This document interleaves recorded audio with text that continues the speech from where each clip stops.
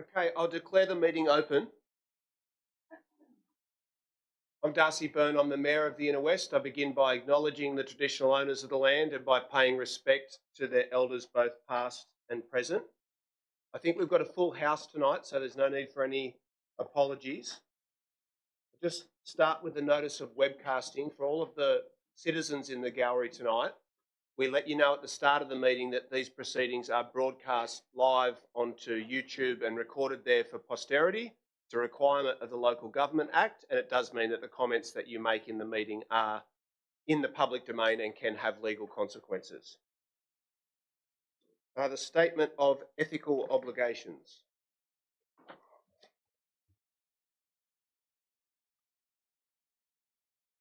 The Mayor and Councillors are bound by the oath or affirmation of office made at the start of the council term to undertake their civic duties in the best interests of the people of the Inner West Council and to faithfully and impartially carry out the functions, powers, authorities and discretions vested in them under the Local Government Act or any other act to the best of their skill and judgment.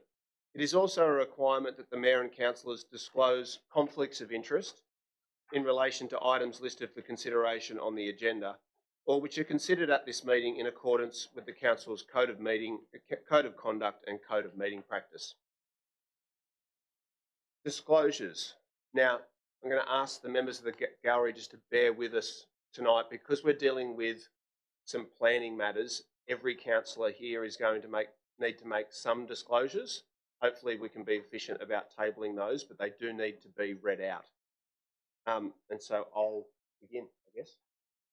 I have pecuniary interests in item 49, Notice of Motion Planning Reforms and the Inner West Council LEP to my principal residence and the principal residence of my associate being within the areas proposed for reform. However, due to the significant portion of the LGA that is potentially going to be impacted by the proposed reforms, I have prior to the meeting submitted a special disclosure form in accordance with the Code of Conduct. This provides an exemption for councillors in this instance, and as such, I will remain and vote on the matter in accordance with the Council Code of Conduct. And I might just go around the room this way, given we've all got one. Councillor De Cruz.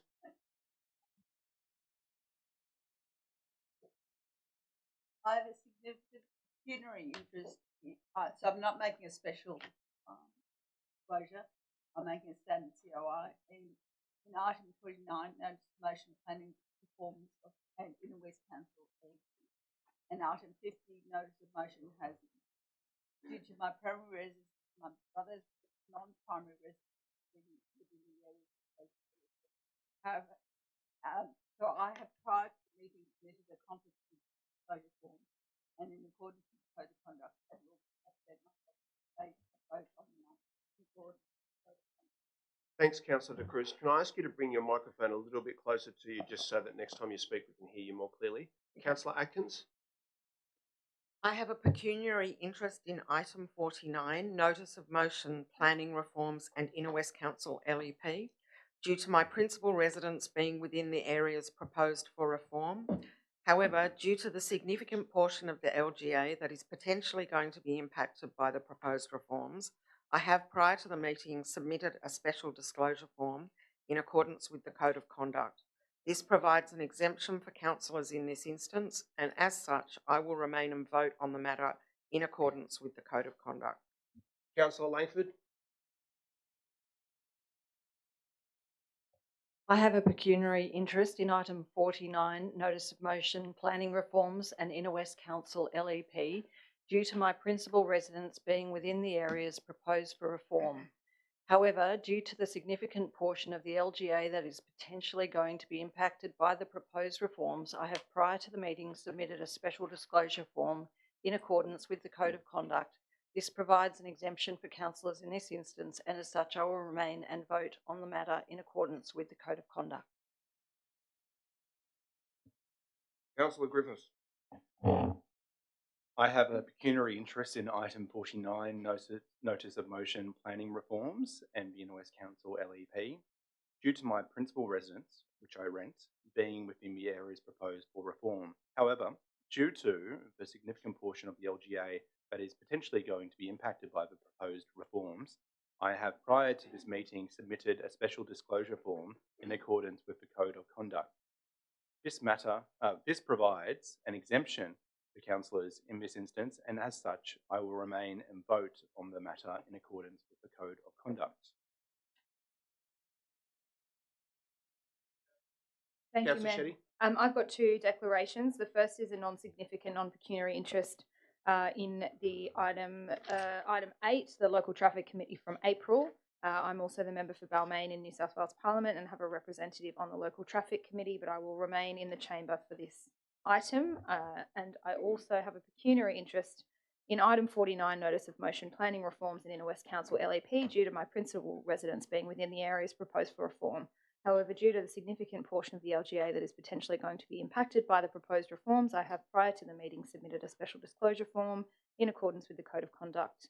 This provides an exemption for councillors, and in this instance, and as such, I will remain and vote on the matter in accordance with the Code of Conduct. Thanks for that. Councillor Stamoulis? Mr. Mayor, I have a pecuniary interest in item 49, Notice of Motion, Planning Reforms and Inner West Council LEP, to my principal residence being within the areas proposed for reform. However, due to the significant portion of the LGA that is potentially going to be impacted by the proposed reforms, I am making a submission, which is here, a special disclosure form in accordance with the Code of Conduct. This provides an exemption for councillors in this instance, and as such I will remain and vote on the matter in accordance with the Code of Conduct. Thank you for that. Councillor Lockie? I have pecuniary interests in item 49, Notice of Motion, Planning Reforms in Inner West Council LEP, as my principal residence and the principal residence of an associated company or body are within the areas proposed for reform. However, due to the significant proportion of the LGA that is potentially going to be impacted by the proposed reforms, I have, prior to the meeting, submitted special disclosure forms in accordance with the Code of Conduct. This provides an exemption for councillors in this instance, and as such, I will remain and vote on the matter in accordance with the Code of Conduct. Thanks very much for that. Councillor Drury?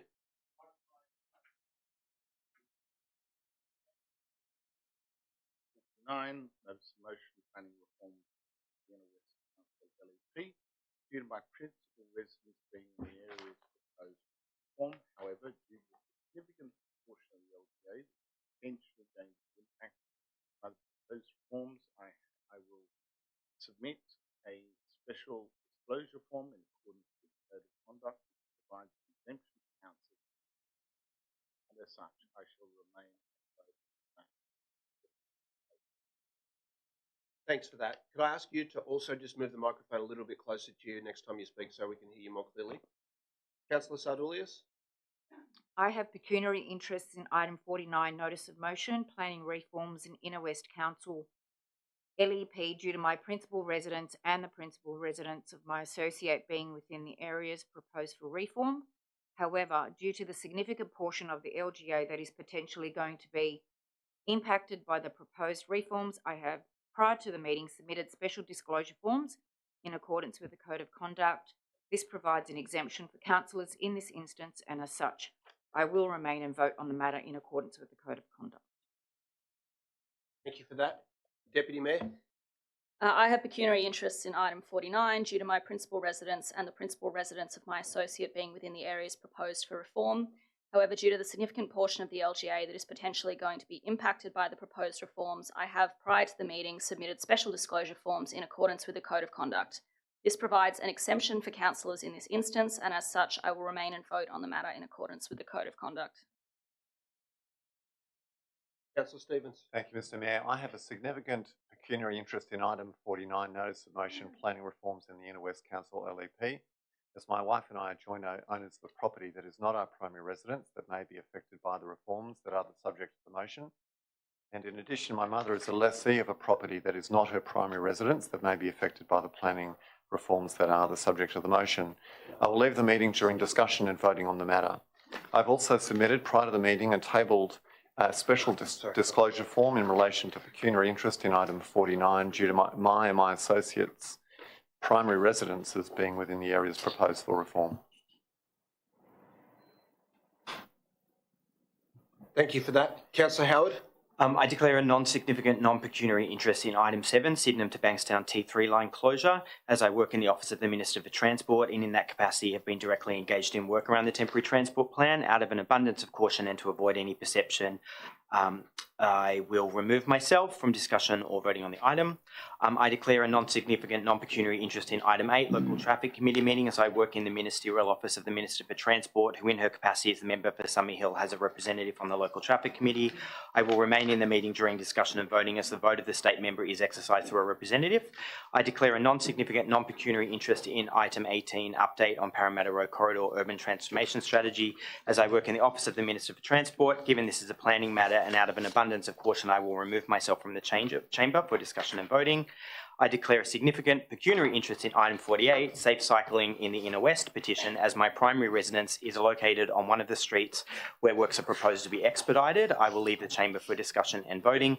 And finally, I declare a significant non-pecuniary interest in item 49, Planning Reforms in Inner West Council LEP, as an associate owns a property that is not a principal residence in an area that may be impacted by the proposed planning reforms. Out of an abundance of caution, I will leave the meeting during discussion and voting on the matter. I have also submitted prior to the meeting and will table at the council meeting a special disclosure form in relation to pecuniary interest in item 49, due to my and my associates' primary residences being within the areas proposed for reform. Thanks very much, Councillor Howard. Councillor Scott? Thank you, Mr Mayor. I declare pecuniary interest in item 49, the notice of motion on planning reform, due to my principal residence and the principal residence of my associates being within the area proposed for reform. However, due to the significant portion of the LGA that is potentially impacted by the proposed reforms, I have submitted a special disclosure form in accordance with the Code of Conduct, and I will remain and vote on the matter in accordance with the Code of Conduct. Here we go. I have pecuniary interest in item 49, notice of motion planning reform in Inner West Council LEP, due to my principal residence being within the areas proposed for reform. However, due to the significant portion of the LGA that is potentially going to be impacted by the proposed reforms, I have prior to the meeting submitted special disclosure forms in accordance with the Code of Conduct. This provides an exemption from for councillors in this instance, and as such I will remain and vote on the matter in accordance with the Code of Conduct. Thank you for that. And I also have a disclosure from the Director of Corporate Services. Thank you. I have a pecuniary interest in item 49 due to my principal residence being within an area proposed for reform. I will be stepping out of the meeting for this item. Thanks very much. Okay, that's all of our lengthy disclosures. I hope and assume that they've been captured correctly, but anyone can check that in the lead up to the next meeting when the minutes are adopted. So we'll move on. I'll move that they be accepted, seconded by Councillor Stevens. All those in favour, against, declare that carried. Can I ask everyone to please join me in a moment of quiet contemplation?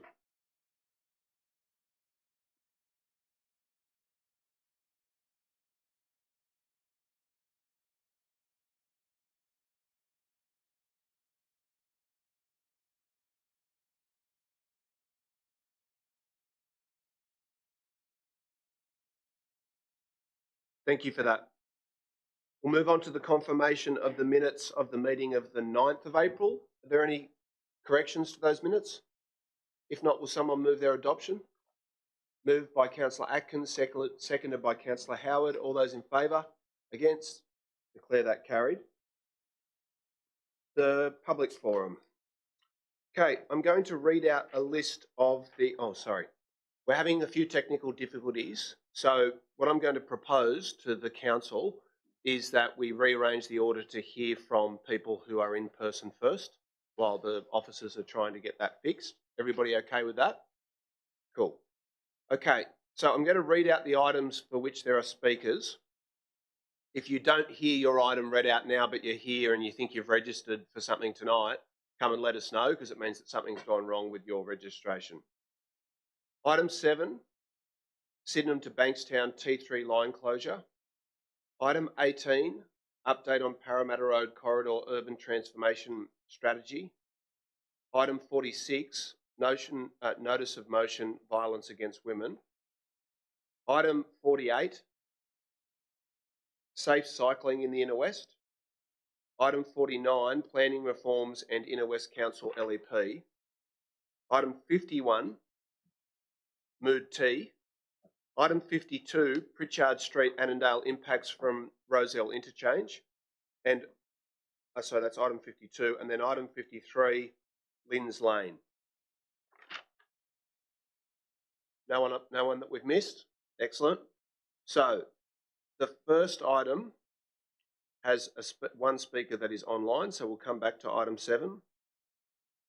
Item 18, both speakers are in person, and the first of those is Joy Camilleri of Leichhardt. Joy, I'll just let you know and everybody else that under the Code of Meeting Practice, there's a provision for speaking for 3 minutes. After 2.5 minutes, you'll hear this bell, and that's a sign that it's time to wind up to your crescendo. We're not in the practice of extending people's time because we've got a huge agenda tonight and we need to get through it all, and we won't if we extend everyone's time every time they speak. Joy? In February this year, the Parramatta Road preliminary outcomes were released. Organisations such as Australasian Bat Society, BirdLife Australia, Australian Conservation Foundation, the Inner West Environmental Group and Greenway Birdos acknowledged the houses of Taverners Hill North has critical trellis streets that support the densest and most biodiverse part of the Greenway. These backyards contain large mature trees, connecting tree canopy that support vulnerable species, native species including the state-listed powerful owl, green-headed flying fox and eastern bentwing bat. These trees are now starting to produce hollows that are critical for many endangered parrots to nest. Over 50 native bird species have been identified there. It is the last habitat in Leichhardt for small birds such as the superb fairy wren and the spotted parakeets. They have nowhere else to re-establish. In March this year, Labor councillors were highly supportive about doing something about a string of bird deaths and injuries at Marrickville Metro.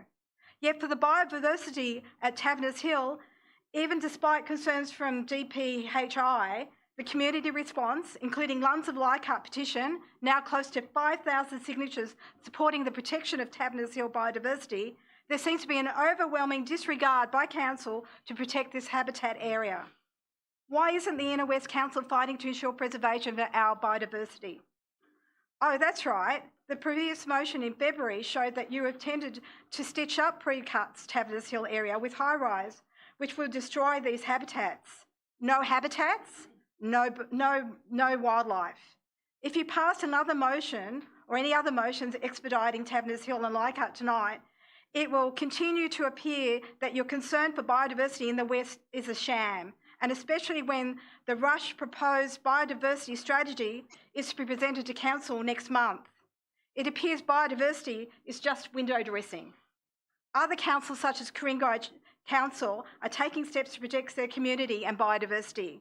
Clover Moor is looking to grow the City of Sydney's urban forest, set to grow up to 50% by 2030.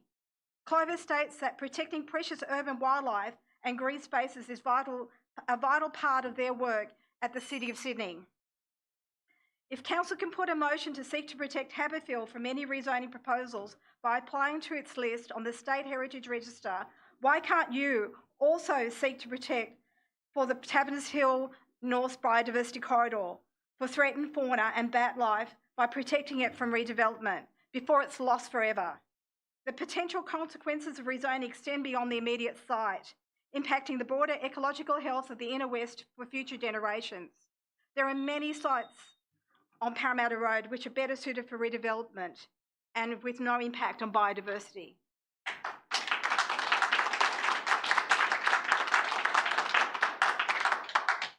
Thanks very much for that. Sorry, just misplaced my list. Thank you. Paul Greenland of Leichhardt.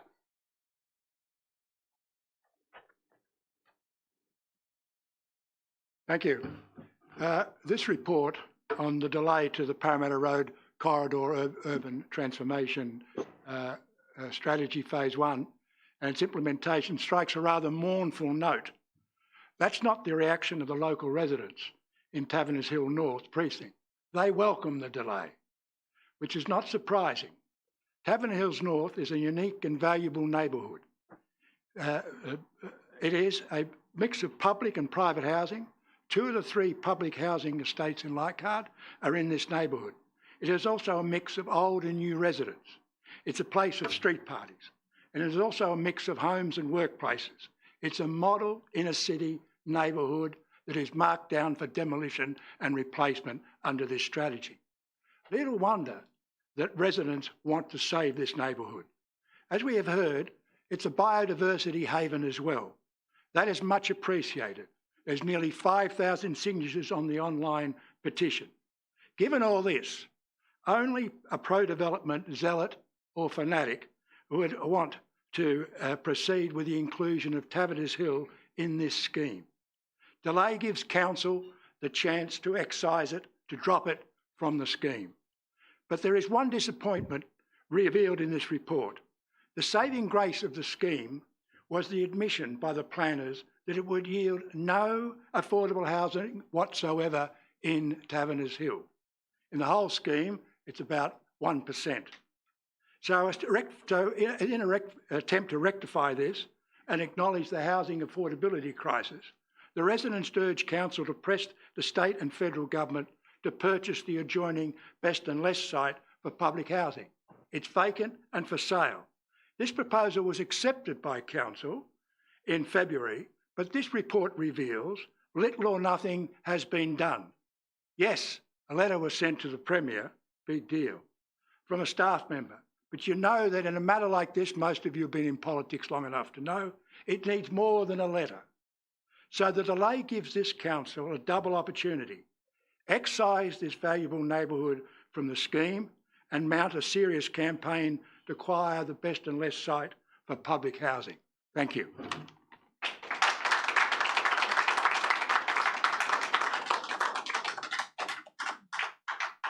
Thanks very much for that.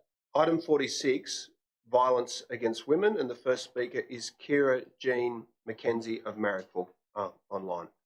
Okay, we've got the teams working, but there's no visual. So I'm going to have to test it each time to make sure that the person can hear us, and then their voice will appear out of nowhere. So, Kira Jean, are you there? Yes, I am. There you go, worked. Over to you. Perfect. Should I turn my camera on or? We've lost visuals here, so we can hear you, but we can't see you. You're like a deity. Okay.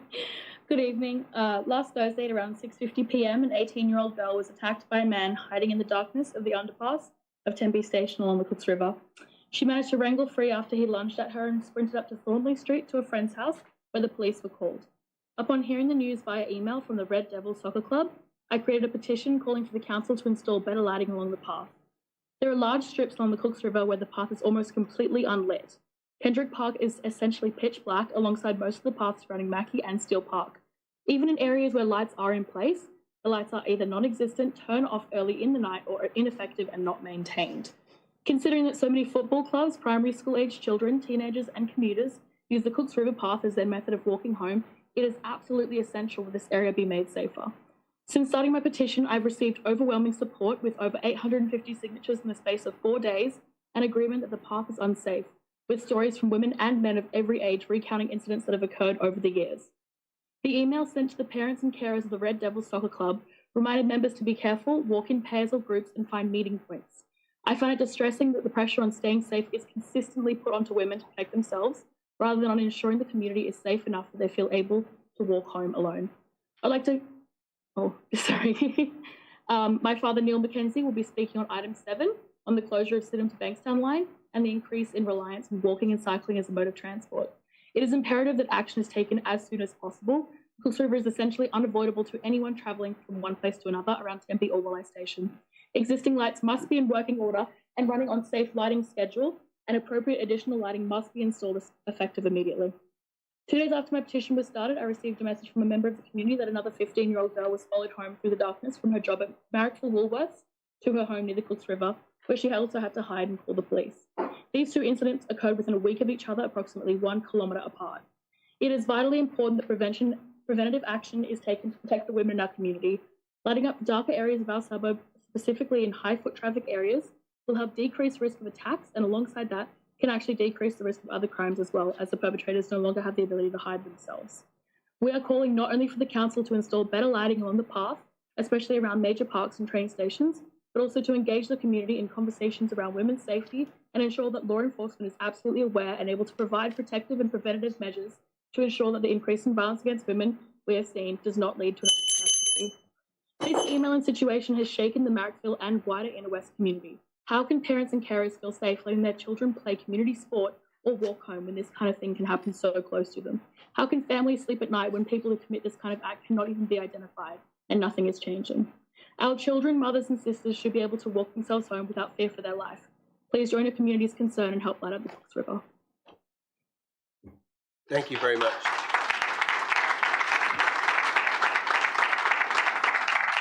Our next speaker is Althea McKenzie from Redfern, representing Women and Girls Emergency Centre.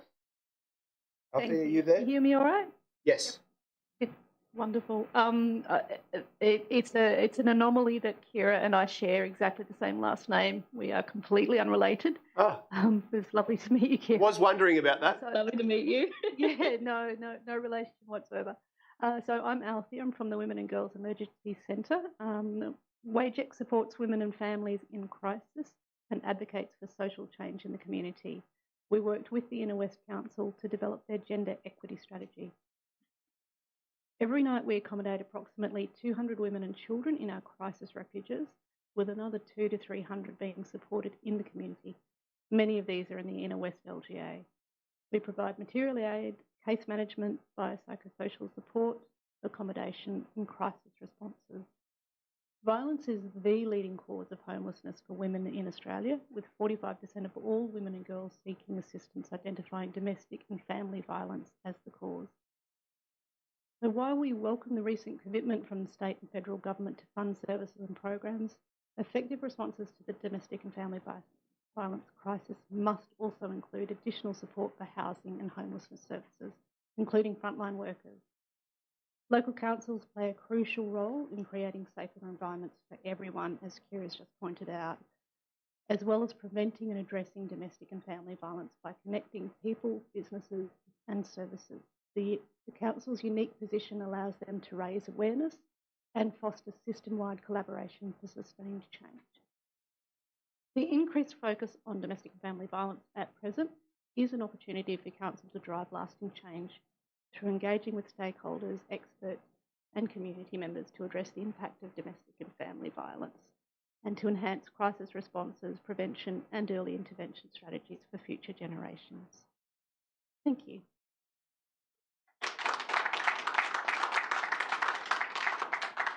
Thanks very much, Althea. Item 48, Safe Cycling in the Inner West petition. First speaker is Rachel Davies of Ashfield. Oh, sorry, hold on one tick, Rachel. I'm actually going to go back. We missed Neil McKenzie at the start for item 7 because we were working out the audio. So I might go back and check. If Neil McKenzie, are you there online? I am here, yes. Excellent. We can hear you loud and clear. Please proceed. All right.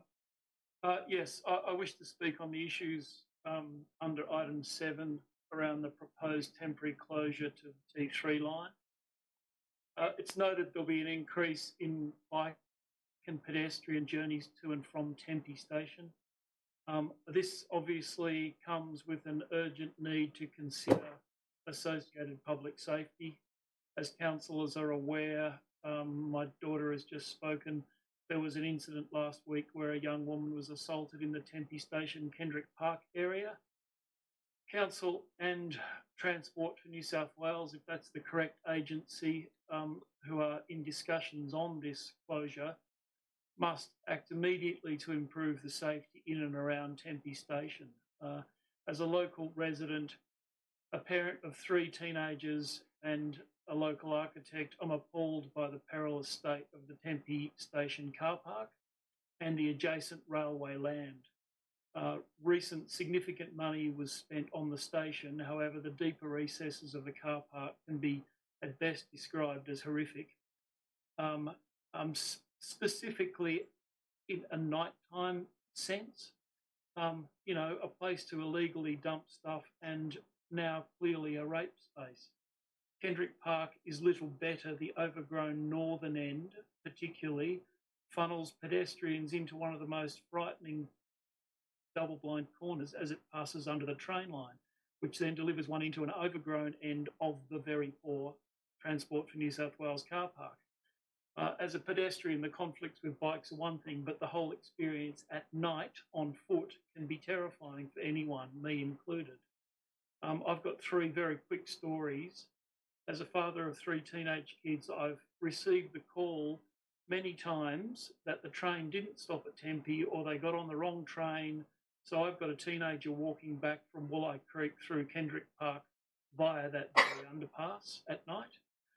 Another story came up today. A young guy in my office was knocked off his bike in the Tempe Station car park because the bike path merges straight into the car park circulation with no signage.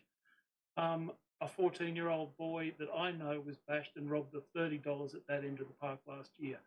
So today in our office, we all walked around the area again and came to the conclusion that considered urban design to make safe spaces has dropped way off the radar at this crucial node. It's like everything on the what not to do list of urban design has been implemented by all landowners and managers. How to fix it? Obvious things. You know, anyone walking through can tell there are things you've got to do. Proper lighting, security cameras, open up view lines and connections if anyone knows it well enough. For instance, widening the pathways up to Griffith Street, for example. Remove some foliage. The now dense forest of mainly casuarinas has overtaken that whole area. These must be thinned and maintained. I am a massive supporter of the urban forest and greening of our environment, but you know, these very real problems with this species going rogue in this area. Got to encourage transport to expand the car park, improve lighting and give land to that shared pathway in order to create a safer environment for cyclists and pedestrians. Designing from a safe spaces template. You know, I would urge all councillors to walk in this area, unfortunately in pairs one evening, to be sure to understand how serious the issues. Neil, can I ask you to conclude your remarks as your time's expired? Sure. Action on making the precinct around Tempe Station and Kendrick Park, given what happened last week and given the you know, three stories in my, that's just three of my stories, you know, are critical. It must be included as Mr. McKenzie, I'll ask you to conclude your remarks. Strategy and in correspondence with the negotiations with Transport for New South Wales over the imminent closure of the T3 line. So, thank you. Thanks very much. Okay, the next speaker is Rachel, is for item 48, Safe Cycling in the Inner West, and that's Rachel Davies of Ashfield, who's in person. I'm just going to hand over to the Deputy Mayor to take over the chairing of the meeting momentarily. Oh, hello. Yes, I strongly support the petition that asks Council to make cycling safer and to do it faster. Council talks a lot about equity and inclusion and access, and I was interested to hear there was a gender equity policy, which I had never heard of. Anyway, when I'm out and about, I always notice there are a lot more men cycling than women. Just from my casual observation, it might be about 20% women out on the roads there. The petition that we've had organised allows people to leave a comment when they sign, and of the over 1,000 people who signed it, there's about 100 people who've commented. I've counted them, and about 40% of the comments are from women, and I think that's really significant. So I think that's worth all councillors just having in their mind that, you know, whilst the representation on the roads might be lower, there's a lot of women out there who want to be cycling and who actually already are cycling. I'm just not sure why Inner West Council is so comfortable with an active transport provision that suits men more than it suits women. So clearly men are out there, you know, doing it 80%, and women are out there doing it 20%. And this is all about equity. This is all about gender. This is a lot about women and men. It's about, well, I don't want to get into why it is that way, but it is that way and it needs to change because it's unfair and that is not equity. So if council likes to trumpet equity, they've got to get it really actually happening on the ground. Because you may not get an opportunity to read the comment section in the petition, I'll just read out some of the women's comments. Leanne said, "I would like to feel safe riding my bike around the inner west." Cara said, "I personally feel terrified when commuting on my bike in the inner west. This is my main source of transport, as I often am commuting with my dog, so public transport isn't an option for me. Please, let's do better." Hannah said, "I would love to cycle with my daughter, but the roads in the inner west make this impossible. Most of our trips to the pool, supermarket, etc. are less than 3 kilometres and ideal for cycling. Please, please make the inner west more cycle friendly." Bronwyn said, "I own a bike and would ride it more often if the roads were safer and there were better linked bike pathways." Sylvia said, "Safety is a basic right." Women's safety in particular, I think, needs to be emphasised. Claudia said, "My bike is my car and I want to ride safely and sensibly." And the last thing I would say is a comment from Anika, who said, "I want to support my cycling friends." So why did you sign this petition? I want to support my cycling friends. So this is not a petition just about people who want to ride a bike everywhere. A lot of people don't want to or would not choose to, but they have family who do. They might have children, parents, whoever, friends they love. They don't want them to die. I think it's time council really took this seriously. There's many reasons why, which I'm sure my colleagues will address. Thank you for your time. Thank you, Rachel. Our next speaker is Fiona Campbell of Lewisham, who I believe is in person as well. Thanks, Fiona. Thank you for the opportunity to address you, councillors. It was actually 24 years ago next month that I first spoke at Marrickville Council to explain the benefits, the community benefits of getting more people cycling, and to urge them not to axe their tiny little $20,000 bike budget in those days, and to do more for cycling. I thought about reading you my speech from 2000, but these days you actually know all the benefits of more people riding. You all know that. And you know that a very healthy proportion of the population actually supports it. So that, you know, that's all a given now. And in recent years, the Inner West Council has done some really fantastic work. The Greenway is becoming a reality finally, which is just fantastic. The Carrington Road cycleway upgrade is just great. Regional Route 7, the cycleway that goes along the railway line between Summerhill and Newtown, is almost all very good. So, you know, and there's more. So Inner West Council has so much potential. Actually, you probably didn't know this, but in 2011 in the census, in the Journey to Work statistics, Marrickville and Leichhardt both had a higher proportion of people riding to work than the City of Sydney. Marrickville and Leichhardt had the highest in Sydney and were leaders. So the population wants it. So the Inner West could take that lead back if it put in the safe, connected cycleways that the community so desperately wants. We know that each project is hard. We know that. There are many hurdles. There are always some people who object. And that takes some fortitude. But the community as a whole is behind you on this. So we want to say you can do this, and the community, almost all of them, not all of them, but almost all of them will thank you for it. And even the ones who don't, everyone will benefit from better health, safer streets, safer climate, and even for those who still drive, it'll be easier to park and drive in general in the longer term. So you can do this, you can do better, you can take the lead again. I urge you to do more for cycling. Thank you. Thanks very much, Fiona. And our final speaker on this item is Neil Tonkin of Lilyfield. Thanks, Neil.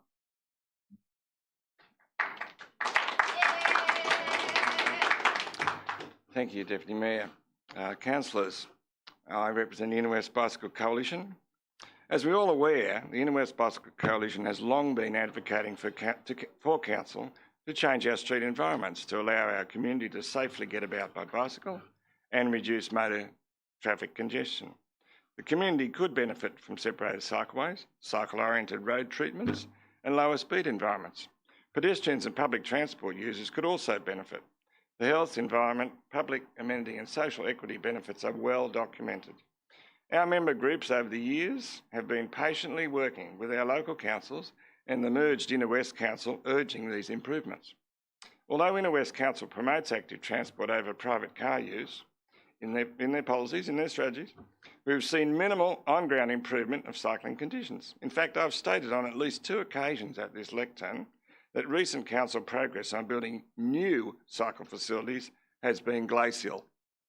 Our member groups and followers are in touch with people who cycle, and the message we constantly receive is, what is council doing about making cycling safer and better? Climate change is upon us. We are surrounded by road congestion, the road toll is on the increase, and society is becoming increasingly unhealthy due to lack of daily physical exercise. It's no surprise that in just over 8 weeks, Bike Marrickville's petition had gathered over 1,000 signatures. Council knows Transport New South Wales offers capital funding for design and building of bicycle infrastructure under its Get Active program. Only recently, the federal government has also made similar funding available under its Active Transport Fund. We have met with council officers at a senior level and have been assured that council has the capability to initiate and manage cycle infrastructure projects. Yet no new ones have been started in this term of council. Why is this so? Extra state funding was also made available during COVID to encourage physical activity by building pop-up cycleways, as was done very successfully by the City of Sydney. Many of these have now been turned into permanent facilities. Is it no wonder that our members are rightly asking, what is council doing about making cycling safer and better? We urge council to seriously consider the challenge that this petition presents, pass the motion and get moving on starting new cycleway projects. Thank you. Thanks, Neil. Our next item with registered speakers is item 49, Planning Reforms and Inner West Council LEP. Our first speaker is Simon Constantinidis of Marrickville in person. Thanks, Simon. I've prepared some written material that I'd like to pass to people so they can.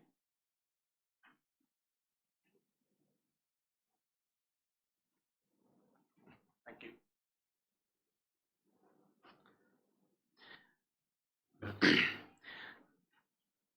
I represent the Marrickville Chamber of Commerce and I'll be speaking in support of the motion in this address I'll be expressing the views of the Chamber and the business community of Marrickville.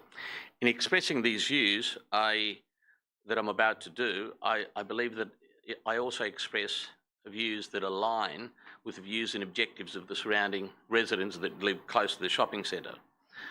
Residents want to see a vibrant and active strip with more amenity and services, including medical and other utilities such as banks and other government and semi-government service providers. At present, the shopping street is very tired and neglected. It is lagging and deficient in the provision of good retail amenities and retail diversity to service the community. The nearby community is also lacking. The Chamber believes that upzoning the shopping printing to include shop-top housing and increased density, as proposed by the government reforms, the shopping strips are ideally placed for such a substantial increase in density and upzoning.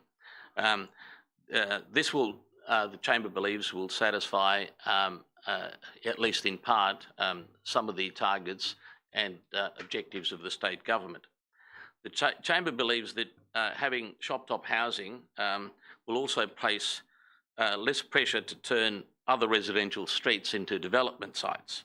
The provision of shop-top housing will also assist the amenity and the provision of housing for elderly people who, if they were to live upstairs very near the shopping centre, certainly this will improve their amenity.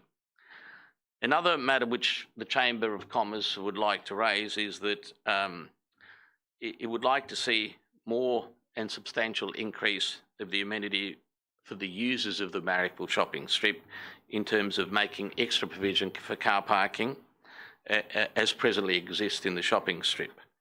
If parking amenity is increased and made available, many services such as banks, medical and other financial providers will return to the strip.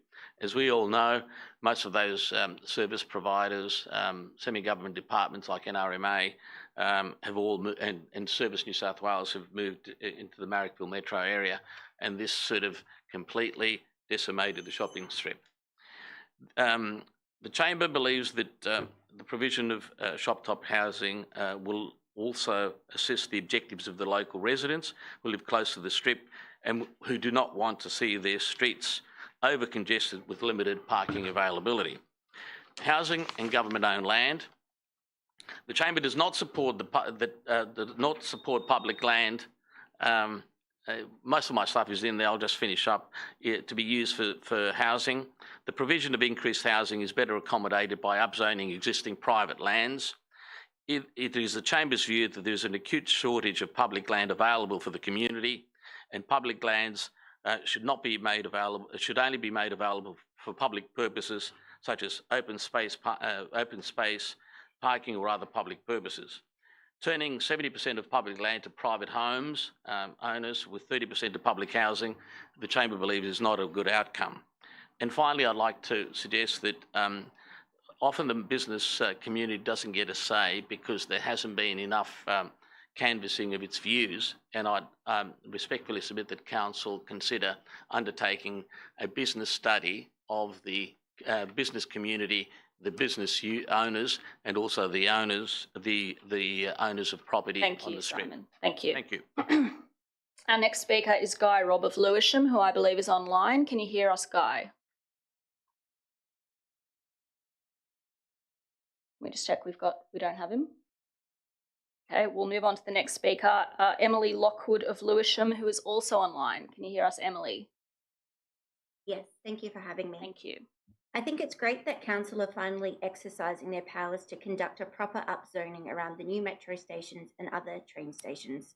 The best time to do this planning would have been 6 years ago when the state government scrapped the Sydenham Bankstown strategy, handing powers back to councils. But the second best time is emphatically now, and we should reach for the sky in doing so. The Inner West has built more slowly than most of Sydney as a whole for a long time. This is despite being the best service area for public transport outside of the CBD itself, and building around more of them will allow even more of that. It's also despite having communities like Balmain, where the number of young people have literally halved since the turn of the century. Housing is infrastructure, and the lack of it is crippling all of the rest of our infrastructure. My daughter's public school has lost multiple teachers a year because they can't afford to stay in the Inner West. I've heard from multiple staff who are driving 90 minutes or more just one way to teach. My friends who work at the RPA are telling me that they can't attract or retain nurses and pathology staff. Our local supermarket has workers coming from quite a distance, and you would have to travel pretty far to find anything affordable for our early childhood educators or aged care workers, people who are not just part of our communities but essential to them. I look forward to seeing specifics of the plan when they are up for consultation. I'd like to see wealthier stations on the Inner West line like Stanmore and Summerhill be included. Recognition that shop-top housing alone isn't going to provide enough new customers and small business owners to revive Norton Street, but fundamentally it's amazing to see any action here.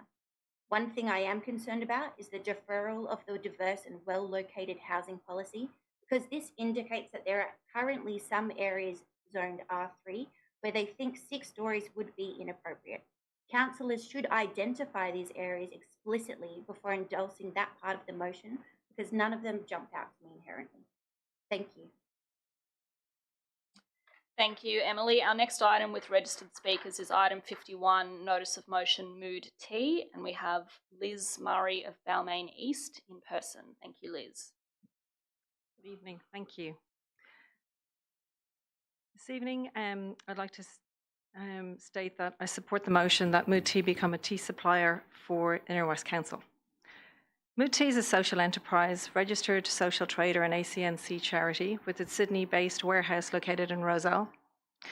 Mood's mission is to create connection, conversation, and reduce the incidence of youth suicide by promoting mental well-being through the sale of our award-winning teas. Mood Tea reinvests 100% of our profits directly into preventative youth mental health education programs. Today, we're proposing a procurement pilot initiative with Inner West Council, whereby Mood will direct profits made through our partnership back into funding youth mental health programs within the Inner West LGA, ensuring that the impact of every purchase is tangible and local, directly benefiting the young people within our community. As you are likely aware, the current statistics around youth mental ill health and suicide are not good. Suicide is the leading cause of death of Australians aged 14 to 25, accounting for 1 in 3 deaths. Evidence shows us that 50% of mental health issues onset before the age of 14 years. 25% of young Australians have experienced suicidal thoughts in the last 2 years. The work we fund focuses on preventative measures, equipping young people with a toolkit to better manage and cope before they hit crisis point. So what are the benefits for Inner West Council? Enhanced mental health support services for our youth within our community, creating opportunities for connection and conversation within council staff, increased awareness and destigmatisation of mental health issues through targeted initiatives and outreach efforts, economic stimulus through the local sale of Mood Tea, contributing to the vibrancy and resilience of the Inner West LGA. Mood Tea represents a holistic approach to mental health promotion, intertwining commerce with social responsibility to create meaningful change at the local level. By partnering with Inner West Council, we can drive impact into the local community, ensuring that every sip of Mood Tea brings us one step closer to a mentally healthier and more connected community. Thank you. Thank you, Liz. Our next item with registered speakers is item 52, Notice of Motion, Pritchard Street, Annandale, Impacts from Rozelle Interchange. And our first speaker is Myri Sheehan from Annandale, who I believe is in person. Thanks, Myri. Sorry, thank you, councillors, Madam Chair and staff. And just to clarify, my name is Moira Sheehan. That's quite all right. Look, this area is an area that's one of the impacts from the West Connects. I'm not going to go into details about the West Connects. It's a disaster, and it was a total money-making exercise from the T Corp budget. Never went into the public domain in terms of Parliament or the democratic processes. It's a disaster in many areas of the community. I'm speaking about a very specific area. I do support the motion. What I'm saying is that the area that's affected along Railway Parade, Pritchard Street and Brelat Street, I live on Brelat Street. Pritchard is the most affected in terms of noise. There's no doubt about that, because it's just up the hill. Railway Parade is also affected at both ends. Now, the land that is where the work needs to be done is actually state land. It's public land, it's state land. It's reserve land for Sydney Water along the canal, and it's state land along for Sydney Trains along the light rail line. So it's state land. So the state government should be paying for this, and they can have their discussions with Transurban about getting Transurban to pay for it, because Transurban is actually, now they own this infrastructure, and it's their infrastructure that's having the negative impact. There are two particular parts of along Railway Parade. One is the part where they made that big weird loop. There was a massive habitat, green habitat area there, and it was completely destroyed, and they haven't restored it. And most of what they put in is very small little bushes in most of it. Okay, so it's not going to work in terms of screening or habitat or noise protection. The other area is Burrowan Park, which is right at the other end of Railway Parade, right next to under the light rail and right next to where the Crown Land bit that's enclosed there. Now that bit we made into a park years ago when Railway Parade was cut off when the City West Link was built. So we made it into a park. Guess what? They've wrecked the park. It's now gone. So that needs to be restored. And the noise at that end that's coming into Railway Parade and up onto Pritchard Street is massive. So that definitely needs to be restored as a park, and there needs to be a barrier. There's a concrete bit of a wall just beyond near where the pedestrian, by the way, the pedestrian access is closed. We have no idea why, but it's been closed off. They should just raise that barrier, and they should ideally have a fence there that has green stuff on it and make a barrier there as a noise barrier. And the same should happen down at the end where they've got the loop up to Rozelle Parklands, because they completely devastated that as well.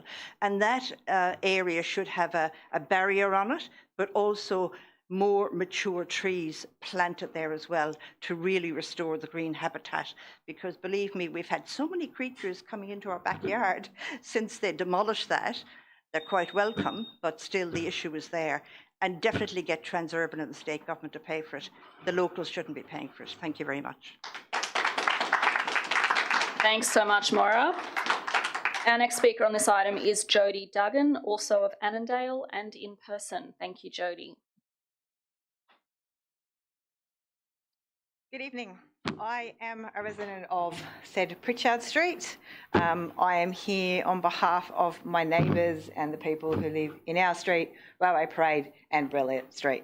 So we are all long-term residents. I think that's important. Like, we've all lived in our houses from anywhere from 15 years. My neighbour's been there 48 years. So we've seen lots of changes, you know, and most of them have been good. This one, not so much. All right, but mainly we sort of feel like we've been forgotten. Annandale is never really mentioned in any sort of context when it comes to the Rozelle Interchange and the West Connects and all of that sort of stuff. But not only have we had the destruction of our lovely local parks, namely Burrowan Park, and also the area at the end of Brennan Street to build that crazy loop-de-loop overpass. We've now got a brand new set of traffic lights literally 100 metres behind us that direct 8 lanes of traffic into various roads, including the M8 tunnels.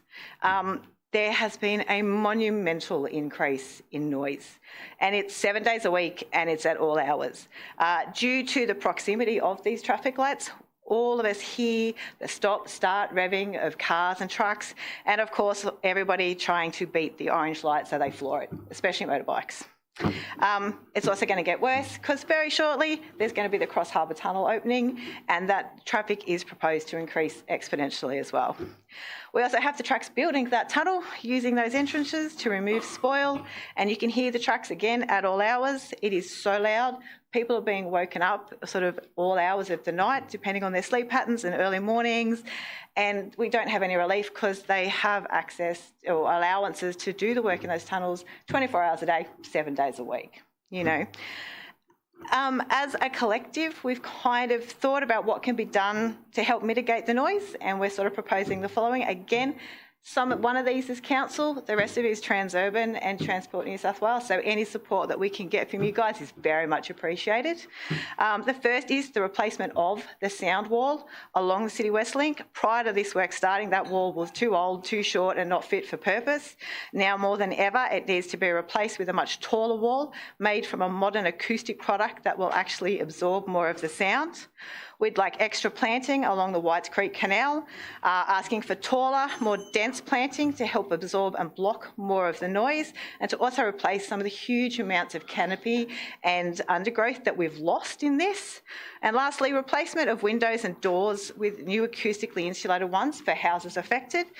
We know that Railway Parade will offer this, and I know that houses along Johnson Street from Annandale North Public down to the corner at the Crescent were actually given new doors and windows because of the increased noise from Johnson Street with all the traffic. Surely, given the proximity to everything, we can also be included in that as an option. We're not asking for any special treatment, really. We're actually just asking for the same considerations to be offered to us that have been offered to other people in and around our neighbourhoods and our local areas. Thanks very much, Jodie.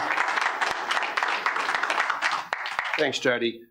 Our last speaker is for item 53, Lynn's Lane, and that is Damien Rayner of Marrickville, who is online. Damien, can you hear me?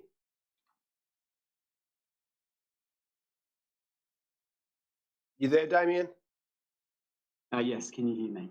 Can now, yes, please proceed. Brilliant, thank you. Okay. Thanks for this opportunity. With so many items being about various stressors afflicting our community, we clearly need lots of actions taken. I'd also like to raise one particular initiative which already provides a warm, calming and social space, and hope Council can encourage and support this initiative too. It's with pride, therefore, that I get to speak about Lynn Vincent of Marrickville and her volunteering for ecology along the laneway which connects School Parade and Caves Avenue East. I met the effervescent Lynn many times walking during the pandemic and told many of my neighbours to go and take a gander as well. I also met, accidentally, Councillor Langford several times during the pandemic, walking around in circles, as we all were during that time. And we would talk about Lynn too. Her work was a breath of fresh air. Becoming mesmerised by Lynn's amazing lush creations in that laneway was easy, especially contrasted to when the laneway used to be a derelict lane next to a rail corridor. She single-handedly regenerated and revitalised the laneway. To me, it was a cooling refuge in summer, beautiful distraction from work during autumn and spring, and sometimes I'd even venture out in winter. I'd see birds and bees adding their biodiversity impacts too while talking with Lynn. It was actually disappointing when I didn't see Lynn tending to the space, as she enjoys connecting everyone that has an interest in that space into quite a wholesome community, and that's why I mention all the stressors going on in the community and how she's a bit of a shining light, to be honest. Lynn loves the lane so much, encouraged me to become more involved in regeneration efforts in Dibble Street Waterhole works as well. She was very informative about the past as well as the current beauty there. She gave me cuttings of plants. She would become visibly excited when I had time to stop and chat. And all this at a high cost to her time and finances, but she did it joyfully. And it became a regular respite for me, being a psychologist, seeing patients via Zoom throughout the pandemic, getting eye strain, and then going out and having a good chat with Lynn and coming home often with a plant. I'm sure many present today at this meeting also found solace in such places over the years. So I have also a hiking and wellbeing channel, so I met a lot of people during many walks in the pandemic and since then, but nowhere else in the area had the same kind of feel of energy and presence as Lynn and that area, that lane. And to me, she's just the penultimate green thumb and a spirited community connector. And so I really like Councillor Justine Langford's suggestion, and I know she said some people from the Greens had given her some suggestions as well about supporting Lynn in some practical ways, hopefully, at least, recognising her through a letter and things like that. So, yeah, I hope this has been helpful. Thank you. Thanks, Damien. And I gather Guy Robb, who was speaking to item 49, Planning Reforms in Inner West Council LEP, is now back online. So I'll just test whether, Guy, can you hear us? Oh, hi. Sorry about that. No problem. We can hear you now. Do you want to speak? Yes, thank you. Please do. So I wanted to discuss the Council's proposed motion relating to the state government's housing crisis intervention. I'm an owner of a house at Old Canterbury Road, Lewisham. Our house is 250 metres from Lewisham Station in the Taverners Hill locality and was slated as part of the Parramatta Road corridor strategy to have increased density. Over the course of the last 5 years, a group of owners aggregated a parcel of 1,500 square metres of land to nominate for investigation as the council moved to implement the strategy. The original state government document had recommended 3:1 FSR on our strip. By the time council had exhibited the plan in the recent LEP update, the FSR was increased from 1 to 1.1, and the zoning had dropped from R4 to R3. However, council had managed to model an extra 40 dwellings to be built on the same location without any meaningful uplift to the controls. My house would need to be sold for $850,000 to make council's plan feasible commercially to a developer, and is currently valued at $1.5 million as a house. It's fair to say that it's unlikely that any infill housing will occur, and this land adjacent to the type of transport hubs where density needs to occur will remain single detached dwellings. We're in a housing crisis and it's getting worse and will continue to get worse. Put simply, we need more supply. All levels of governments know it, but the solutions are clearly not straightforward. I imagine many of the councillors in this meeting would be very supportive of an increase in density around transport hubs, but know that they would pay a political price from the electorate if they would support it. And that's the catch-22 of this issue. Councils are in charge of planning, which has to increase density, but the constituents they represent are not forthcoming with their support. Essentially, the land-owning class are gatekeepers to increasing access to home ownership. On the face of it, this is antithesis to the progressive ideals of the councillors in the meeting. The state government's mid and high density plan is an extreme strategy to alleviate the crisis. It's not a perfect plan, but let's not let perfect be the enemy of good.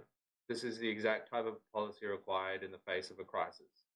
It's also a wonderful opportunity for many councillors to assist in alleviating this crisis without paying a political price, because they don't have to canvass support from the electorate, which has a vested interest in opposing.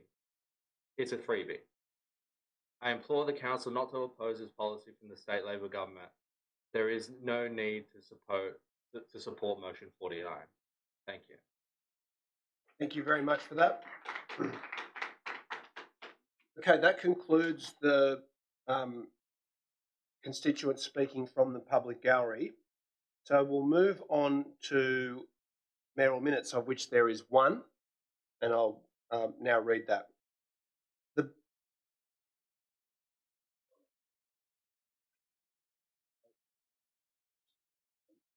Please forgive me, I've accidentally... Oh, okay, thank you. Thanks for bringing those forward. Forgive me, I've moved over the condolence motion, which has been tabled by Councillor Scott. Councillor Scott? Thank you, Mr Mayor. I put forward this condolence motion expressing the council's sadness at the death of Evan Jones, former Labor Mayor of Leichhardt Council, and I request that we send condolences to the Jones family. Although it is sad to lose a man as great and lovely as Evan Jones, he did live to be 99 years old, which I think we can all agree is a pretty good innings. I was honoured to attend Evan Jones' memorial service at Petersham RSL a week ago, along with you, Mr Mayor, and it was wonderful to connect with his family, with his comrades, and with people from across Leichhardt and the Inner West who appreciated all that he had given to us in service of our community. And it was wonderful to see the evident pride that the Jones family took in that service over many decades to his country during World War II, and on return as a committed warrior of peace and social justice in the Inner West. As 16 years on the Leichhardt Council and one term as mayor, he was able to put forward many progressive motions during the course of that period, including a lot of really wonderful work with the Glebe Society when Glebe was a part of the Leichhardt Council, bringing us Bicentennial Park, preserving Blackwater Bay, and also bringing us the Glebe markets, which were once restricted by Sunday trading. So a real warrior for all things fun as well as for peace and social justice. And I express my condolences on behalf of the council and I assume that other councillors will join me in expressing those condolences. Thanks very much, Councillor Scott. I'm happy to second the motion. I'll refrain from speaking because Councillor Scott has encapsulated Evan so well.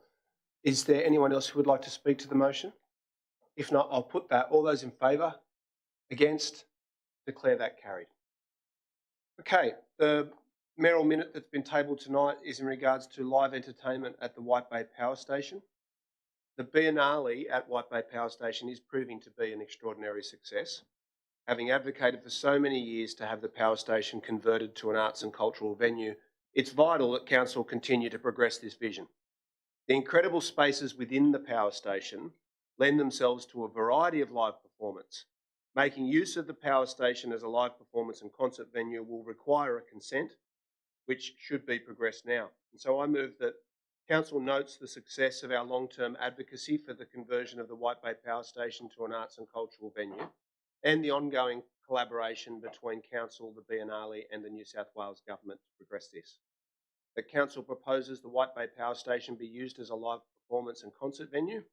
The Council writes to the New South Wales Minister for Planning and the New South Wales Minister for Arts, Music and the Nighttime Economy, notifying them of our proposal and seeking collaboration in progressing this, and that we receive a report to the June Ordinary Council meeting about avenues for consent being granted for the use of White Bay Power Station as a live performance and concert venue, including listing the site as a special entertainment precinct. I'll move that way. Is there anyone who wishes to oppose or speak against the motion? I do not wish to oppose or speak against it, but I would like to speak, and I'd like to just suggest a small amendment. Craig Donarski, who is the director at the power station, is an old friend of mine, and I raised this with him. Craig's a very experienced person in running these sorts of places. He previously ran the Casula Powerhouse and had a lot of live performances at the powerhouse, which weren't necessarily the sorts of things you might expect to be put on at that sort of a place. The concern is that we don't exclude DJs, dance parties and hybrid festivals. I'm not sure that you were intending to exclude them. So the suggestion is that in 2, we just add multi-arts so that it would read that Council proposes the White Bay Power Station be used as a live performance, concert and multi-arts venue. I'm not sure that I know what multi-arts means, but I'm happy to incorporate it. It sounds benign. I think Craig does. I don't accept necessarily that there should be rave parties held there. I just put that on the record, given you've referred to electronic music. Well, I never know if it's a wedge or an actual contribution, if you know what I mean. I noticed nobody else got around to tabling this. So I'm happy to incorporate that amendment into the primary motion. Thank you for that. Councillor, well, you haven't heard from Councillor Stamoulis yet. Councillor Shetty. Yeah, I just wanted to propose a further very minor amendment, an additional point that if it can just be put on the screen, I think I accidentally missed a word as well. It's that Council advocate for ongoing opportunities for smaller scale local musicians and artists to just make sure that any push for this to be a live music venue doesn't end up with us seeing really large scale performances at the expense of anything local and a little bit smaller, where we'd like to make sure that there is a solid kind of input from our local community and our local artists and musicians at this venue. Sorry, I'm not sure why it's wording on the screen. I did send it to Catherine, but yep, no problem. Too long ago. Okay, I'll consider that in a moment when it's up. Councillor Stamoulis. Thank you, Mr. Mayor.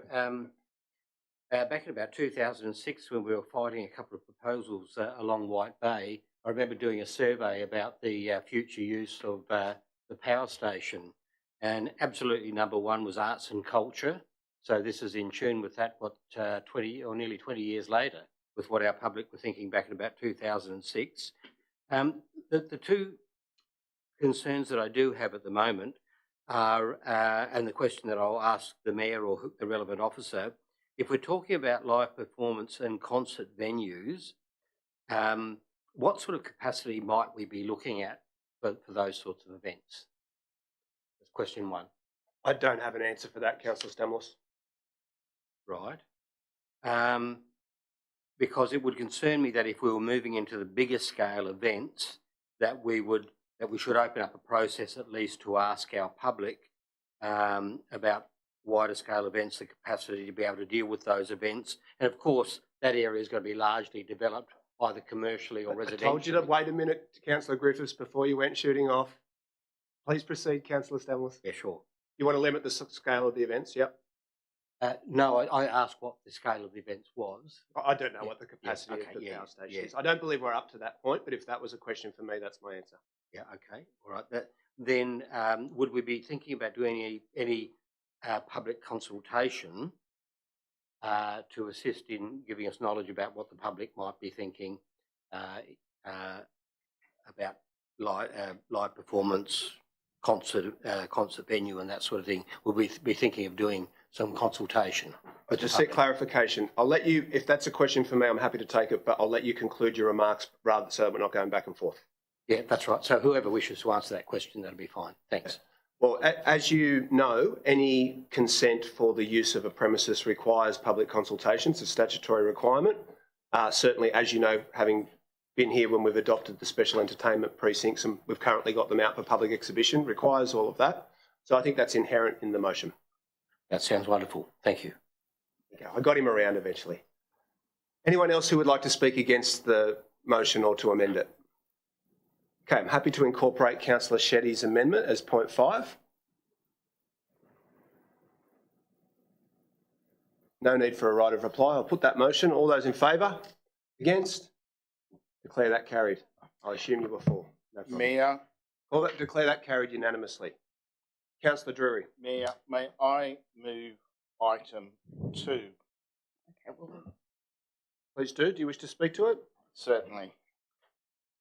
What item 2 tells us is that we are forecast to expend $100 million in capital projects, a little less than we had hoped, but still getting very major projects, including the Greenway, well underway in this term.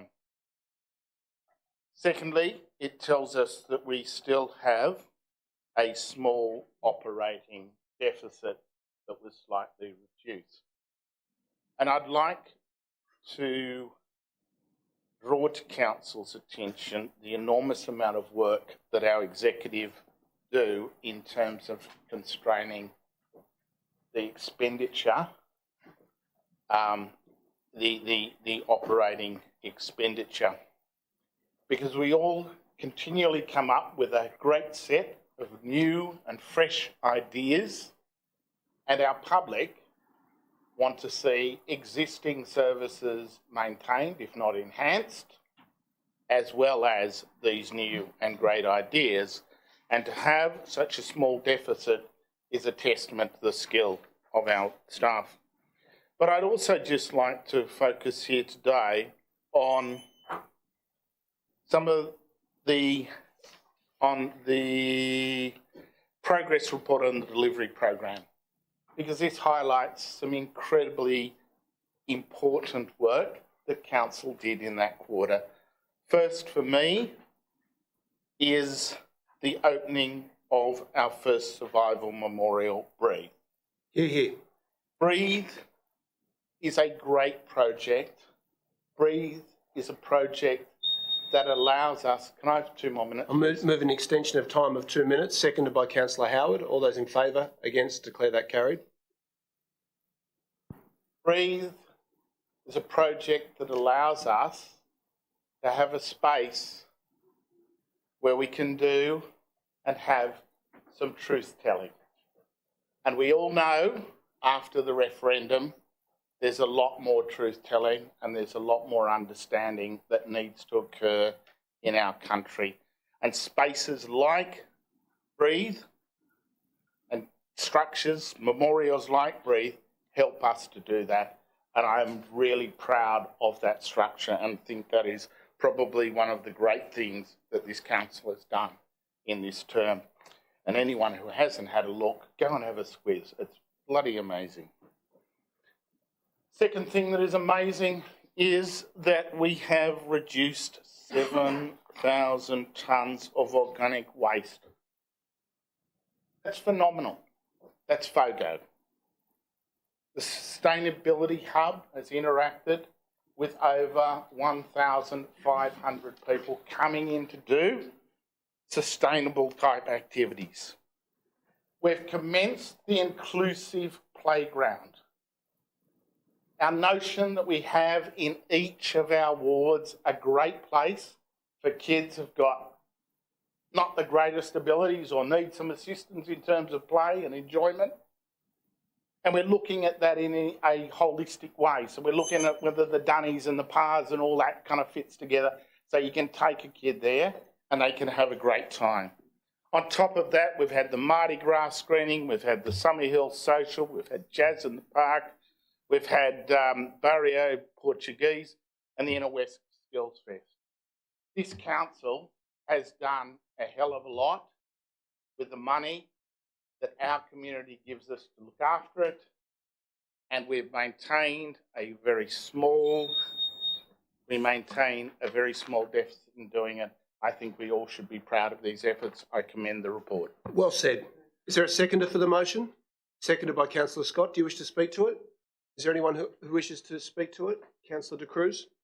Yeah, I've actually got 3 questions to the relevant officer about the pet, it's the compliance program or the rangers or whatever that went and did their rounds.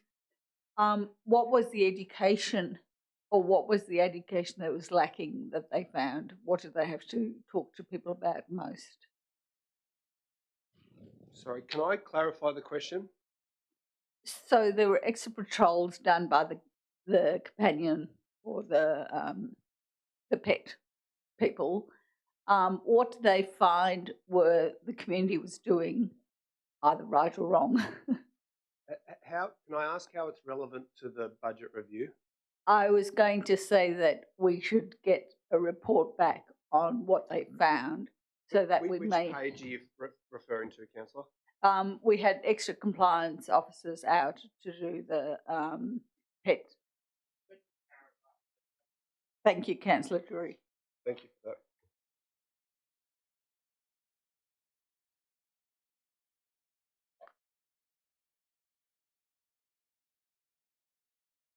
So we had extra patrols. We've got a dot point in the quarterly budget review, and you'd like to amend the motion. No, I'd just actually like to know a bit more about what our officers found, because I mean they interact with the community quite significantly.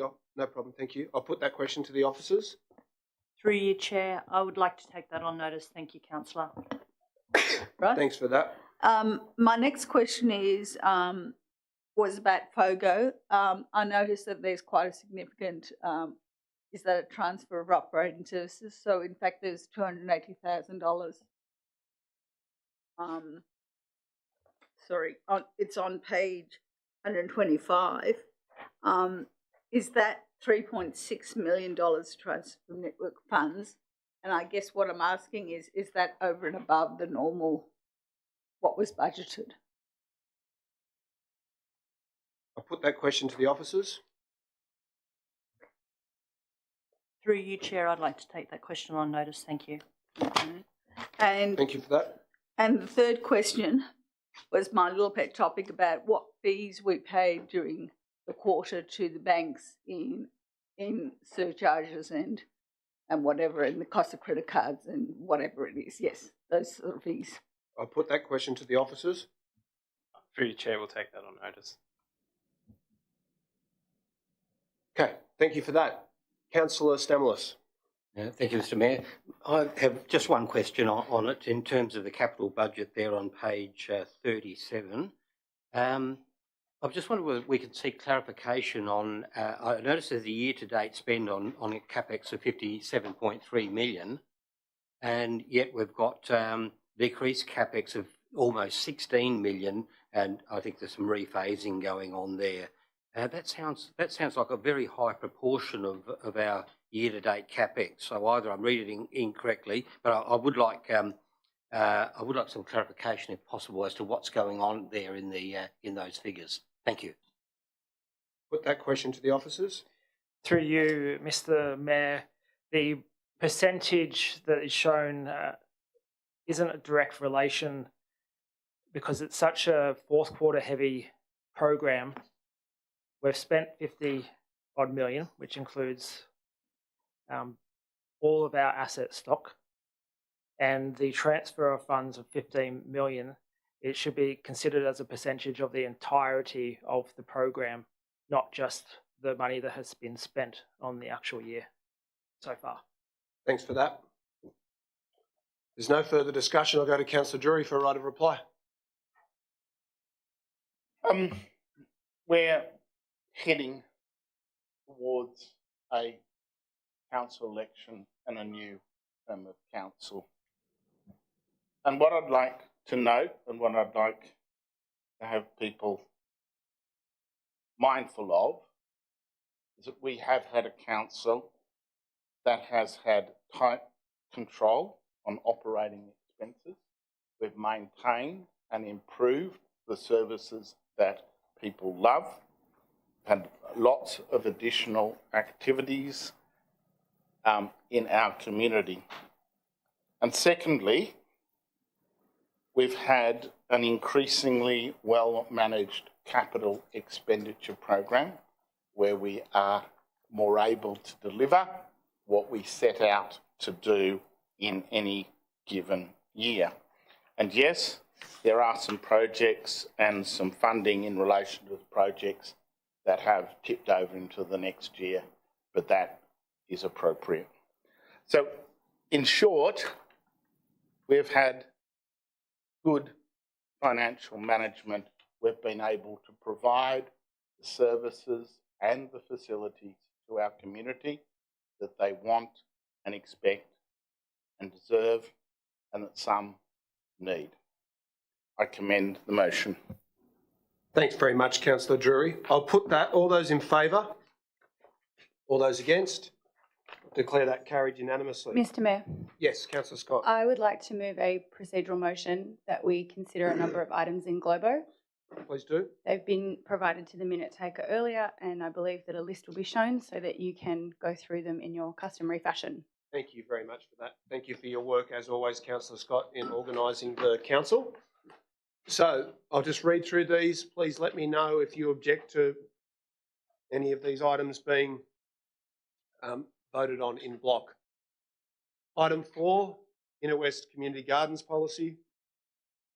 Item 6, Harmonisation and Local Democracy Groups Terms of Reference. Councillor Atkins objects to that. Item 13, Mitigating Abandoned Shopping Trolleys. Item 20, Main Street Revitalisation Fund. Item 21, Tree Safety. Item 22, EV Public Charging Infrastructure. Councillor Langford, take that one out. Item 24, Arts and Music Recovery Plan. Item 27, FOGO Service, Monthly Update. Item 28, Direct Employment of People with a Disability. Item 29, Leichhardt Oval Food and Beverage Service. Councillor De Cruz objects to that. Take that out.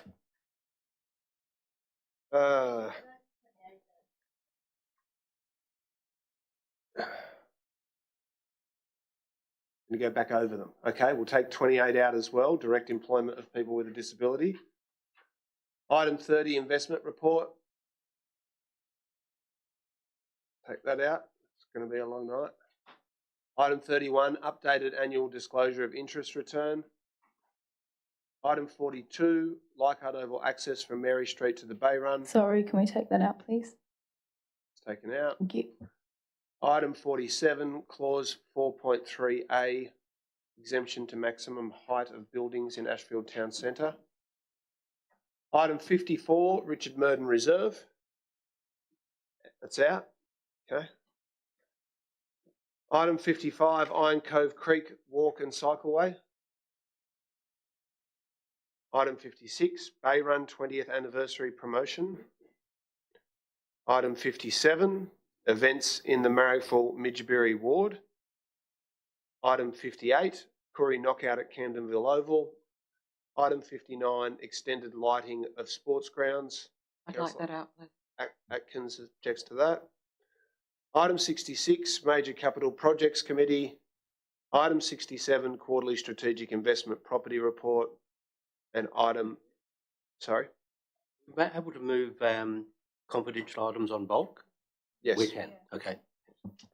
And item 53, Lynn's Lane. No objection to that? Okay, can I ask for the officers to display on the screen the items which we're now voting to bring forward and delete the other items? That's it? Ah, done. Excellent. Okay, is there a seconder for that motion? I should have checked that at the start. Councillor Langford will second it. All those in favour? Against? Declare that carried. Yeah. Yes. Councillor Howard. I'd like to move item 3. Please do. Please. Thank you, Mayor, and thank you to the staff and to the community members who have participated in and helped shape the draft strategy at its various stages. This is a really important moment for our council and for our community. We're acknowledging that racism exists in the Inner West, and we're committing to a process of listening and acting. With this consultation, we ask people with lived experience of racism to share those experiences and stories. But responsibility to shape this strategy does not exist solely with the people who are victims of racism. We ask all residents to reflect on ways that racism impacts our communities and those who experience it, to reflect on the ways we may have created space for racism or been responsible for it. This is a powerful opportunity for residents to better understand the experiences of racism that culturally and linguistically diverse people in our community experience each and every day, and to act powerfully to stop it. I note that we're the only Australian council to be currently embarking on this work. I hope it continues to signal just how committed we are to inclusion and to combating racism in our communities, and to helping chart a path to eliminate racism in the Inner West.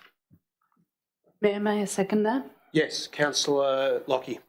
Yep, I'd also like to thank staff for all the work that's gone into developing this and everyone in our community who has contributed. It is incredibly important work, and I'm looking forward to hearing what our community thinks about it. I was particularly pleased with the strategy to see a focus on not just overt acts of racism, but also a recognition of structural or systemic racism, which is often much harder to identify because it's not as obviously racist as someone hurling slurs or abuse at you. That's easy, generally, to pick off as racism, but the policies and practices that are embedded in our society and its institutions that work to advantage some people over others on the basis of race can be much harder to identify and dismantle. But we can all see its impact, particularly in the power structures that exist within governments and organisations across Australia. I personally have lost count of the number of rooms that I've been in where important decisions are made and I'm the only person of colour in the room. Or if I'm not the only one, then I'm one of a few in a proportion that in no way represents the community. And in this council area, we have the privilege of representing one of the most diverse populations in the country. So with the development of this strategy, I believe there's both an opportunity and an obligation on us to really focus on this and make Inner West Council a real leader when it comes to championing cultural diversity and equity. This isn't new territory for us. It's something that Council is explicitly committed to doing when we developed the gender equity strategy, when we developed the Disability Inclusion Action Plan, and I think we can be a leader in this space as well. And we have some measures already in the organisational development section of the action plan that will move us in that direction, but I think we can go further. And so I'm proposing the following amendments, which I can ask the minute taker to put on screen, that I've circulated to further improve Council's internal policies and procedures and make us a real champion of change in this space. These amendments seek to improve our understanding of the diversity of employees that currently exists across Council, so we can set some benchmarks and measure our progress, to develop targeted leadership programs and mentoring for employees from culturally diverse backgrounds, so we truly... Can I move an extension of time for Councillor Lockie of 2 minutes? Yes, moved by Councillor Shetty, seconded by Councillor Langford. All those in favour, against, declare that carried. Please proceed. Yep, to develop targeted leadership programs and mentoring for employees from culturally diverse backgrounds so that we can truly represent the diversity and reflect the diversity of our community throughout our organisation, and really target some of those areas that we can know that can be structural barriers when it comes to recruitment, retention and professional development of culturally diverse staff, so that we can truly take our place as leaders in equity and diversity. And I commend the amendment to, I hope that you'll accept the amendment. Councillor Howard? Absolutely. That's incorporated into the primary motion, and Councillor Lockie is the seconder of the primary motion. Is there anyone who wishes to speak against the motion or to amend it?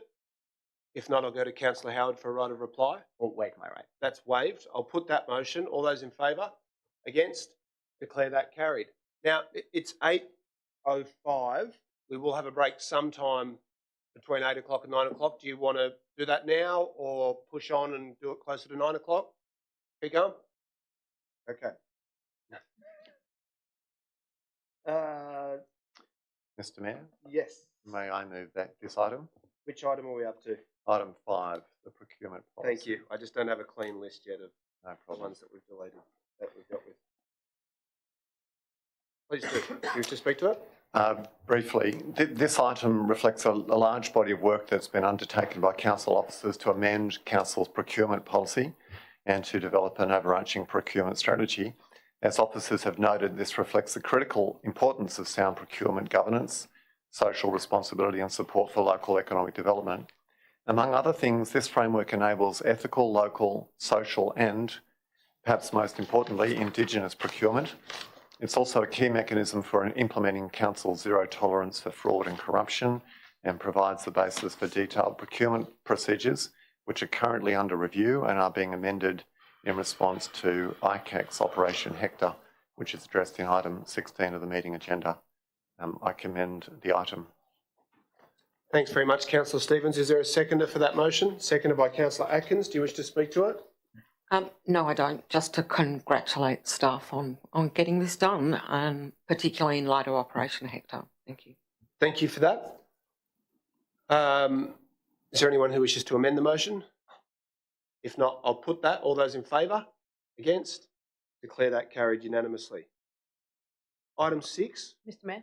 Yes. I move this motion, the officer's recommendation. Thank you. Do you wish to speak to it? That's waived. Is there a seconder for the motion? Seconded by Councillor Scott. Who was it who called this one out?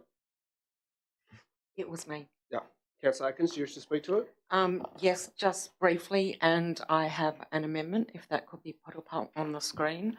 I'd simply like to note that, now, first of all, I have a question. Yep. If I could. In relation to the sponsorship policy, which is attachment 13, could I ask whether Principle D in section 5 would prevent sponsorship by fossil fuel companies as being inconsistent with Council's declaration of a climate emergency? Put that question to the council officers. Through you, Chair,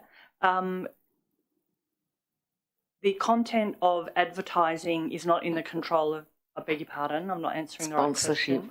I beg your pardon, sponsorship. Principle D talks about having sponsors who are that are consistent with our values and policies, I think. Through you, Chair, sorry, the confusion is that Michael Daly's online and he was the guru for this policy, but I can confidently reply that it would not involve any sponsorships with fossil fuel companies or the like. Fabulous. Thank you for that. I do have an amendment though, yep, which relates to also to the sponsorship policy.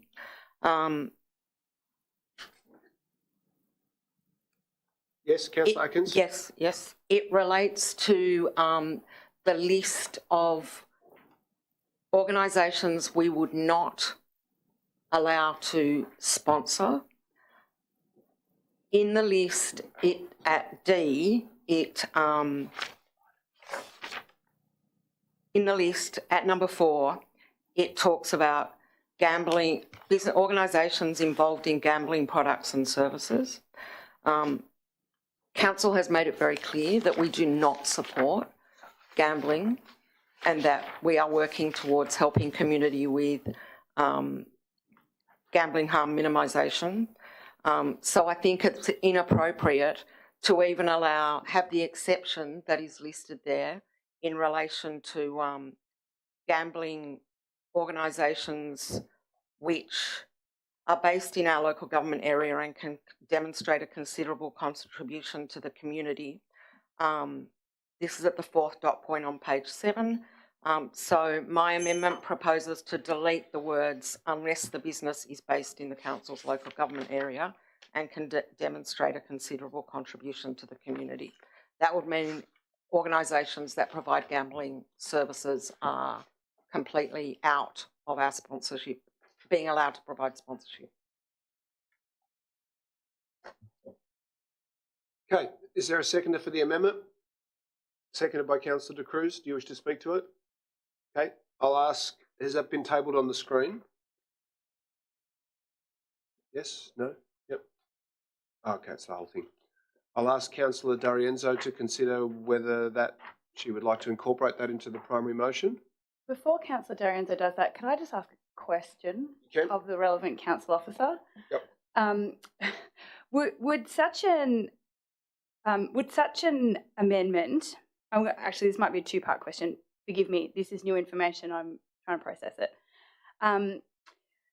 Is the exception that is currently within the policy to allow the council to work with, for example, small local clubs that might have some gambling on their premises, and is it ever activated in that capacity?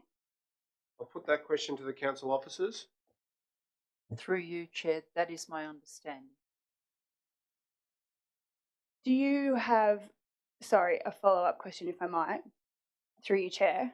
Are you able to say how many times this particular exemption has been activated over the last, say, 12 months? How many partnerships of this type we have engaged in, and whether there would be a diminution of that if this was to proceed? I'll put that question to the officers. Through you, Chair, I'm not aware of any in the last 12 months, but I'm also not aware of all council activity that might be termed sponsorship. Okay, thank you for that. Thank you. I do have some concerns about this amendment. If there are existing relationships that council is activating, and that there's an exemption there to allow us to work with, for example, the Leichhardt Bowling Club, a small scale and very community minded organisation that does have a small amount of gambling on premises. I understand the intention of this, but I wonder whether we might be able to consider this at a future time when all councillors have had the opportunity to consider the impact of this particular proposal on our relationships with some fairly significant stakeholders who are important to our community, but who are nonetheless engaged at a small scale with some gambling. We are supporting them to move out of that, but this would be quite a big, I think, would be quite a big shock to them, and potentially something that we might want to consider before we do it through a consultation process. Okay, thank you for that. Is there anyone else who wishes to speak for or against the amendment? If not, I'll go to... Can I speak briefly against the amendment? Yes, look, I do think my understanding of the amendment is that it would not permit us to be working with local registered clubs that have gambling machines. That is the intention of the amendment. I think those local clubs contribute quite significantly to a number of our events, and I would be concerned that not being able to get that sponsorship would put a number of our events at risk. I cannot support all. Thank you for that. Councillor Atkins, right of reply. Yes, the intention is to prevent sponsorship by organisations that have gambling on premises.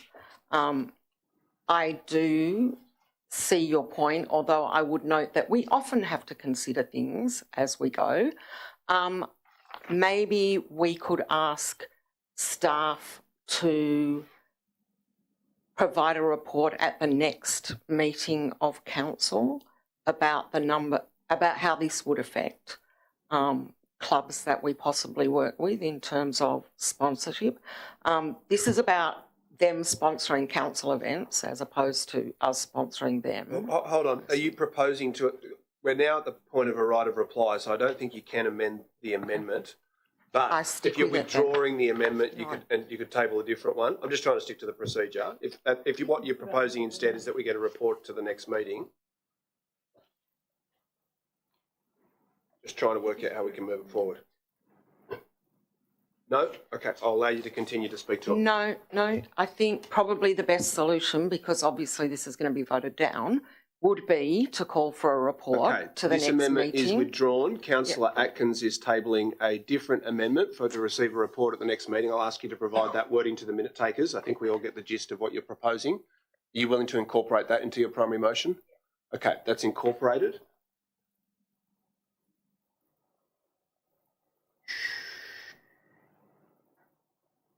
Officers are doing a good job of making it up on the run. We all are.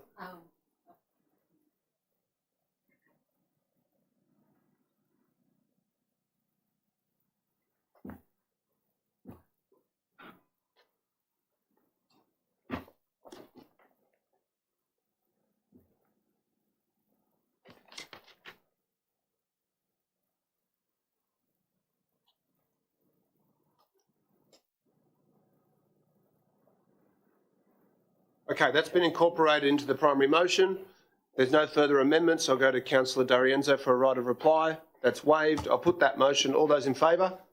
Against? Declare that carried unanimously. Mr Mayor? Brings us to item 7. Councillor D'Arienzo? If I can please move an amended motion. Yep. Please proceed. Sorry.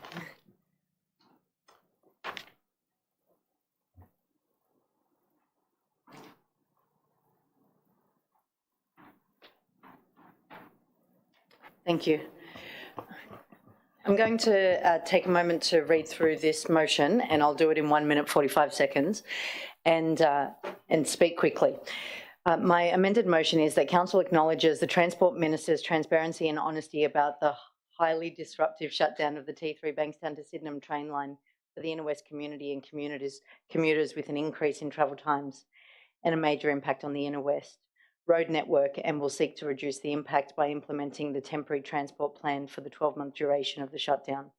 Number 2, that Council work with Transport for New South Wales to mitigate the impacts and write to the Transport Minister to A, call for Transport for New South Wales officers to commence face-to-face interactions with the community at least 1 month before the shutdown commences at the stations, to consult with commuters about their options for alternative travel arrangements. B, request the TTP be revised to provide bus services, which includes cross-regional services and additional bus priority measures in an effort to reduce journey times for the rail replacement buses. C, express concerns with the disruption to the Inner West community with increased congestion and travel times. D, seek a direct point of contact for ongoing responsiveness between Council and Transport for New South Wales in dealing with the problems that would inevitably arise. E, call on Transport for New South Wales to be more responsive to commuters, the general community and the Inner West Council. F, welcome the opportunity for Council to work with Transport for New South Wales on the active transport components in a way that will enhance and build on Council's active transport network during and after the shutdown. G, note that during the shutdown, many more people will walk, ride, scooter around Mackie Park to get to Tempe Station. Currently, the lighting around the park perimeter is not designed for this to be done safely. Therefore, Council seeks funding from Transport for New South Wales to improve the perimeter lighting around Mackie Park. And 3, that Council inform Transport for New South Wales that the expanded Transport for New South Wales e-scooter trial is supported in principle. It should be designed in consultation with Council staff. Its funding, construction, management, design and enforcement should be the responsibility of Transport for New South Wales. You have time to actually be able to speak to it. Just 30 seconds. I'll move an extension of time of 2 minutes, seconded by Councillor Stevens. All those in favour? Against? Declare that carried. Thanks very much. I do want to reiterate that the Transport Minister has been really upfront and transparent that the shutdown of the T3 Bankstown to Sydenham train line will be highly disruptive for the Inner West community. And I believe it's our role to advocate for all mitigation measures to be considered. That's what this motion seeks to do.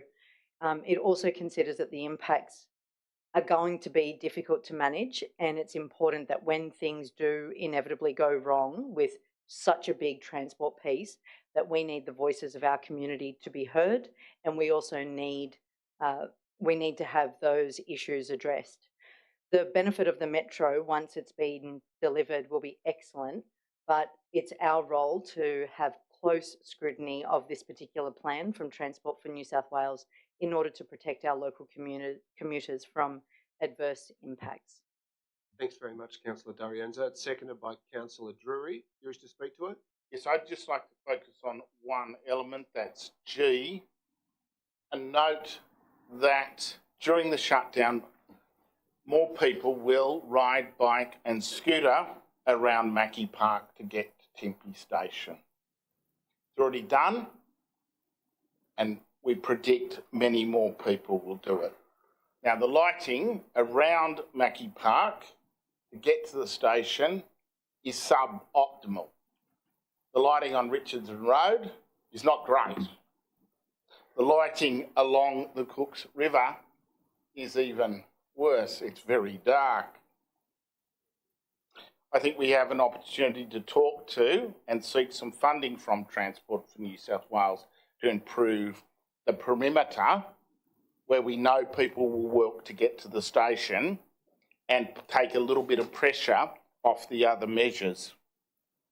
I hope Transport for New South Wales doesn't nitpick around this, but takes it in the spirit in which it's being put forward. We'd like to see, particularly the lighting along the Cooks River, as part of the east-west pedestrian and cycling link, which we've been in discussion with the department on. And I have given a commitment to residents and to Councillor Langford that I will work with her and the staff to actually bring a NOM to the next meeting in relation to improving the lighting and safety for people walking along that path. At this point, I just seek that we ask our friends in New South Wales for Transport and the Minister for some cash. Thank you for that, Councillor Drury.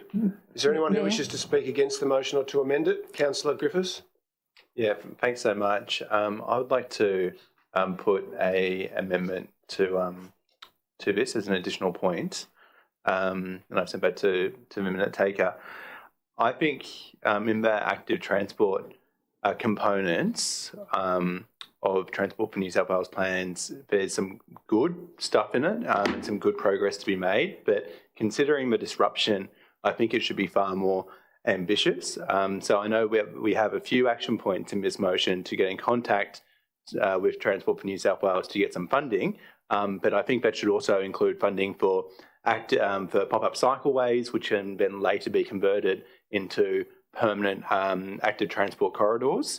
So I've just sent some wording, just there, but which I'm hoping can be accepted to basically, just kind of put that pressure on a little bit more to go a little bit further in that active transport plan. And the second thing I would just say is that one of the things I do like about this motion is that it does ask for a more ambitious scooter trial over a larger area. And I spoke at this on this at length in the last meeting, but I do think that if there is going to be a trial, it shouldn't just go to Tempe Station. It needs to link people up to Petersham Station, needs to take them to Sydenham, so we get pressure off that one area. And I think in order to actually get people involved in that, you can't have it confined just to the Cooks River. So I think that larger area is a good step forward. Okay, is there a seconder for that amendment? Mayor, I'll second that. I also have amendments. Thank you. Deal with Councillor Griffiths first. So do you wish to speak to his amendment? No, I support the amendment. Thanks. Okay. Accepted. That's accepted. That's been incorporated into the primary motion. Councillor Stamos?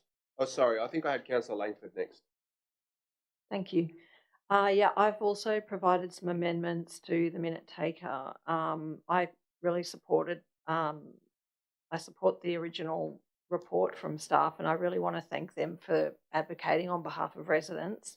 Obviously, there is a lot of concern in the community about the impacts of the shutdown, and we're also finding that, as we heard from speakers tonight, there's real concerns about community safety, and those currently exist now. And this T3 line closure obviously provides an opportunity for us to basically try and accelerate some of the plans that we had for the area. So we are getting calls, urgent calls from the community about improving the lighting, and I know I spoke to Councillor Drury about that today, and I'm hearing the community want improved lighting all the way from Princess Highway at Kendrick Park, Tempe, all the way along the Cooks River to Steele Park.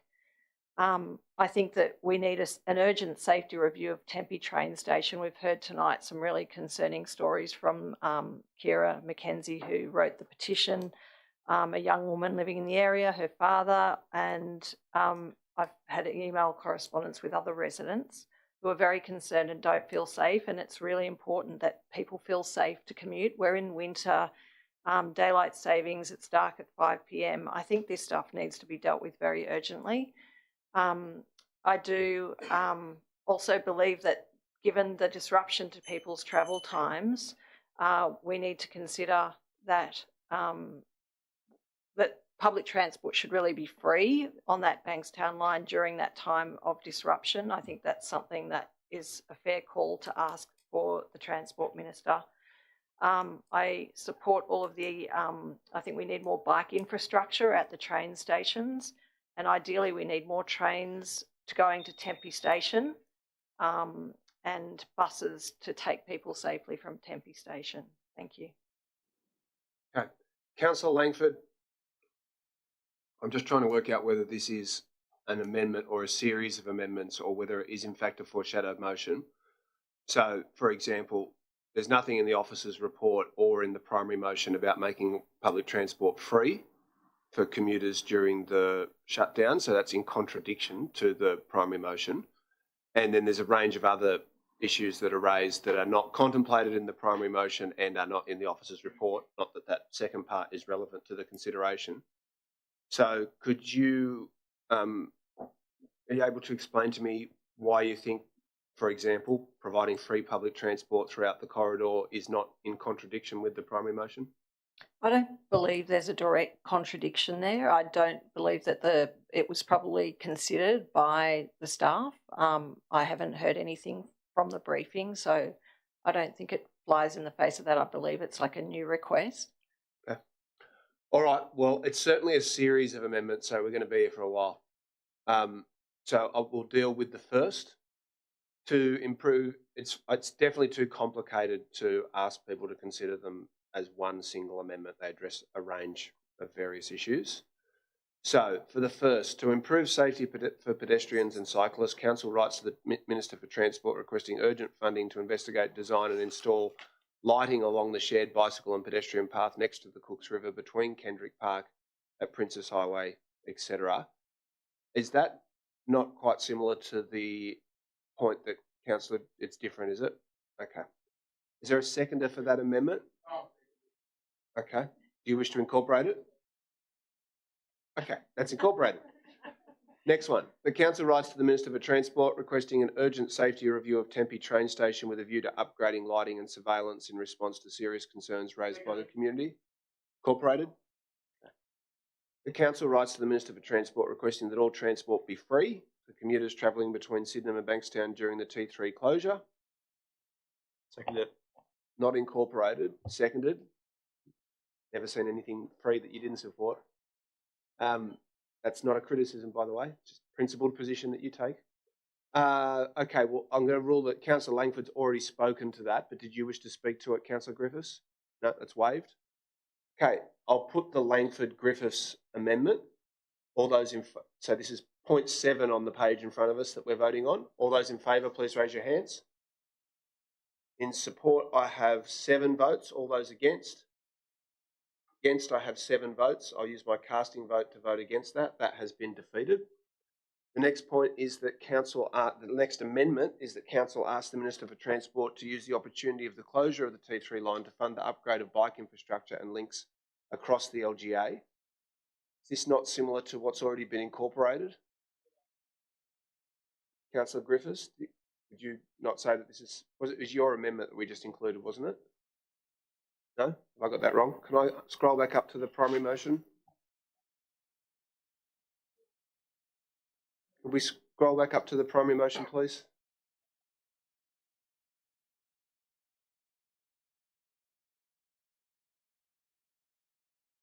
Can we see the last point of the primary motion? Point 4.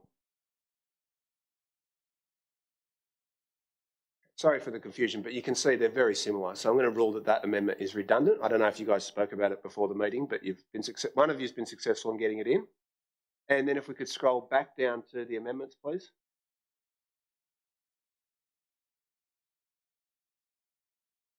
So what it reads as point 8 on the screen has been ruled redundant.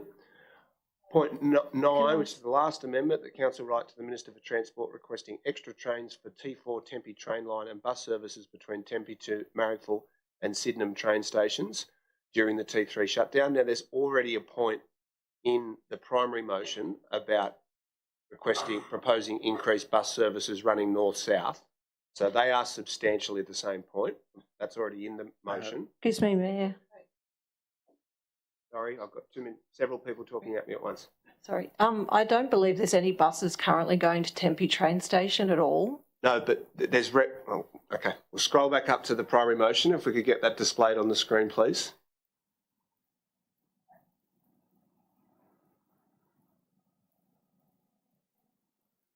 Can someone help me out by letting me know which point we're... So, 2B, request that the temporary transport plan be revised to provide bus services which include cross-regional services and additional bus priority measures in an effort to reduce journey times for all rail replacement buses. I think that is substantively the same point.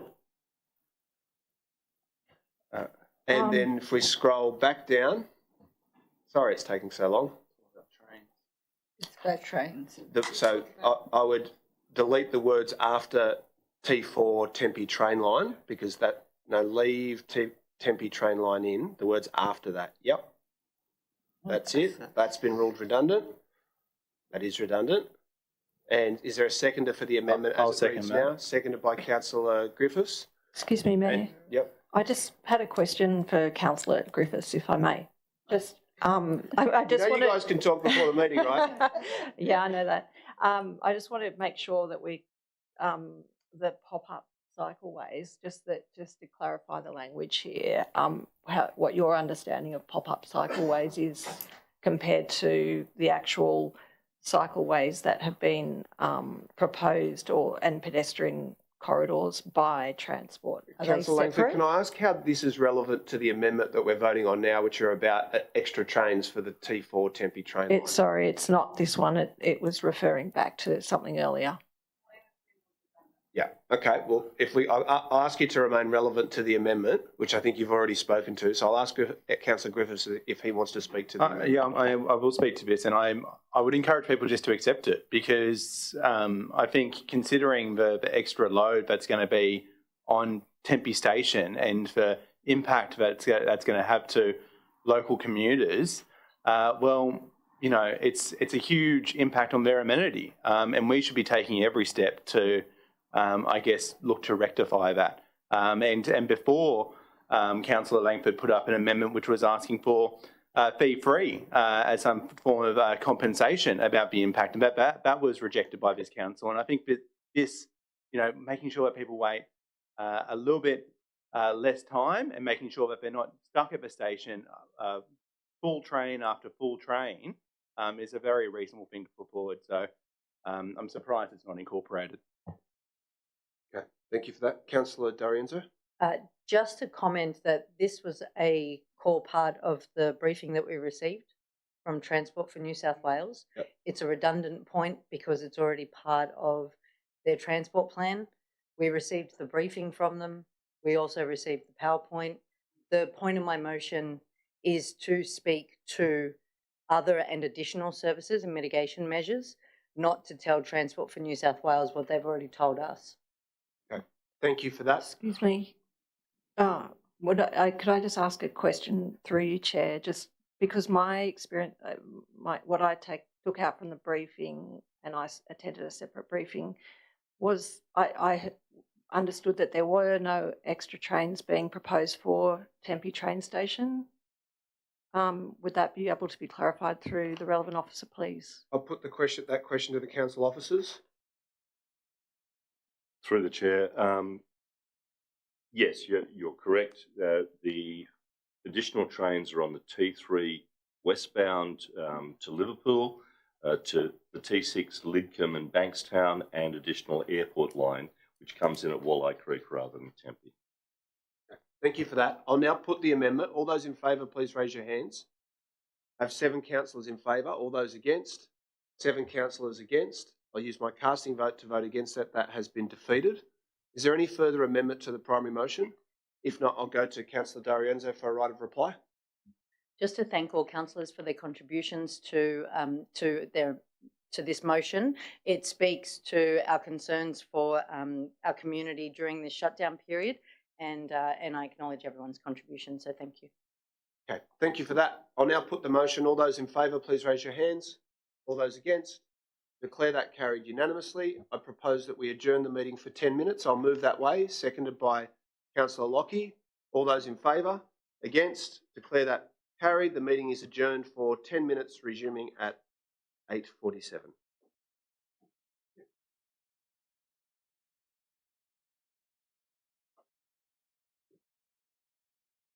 What's wrong with Ruth?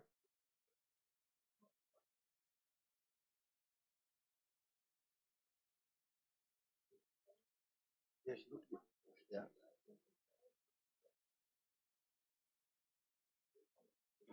What's that? I admire it. You've been very consistent on it. Universalism.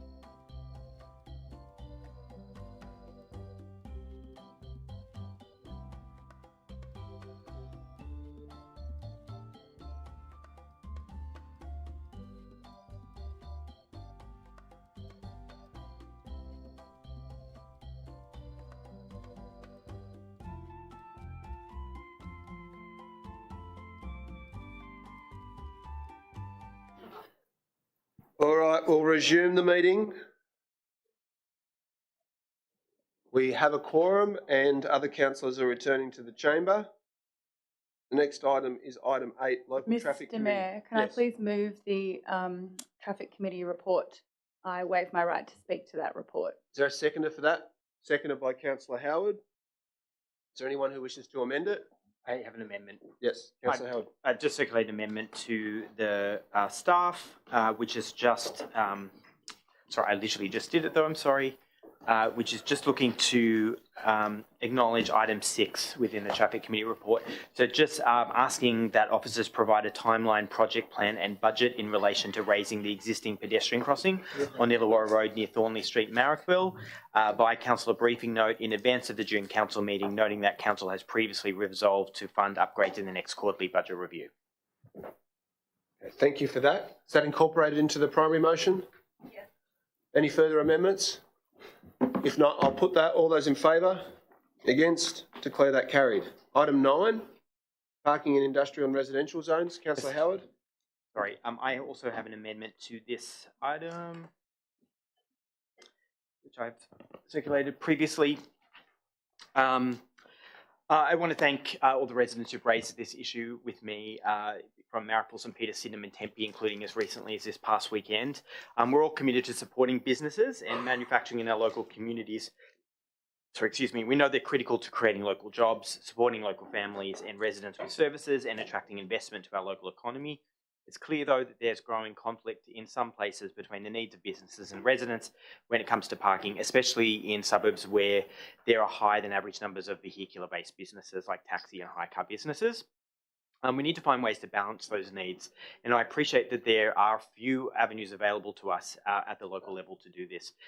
This report is insightful and it presents a possible way forward in the form of trialling a mixed regulatory approach hinged on a temporary resident parking scheme. While I'm hopeful about this approach, I think it's really critical that we consult with the community before imposing a parking trial, explaining the problem we're trying to solve and the rationale and evidence base behind our approach. So this amendment seeks to write to and consult affected households in the trial area seeking feedback, as is the common practice when it comes to instigating resident parking schemes in other circumstances, and for a further report to be brought back to council. Okay, thank you for that. Is there a seconder for the motion? Second that. Thank you, Mayor. Seconded by Councillor Langford. You wish to speak to it? There's no amendment. I'll put that. All those in favour? Against? Declare that carried unanimously. Item 10, state of local manufacturing. Yeah. Yes. Thank you. So again, I just have 2 small amendments to this report, and the first is just to reiterate our long-standing support as a council for preserving industrial and employment lands. The second point is just to amend part 5 of the report with some additional language that I have checked with the planning staff this afternoon. And that is just to read in the section about microbreweries an additional statement that just says, it is acknowledged that microbreweries and distilleries make a significant contribution to our local community as producers and employers. They reflect new and emerging trends in manufacturing that can add to and complement established and more traditional industries, especially when managed through planning processes that can allow for additional uses.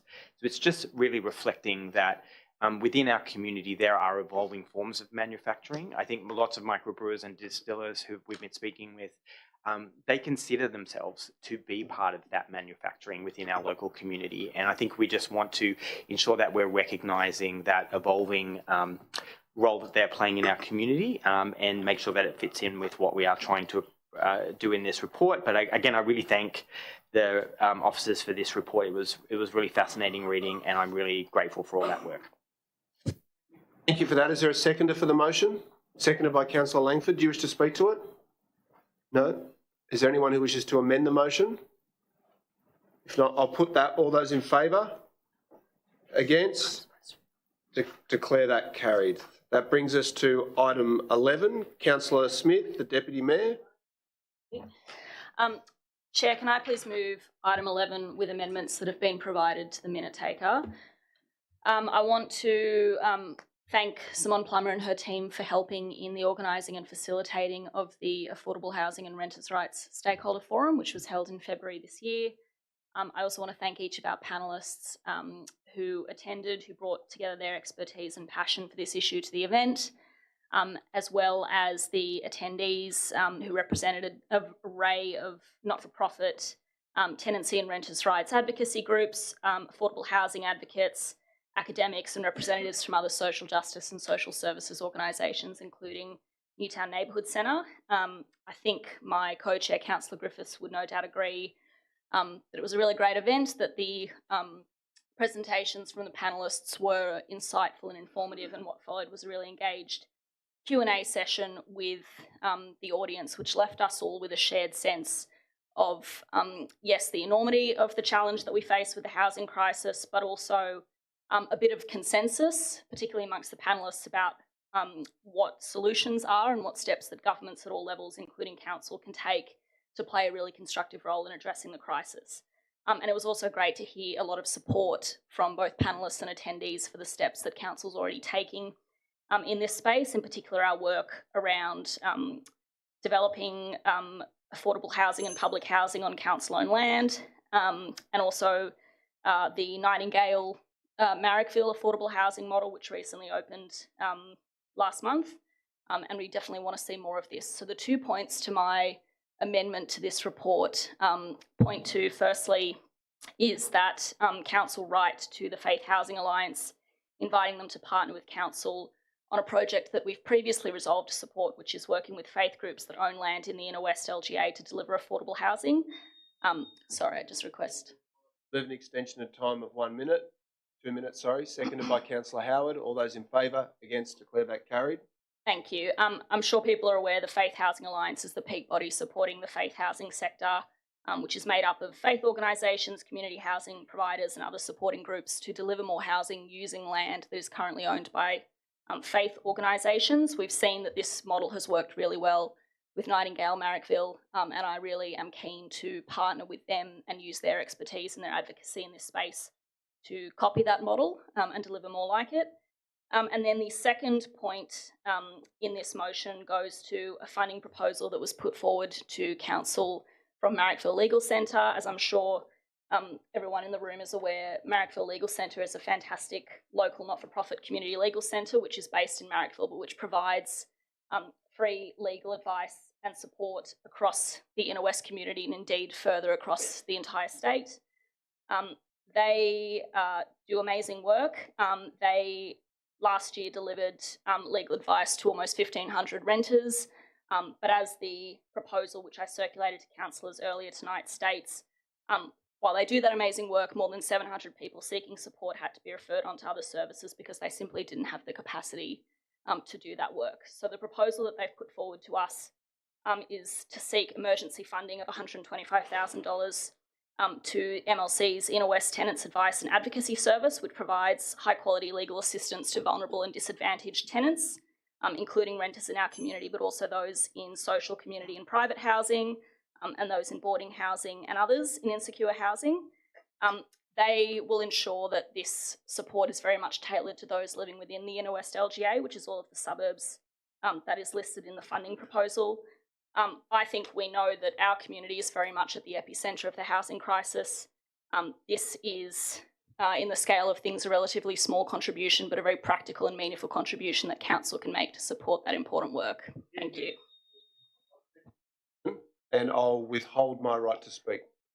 Is there anyone who wishes to oppose the motion or to amend it? Councillor Griffiths?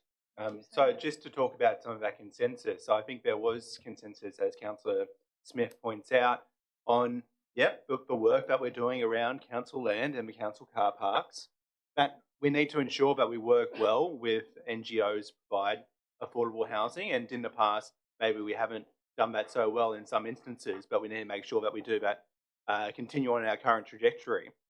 And the other thing was that density can be done well, and that there's nothing intrinsically wrong about dense living. And we did hear from a speaker on that. And the other point, which I'm quite concerned about at the moment, I know that a lot of people in the sector are concerned about, is that, well, renters need bargaining power, and we need to ensure that no grounds eviction are ended in this term of Labor government.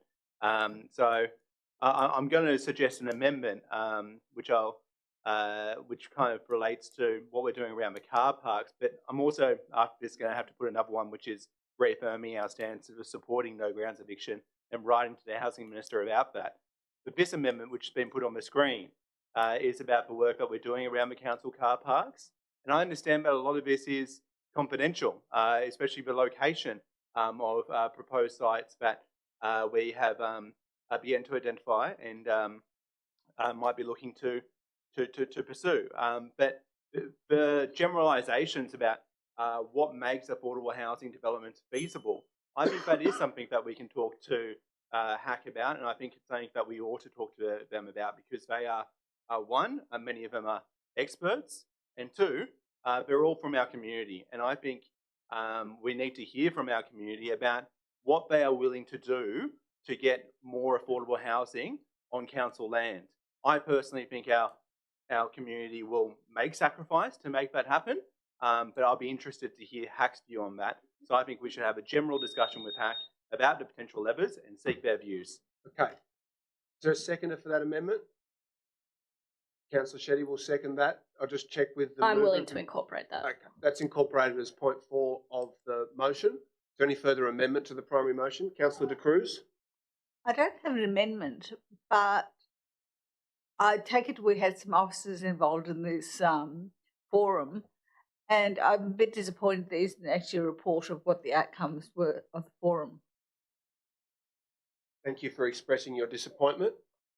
Okay, is there anyone else who wishes... Can you say wishes... anything about that? Sorry. And is there anything that came out? I mean, Councillor Griffiths referred to some findings, and Councillor Smith said that it was taken on board by the panellists, but did we get anything out of it? I'll put that question to the officers. Through you, Chair, if I could draw the councillor's attention to the attachment to the report, which sets out the advice and the information provided by the expert panels to the attendees at the forum. That was their that was their presentation. What I'm asking is, did we get any feedback from our community? Okay, I'll put that question to the council officers. Specific feedback from the community, I suppose, was via question and answer at the time of the forum, but we didn't capture feedback specifically after the forum was over. Okay, thank you for that. Councillor Griffiths? Yeah, so I've just sent an additional amendment to the minute taker. Okay, I'll ask that that's displayed on the screen. Do you wish to speak to it? I've already spoken to it. Okay. I just need to see it in writing. Yeah, I'll go to Councillor Shetty first. Councillor Shetty? Thank you. I just had a quick question, and thanks very much for the amendments, Councillor Smith. I think we're all in furious agreement that the rental crisis is incredibly concerning, and that the Marrickville Legal Centre does really important work to advocate for tenants. I just wanted some clarification about whether that funding was going to be shifted from another area of the budget, or whether it was going to be added to the deficit, just to understand where that fund's coming from. Thanks. Put that, well, I think it's self-evident in the motion, which states that... Well, it just says from the budget without much clarification. From the next budget. So it would be incorporated into the 24-25 budget. And so I don't think it's a matter of moving it from somewhere else. It's incorporated into the decision-making around the budget. Okay, sure. Okay, thank you for that. Any further amendments? There are no further amendments. I'll go to Councillor Smith for a right of reply. Sorry, just on Councillor Griffiths' That's incorporated? second. I'm happy to incorporate it, but I would amend to say it's the Minister for Better Regulation and Fair Trading who actually has responsibility. Thank you. That's incorporated as point 5. Councillor Deputy Mayor, do you wish to make a right of reply? That's waived. I'll put the motion. All those in favour? Against? Declare that carried unanimously. Mr. Mayor? Yes. I'd like to move an amended motion. Yes. Please do. Councillor? Do you wish to speak to it? Yes, please. I would like to thank the council staff for bringing back a comprehensive report on the proliferation of vape and tobacco shops in our LGA. I would just like to, there's been significant concerns within our community that have been raised, not just with me, but I know with other councillors on this issue. And to address this and consider potential reforms, I think it would be worthwhile to bring together the key stakeholders in our community and get a clear understanding on what the pathways for change are. So I would like to propose that we organise a forum to bring together concerned members of the community, relevant agencies, to both create a platform and momentum for positive change and reform regarding the proliferation of these stores opening in our community. Thank you for that. I'm certainly happy to second your motion and waive my right to speak. Is there anyone who wishes to amend the motion or to speak against it? If not, I'll put that. All those... Yes, Councillor Stamoulis. Mr Mayor, I have a question, two questions to ask. One is, are we sure that there's 824 of these establishments across, that's about 160 per ward? Are these numbers precise or are they up to date? Thank you. Well, they're drawn from the New South Wales government and contained within the report. Because I noticed a number of duplicates in it and I just wondered whether or not, you know, it was the right number. The other question I have to ask is, do we have any feel for whether this is growing over time or has it stabilised? Do we have any sort of time series at all? I'll put that question to the council officers. Through you, Chair, I certainly don't have a sense of the change of tobacconists throughout the LGA. However, the feeling or the sense that I get just from general observations is that there is certainly an increase in the provision of premises selling vaping. Okay, thank you for that. Councillor Stamoulis, any further questions? Okay, thank you. All right, there's no amendments. I'll put that motion. All those in favour? Against? Declare that carried. I'm going to rule that the update on the development of the anti-racism strategy is redundant. Sorry, Mayor, we have one before that. Oh, sorry. Review of youth library engagement. Crossed it out too I'd like to soon. move that, please. Councillor Howard. I just have two amendments that I've circulated. The first is that Council undertake further engagement with the Youth Advisory Committee and hold a roundtable with schools, youth organisations and other local services targeting young people in our community about how young people can be better engaged in our public libraries, considering the opportunities raised in the resolution that we agreed to last time. So I just want us to take a bit more of an expansive look at how our collection is made up. As the parent of two young people, they go to the library all the time. They absolutely love it. They see it's a safe space where they can be with their friends and really find a sense of community. They occasionally might look at a book, but I doubt it. A lot of the time they're there accessing the digital services or, you know, and I think there's opportunities for us to look at what else we could provide in that space to meet young people where they come and to meet them with the collection that they want and need. The second amendment that I have is that Council celebrates the range of diverse titles in the Inner West Library collection, acknowledges that our public libraries are welcoming inclusive spaces, hosting a variety of events tailored to reflect the diversity of the communities that they serve, and condemns any councillor anywhere that seeks to stoke division or use same-sex parented families and children as political footballs in the lead up to a council election or in any other context. Mayor? Yes, thanks, Mayor. Yeah, I just want to speak to it. I recently went to the library. I recently joined the library, very late in the term, I regret to say. And it was... Hold on, let's see his card first. It was a very easy process. And I was going to a reading event where me and some friends sat down with us, read some books. And was it a book club? It was a book club. And reading event. And it was great to, and sorry, we're going to have to restart the clock. No, that's this is too good. I move an extension of time of 1 minute. Thank you. So it was great to read a book, which wasn't a council agenda, which wasn't super, left-wing political. And what I picked up was it was a sci-fi book, and I didn't know at the time, but it was actually about a rainbow family. and it was all about their bonding experience and how they lived together. And it was just, it was really great. And the next week after that, I went to Cumberland Council, and I saw what was going on there, and I listened to a recording. I listened to what Councillor Coleman was saying, and I just want to give a shout out to her, because you could really hear how passionate and how disturbed she was at the debate over there. And I really commend her for standing up, and for council getting their act together to rescind that. I did want to hope to that we actually talk to the Youth Advisory Committee about their use of TikTok, which was mentioned in the report, because that was identified as an opportunity, one which we've decided not to take up. But I guess I want to scrutinise that and suggest that maybe that actually is possible as a mechanism for us to engage young people. So I would like to put an additional point before that council receive a report back on the potential use of TikTok to advertise its library services, and consult with the Youth Advisory Committee on that. Just TikTok or social media platforms generally? Well, we do use the other social media platforms.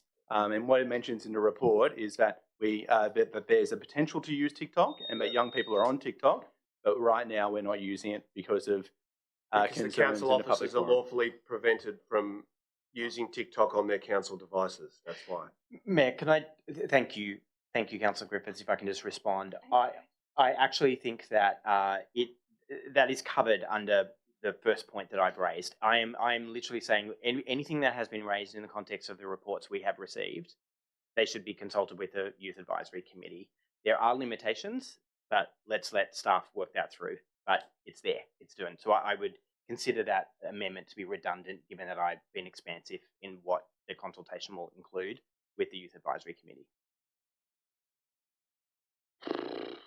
Well, I'm happy to remove if that's the officer's understanding of something they'll consult on, then I'm happy to remove it. Okay, excellent. That's withdrawn. Okay, there's much we could say. Are there any further amendments? No questions. I've got to ask, was there clicking at the reading? It was just straight reading. There was robust discussion afterwards. All right, cool. I'll put the Howard Griffiths motion. All those in favour? Against? Declare that carried. That was my favourite moment of the night so far. Next item. Mr. Mayor. So the update on the development of the anti-racism strategy, can we agree that's redundant because we've already voted on it? Which brings us to item 16, Operation Hector. Mr. Mayor, may I move that item? Last month, the Independent Commission Against Corruption released its report on its investigation, known as Operation Hector, into the awarding of Transport for New South Wales and Inner West Council contracts. ICAC's investigation concerned officers from Transport for New South Wales, employees of Downer EDI, and a former employee of Leichhardt Council and Inner West Council, Mr. Tony Nguyen. On becoming aware of concerns concerning Mr. Nguyen, Inner West Council referred the matter to ICAC. Council subsequently assisted ICAC throughout its inquiry. Chapter 13 of the Commission's report examines Council's failure to prevent or detect collusive bidding across several Council building projects. It finds weaknesses in processes and oversight, including poor enforcement of procurement rules, failure to identify conflicts of interest, and failures in the management of building projects and project personnel. The ICAC report notes, and I quote, that Council has already made various enhancements to relevant systems to improve corruption prevention, close quote, but then goes on to make 7 recommendations to Council to assist in further corruption prevention. In relation to each of these, it's pleasing to see that Council has set out a range of actions that have already been taken or will be taken, and these are detailed by officers in the background to this agenda item. I commend Council officers for their thorough report to the ICAC's recommendations and call on all councillors to support this item. Thank you for that, Councillor Stevens. Is there a seconder for the motion? Yes, there is. Seconded by Councillor Atkins. Do you wish to speak to it? Simply to agree with everything that Councillor Stevens has said, and to note that, of course, via ARIC, council will get further reports on the audits and progress on the recommendations, although I do note that, of course, the ARIC composition will be changing under the new rules, but that's no reason why council won't get reports via them about this. Okay, thank you for that.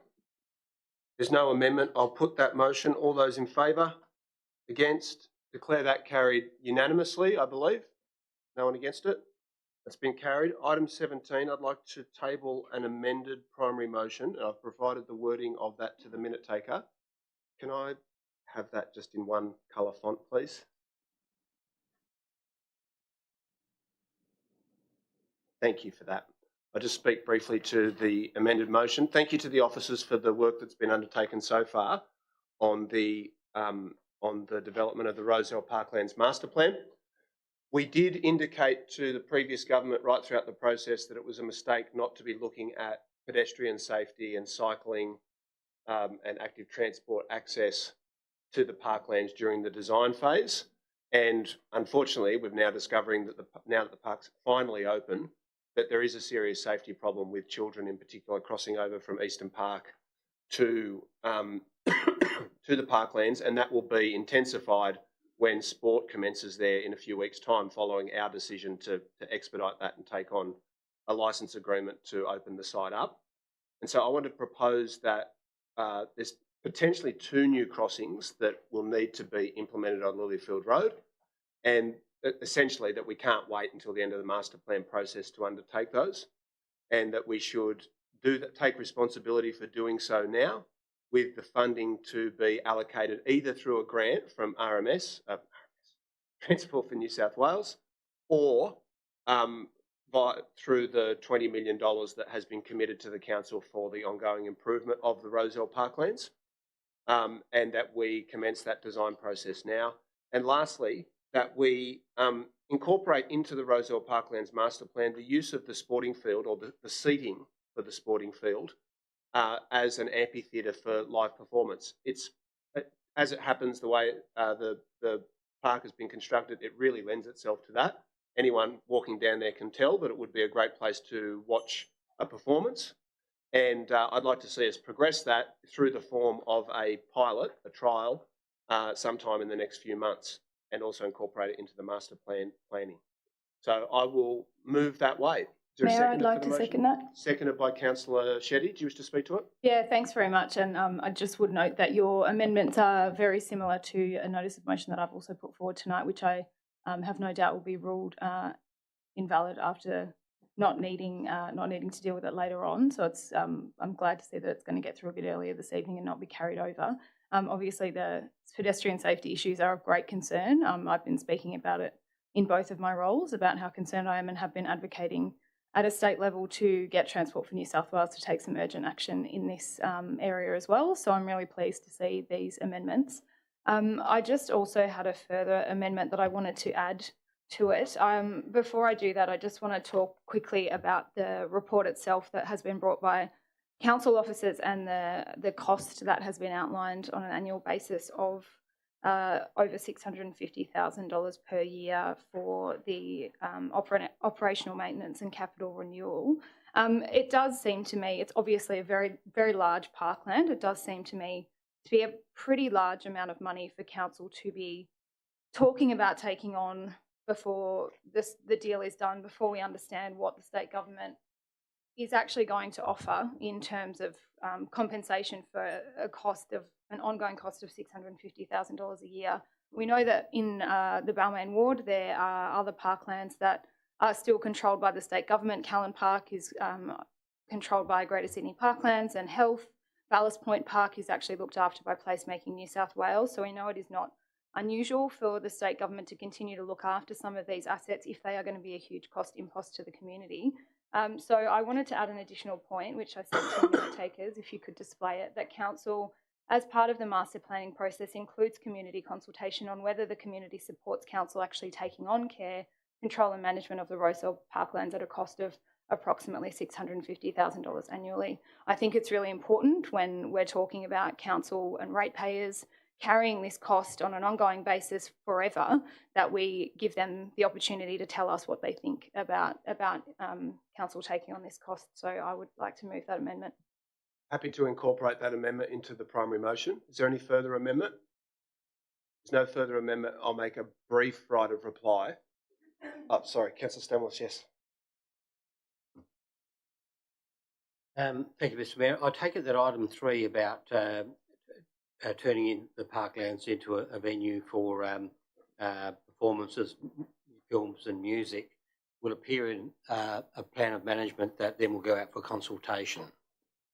It's a statement of fact, given that we're incorporating into the that's master good. I just plan want to make that process. clear on the public record, so that people listening to this webcast now know that this is going to go to consultation, because it's not typical of what we do with a lot of our parks, is to open that up for major venues and things. You know, with sports here, there's cycleways, public use. So there's a lot of things happening in that park already. And it's very, very close also to the residential amenity. So we need to make sure that any further things that we do, such as this, do go to the people, and they have their right of say in that. The question that I'll put to the Director of Finance, the Director of Corporate, if I could, thank you, is that we notice sometimes, in fact, in the question I notice here, we say that we have received money from state government and it doesn't come our way. Now, in this case here, have we received the $20 million, or how are we going to receive that $20 million, and will we ever see it in our financial statements? Thank you. I'm not sure that it is the Director of Corporate Services, but I'll put the question to the council officers. Yeah, thank you. Through you, Mr. Mayor, there's a resolution that talks to the acceptance of the $20 million, which hasn't been satisfied yet, and as such, there's been no money that's been received from council by council. Thank you for that. Any further amendment? Councillor De Cruz? Yes, I've walked through there, and I'm glad to say is an amphitheatre has been built around the sports field, but it's also actually very noisy. So maybe you need to, is that implicit in that you're going to be able to do film screens, or you're going to have silent discos and silent film screens? That's with headphones. That's not a joke. Oh, I know. Because it is actually very noisy on that side of the... I'm not going to get down into silent discos at this time. I think the motion speaks for itself in regards to that. Is there any further amendment? If not, I'll make a brief right of reply. Look, at the risk of being accused of misrepresenting someone, the fact, well, you're not always right. The fact is that when we said that there were deficits in what was being delivered at Rozelle Parklands and that it wasn't a complete plan and we needed more funding, the former member for Balmain criticised us for that and said, no, it's great, it's got $70 million worth of infrastructure. And it was under the jurisdiction of the former member for Balmain and the former government that we received a half-built park. Now, it's the fact that we've been able to secure, and when I say we, I mean myself and Councillor Scott, through Advocacy, secure $20 million to improve the park, seems to have been received very unenthusiastically by some people.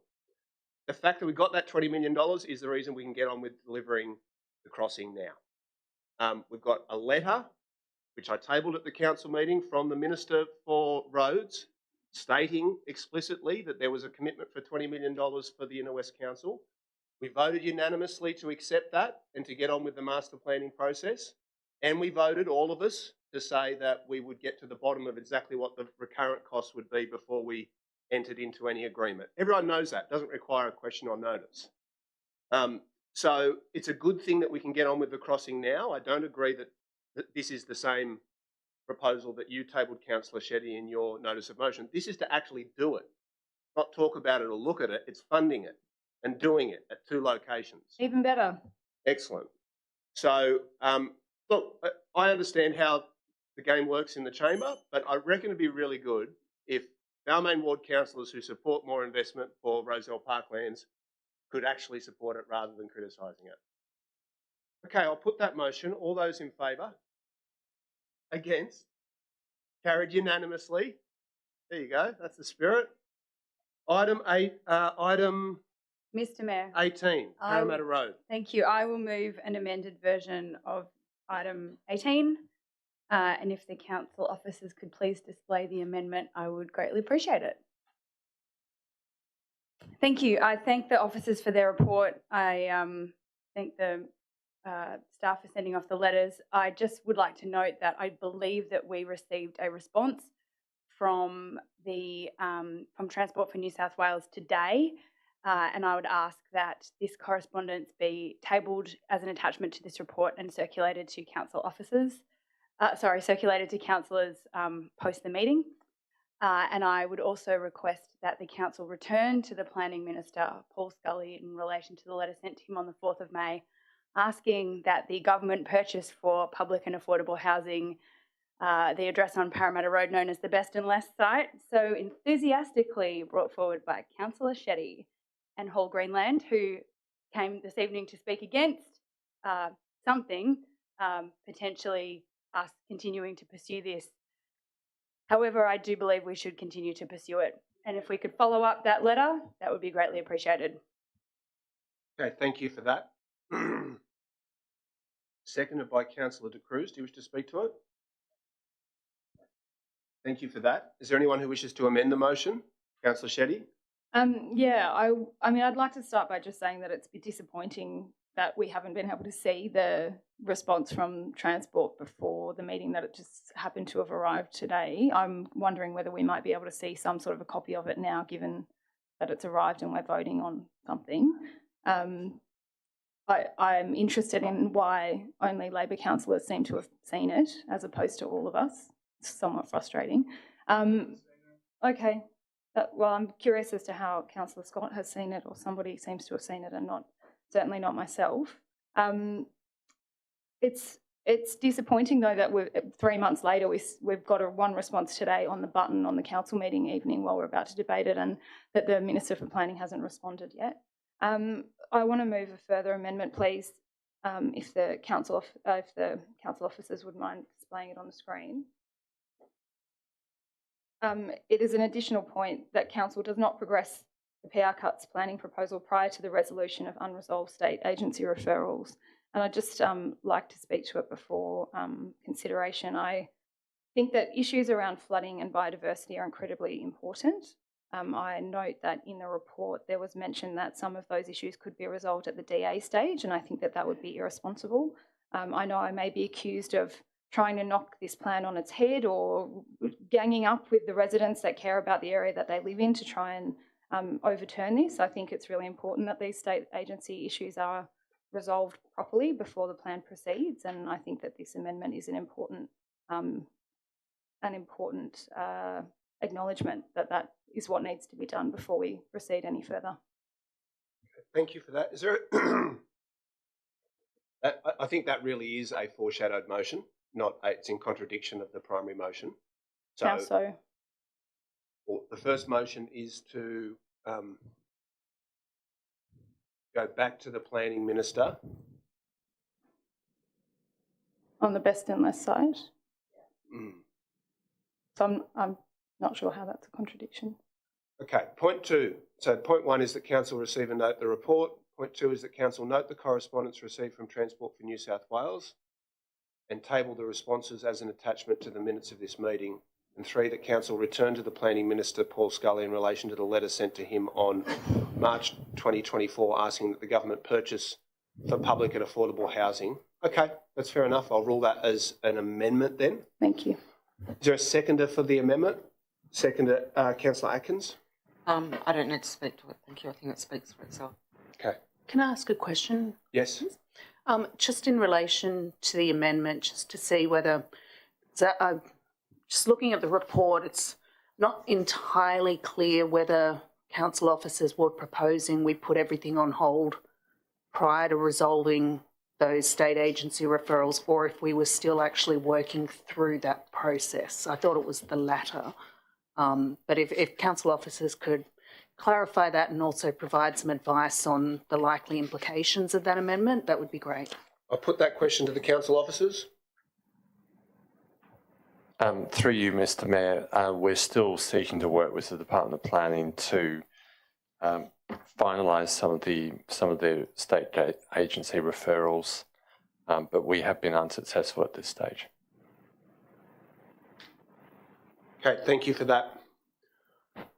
Can I just ask just to follow up on the other part of that question was just whether, for advice on what would be the implication of passing this amendment?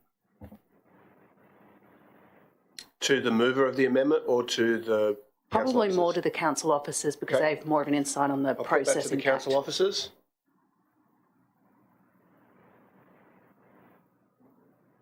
Through you, if I could, Mr. Mayor, I would like to take that on notice. Okay, thank you for that. Okay, we've got the amendment from Councillor Shetty and Councillor Atkins. I'll go to the mover of the motion to ask if you would like to incorporate it. That's not incorporated. I'll just note that, did we identify who the seconder of the primary motion is? Councillor De Cruz, that's right. My mistake. Thank you for that. If we could indicate that on the screen, please. Okay, if there's no further discussion... Sorry, can I ask a question to officers? So just with Councillor Shetty's amendment, what type of time frame would we be looking at in terms of a delay if we did not progress? Like what is the estimated time of response from the unresolved state agencies?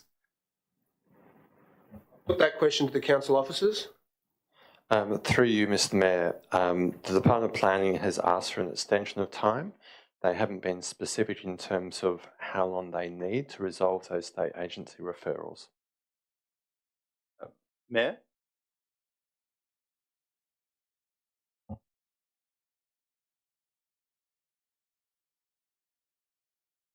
Sorry about that.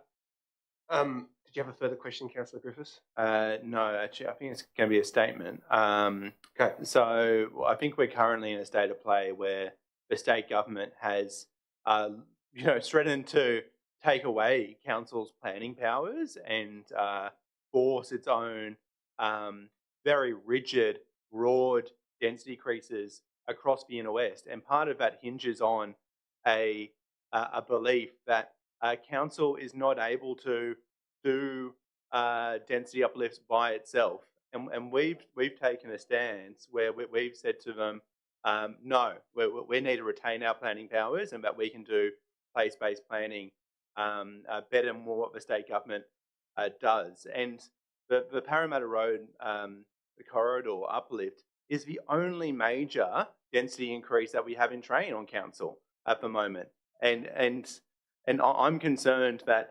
Actually saying that, no, we're not going to progress it. Well, one, it impacts on the other motions that we're putting forward tonight to say that, we're going to be doing our LEP, that we're going to be able to do a place-based planning by ourselves.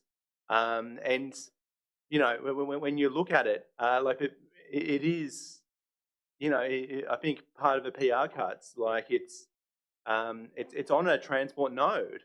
It's on a bus route. It's on where the light rails are, and that's where we want people to live. And I don't just say that about Parramatta Road, to be honest, because density and apartments they don't just belong on highways either. And I think we need to be looking at how can we facilitate density well, and in areas where that will provide good amenity for those people. So on that basis, I am quite concerned about this amendment, and there was a similar one a few months ago. I didn't support that at the time, and I won't be supporting this one tonight. Thanks very much for that, Councillor Griffiths. Mayor? Mr. Mayor, yes, could I would just like to move a further amendment, if I may. Well, we're dealing with the Shetty-Atkins amendment, but is it a clarification or what? No, that's okay. I have some additional words, but I'm happy to wait. I didn't realise where we're up to in the procedure. Okay. Yes. Sorry. In light of the discussion, I'd like to withdraw this amendment and move one that is slightly different. That is that council does not progress the Taverners Hill portion of the PR cuts planning proposal prior to the resolution of unresolved state agency referrals. I don't want to hold up housing, but there's serious issues here. You can't speak to it twice. You can address the... Well, it's a new... No, it's not. You've amendment. added 2 words into the existing amendment. Okay, if you'll allow me to do that, last time you made someone withdraw it and do it again, so I was just trying to follow your lead. I think that's a bit unfair. Sorry, you suggested that that was the right approach, so I was just trying to go with that. Okay. Okay, thank you for that. I'll speak briefly against the amendment. Councillor Shetty, can I ask, just pose a question to you. Are you in general in support of this rezoning or against it? I'm concerned about the Taverners Hill portion, given that state government agencies are yet to resolve issues around flooding and biodiversity. That's genuine. No, I understand. I'm not against housing. No, I know you're not against housing. But look, I'll just note we had Paul Greenland, the former Greens member for Grainler, and the former Greens... candidate. He didn't get that close. Ooh, I'm going to be in trouble now. Former Greens state political coordinator, convener, one of those. I've known Hall a long time. I don't think I've ever seen Hall in favour of anything. And he's leading the campaign against any rezoning here at all. We had a resident who's spoken a number of times who directed comments to the Labor Party councillors suggesting that they had initiated it or been very critical of some councillors but not others. But my recollection is that up until at least very recently, we'd all voted to progress this proposal. So I'm certainly not going to accuse you of being against housing, but maybe walking both sides of the street. And so I'm a bit confused as to whether, well, I really understand Councillor Griffith's position. It's been very clear and consistent. I think it would be in the interests, I don't know how councillors are going to vote on whether we should undertake our own LEP, but this rezoning took place in principle 6 or 7 years ago. It wasn't our instigation. We've undertaken the community consultation part. It is, by any measure, a fairly modest rezoning in a location that there is broad consensus there should be additional housing. If we can't get this through, what chance are we of supporting meaningful action on housing supply across the inner west? So I think it's difficult. You're against this, probably going to be against all the other housing as well. So I'm against the amendment on that basis. Is there any further discussion of the amendment? If not, I'll put the Shetty Atkins amendment. All those in favour? All those against? 1, 2, 3, 4, 5, 6, 7, 8, 9 against, with 6 in favour. That has been defeated. Councillors Griffiths and Lockie were against the amendment. I'd like to move a further amendment to the primary motion, please. Yes. And I'm going to say this and then I'm going to type it really quickly and send it to the minute takers. Okay. I would like to add a point 4, that council immediately send the Parramatta Road Corridor Urban Transport Information Strategy Stage 1 planning proposal to the New South Wales Government for finalisation and gazettal. Okay, thank you for that. Can you provide that word into the minute takers, please? Councillor Scott has already spoken to her motion. I think her the crux of her point 4 is self-evident. Is there any further amendment to the primary motion? Councillor Lockie? I just want to ask a question on that. Yep. Is that ready to go to the government for, given we just heard from officers that they were still working, trying to get some resolution on some of those outstanding questions, is it actually ready to go to the New South Wales Government in its current form? I'll put that question to the council officers. Through you, Mr. Mayor, typically through the LEP plan making process, council should be resolving those state agency concerns before it's driven back to the Department of Planning. Well, can I speak to the substantive motion then briefly?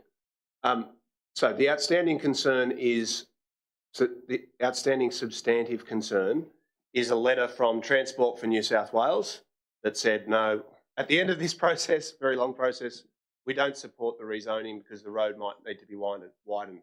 The Roads Minister came out the day that that was revealed and contradicted it and said, no, we won't be proceeding with that. We've now I haven't seen the letter, but we've received, I gather,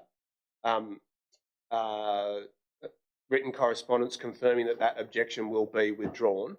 I'm a bit tired of state government agencies going around in circles while we have things sitting on our books and we get criticised for not moving fast enough.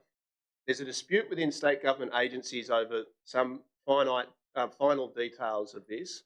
That's their problem. We've done the work. Our officers have put a lot of time and effort into it. It's taken quite a long time. There is a housing supply crisis. We should get on with it. And if the state government wants to refuse that, well, that's their problem. If we're waiting around for Transport for New South Wales to listen to us about an internal state government dispute, we'll be waiting for a long time. And that's part of the problem with the planning system.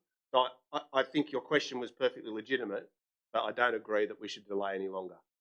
If I may speak to the amendment then, I hear what you're saying, Mayor. I genuinely do. What I'm concerned about, and the reason I can't support the amendment and I can't support the primary motion if that amendment is incorporated, which would be a great pity because I have supported the PR cuts proposal all the way through. I think it's necessary development. I think the officers have done outstanding work on delivering good development outcomes there in the way that we would expect them to, and doing their utmost to engage the community and generally try and take concerns into account where we can. The concern I've got is it's not, I've more than enough life experience of being stuffed about by state agencies. My concern is that some of the concerns that have been raised are around issues that will affect our community potentially if they're not resolved properly. So things around drinking water and traffic access and flooding and biodiversity, I think, are worthwhile issues for us to try and work through. Obviously, we have a motion on the books later on to look at how we can amend our LEP to more broadly address all of the different planning proposals or planning changes that need to be made. And I would prefer to take that more holistic approach rather than knee-jerking reactions to say that we must send off a proposal that we as officers are still working through and attempting to complete that process. Can I ask, okay, well spoken, fair points. Can I ask the officers to articulate in plain English language what are the outstanding items that need to be addressed before this could be sent for gazettal and what the timeline would be for resolving those? Through you, Mr. Chair, there are 3 major agency referrals that are outstanding at the moment. The first one is the Transport for New South Wales submission about road widening. The second one is around access to drinking water supply from Sydney Water. The third one is around biodiversity and flooding for the Taverners Hill precinct. In terms of timeframes, the Department of Planning has been organising regular meetings between us and the state agencies to resolve those. They expect to get updated referrals in the next little while, they say. They haven't given us a Is that in clear Department of Planning timeframe. years, though? Yeah, well, they haven't given us a specific timeframe that I can give you, unfortunately. And on the biodiversity, thank you for that. On the biodiversity, who's that referral that we're waiting on from? Is that internal to us? Or is that a state government agency? So that's a state government agency, the Department of Climate Change, Water and the Environment. So all 3 referrals that are outstanding are state government agencies needing to respond to a proposal from the Department of Planning. I'm comfortable with sending it off. Yes, Councillor Griffiths.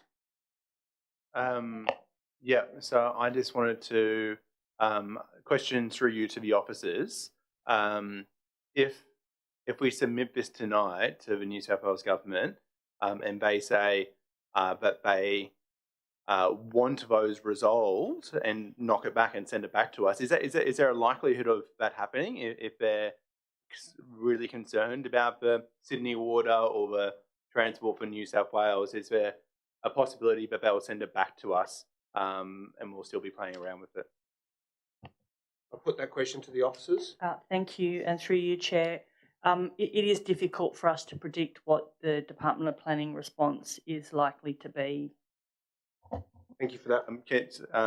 Can I put just a question to Councillor Scott, which may be a way forward, because I hear the sentiment here, but maybe it's, would you accept an amendment which would be that council officers prepare to submit after the July council meeting. Why the July council meeting? June council meeting, yeah, sorry. Okay, that's a no.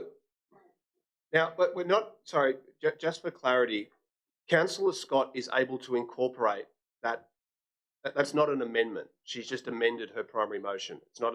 It's incorporated by definition. And I withdraw my seconding of that primary motion if that's incorporated. That's fine, but it's point.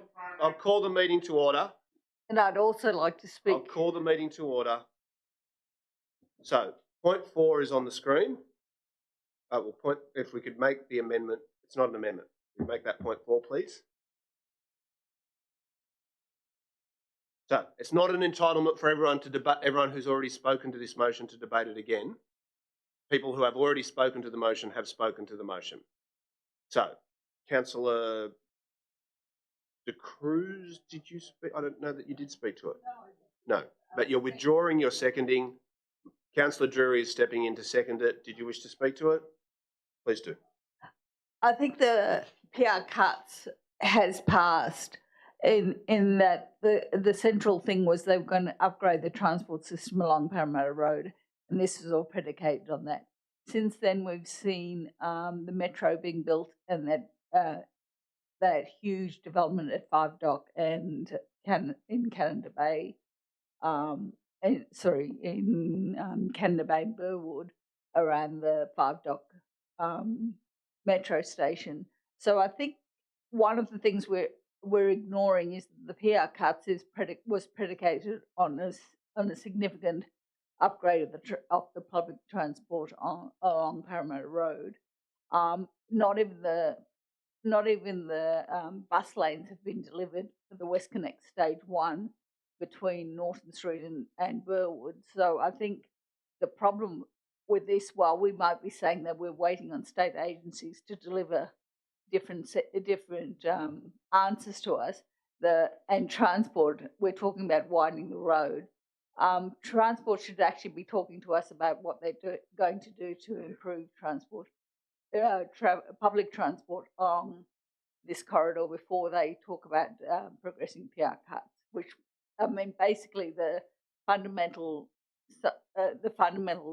design principle of all of this was that there was going to be an upgrade of the public transport on Parramatta Road, and there's going to be cafes, and it was going to be quite beautiful, and that none of that has actually eventuated. Maybe the officers would like to comment on that. That was the original 2016 plan. There's beautiful plans of trees on Parramatta Road. Nothing's come. I'll let you conclude your remarks before I put any question to the officers. Councillor De Cruz. You wish to pose your question? What has happened to the transport plan for Parramatta Road? Put that question to the officers. Through you, Chair. Through you, Mr. Mayor, there has been a business case prepared by the state government in terms of improving public transport along Parramatta Road. PR cuts did talk about an incremental improvement, not a wholesale change necessarily all in one go. So incremental change in terms of the scale of development and the corresponding improvement on the public transport of Parramatta Road. As I understand it, that has not progressed further beyond the business case stage. Mayor, I would like to ask a third and final question. Councillor Griffiths. Is there, if we were to pass, is there currently slated any more consultation, or have we already exhausted our consultation responsibilities for this proposal? I'll put that question to the officers. Through you, Mr. Mayor, we have undertaken the statutory consultation as part of the gateway determination that we were required to undertake by the state government. The last stage that we'd be undertaking is reporting that to council. All right, just to clarify that. No, sorry, you've asked 3 questions. You said it yourself. Okay, I mean, it's free for someone to move that the motion be put if they wanted to, but anyway. Mayor, just before the motion is put, I've got to say, I'm a little bit tired of hearing from New South Wales planning that we slow up development of housing in New South Wales. It's councils that get in the way of all this great new development that occur when we have a proposal, we've supported it in PR cuts, we've resolved to support it.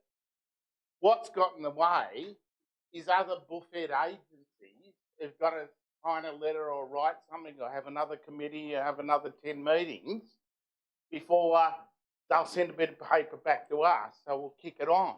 I fully support this. The state government can't have it both ways. It can't tell us we block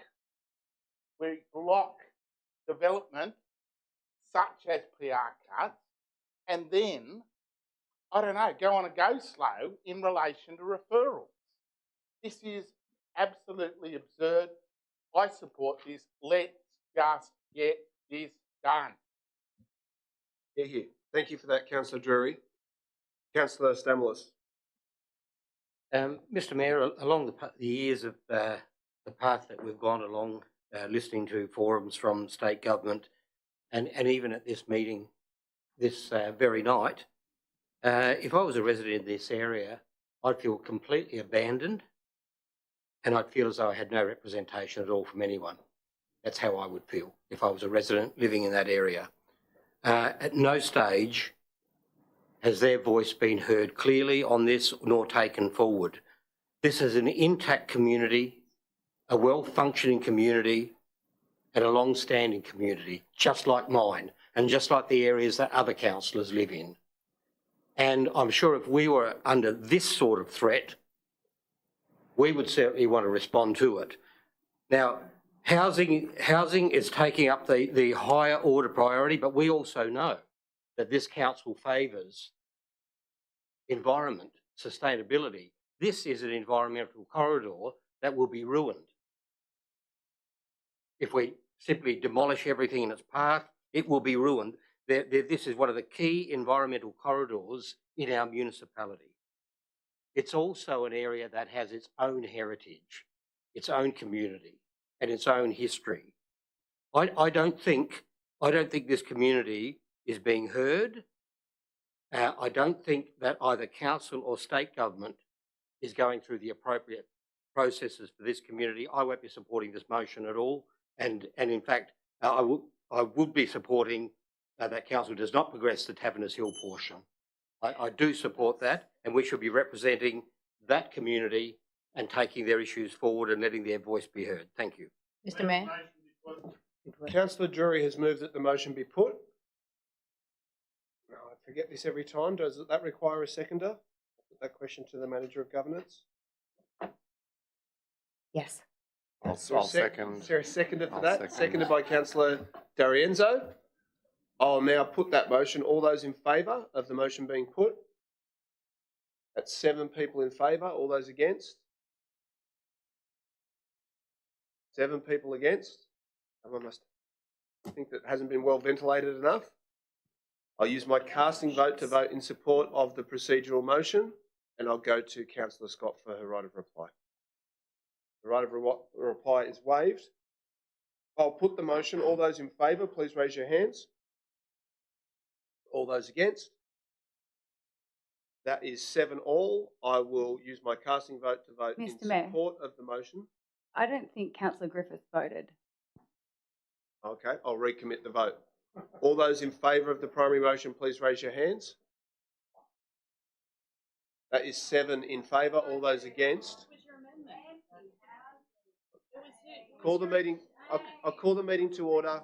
I'll call the meeting to order. All those against, please raise your hands. That is 6 against, noting that Councillor Griffiths has voted to abstain, which under the Local Government Act is the same as having voted against the motion. I will use my casting vote to vote in support of the motion, and the motion has been carried. Okay, next item. Mr Mayor? Yes. I would like to move a procedural motion to move item 49 up the agenda and that it be dealt with now. Item 49 is the LEP proposal. Okay, so got a procedural motion to bring that forward, seconded by Councillor Drury.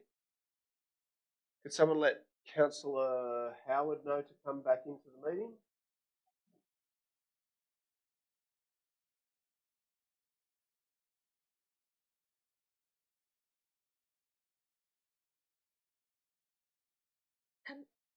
Can I just ask a question?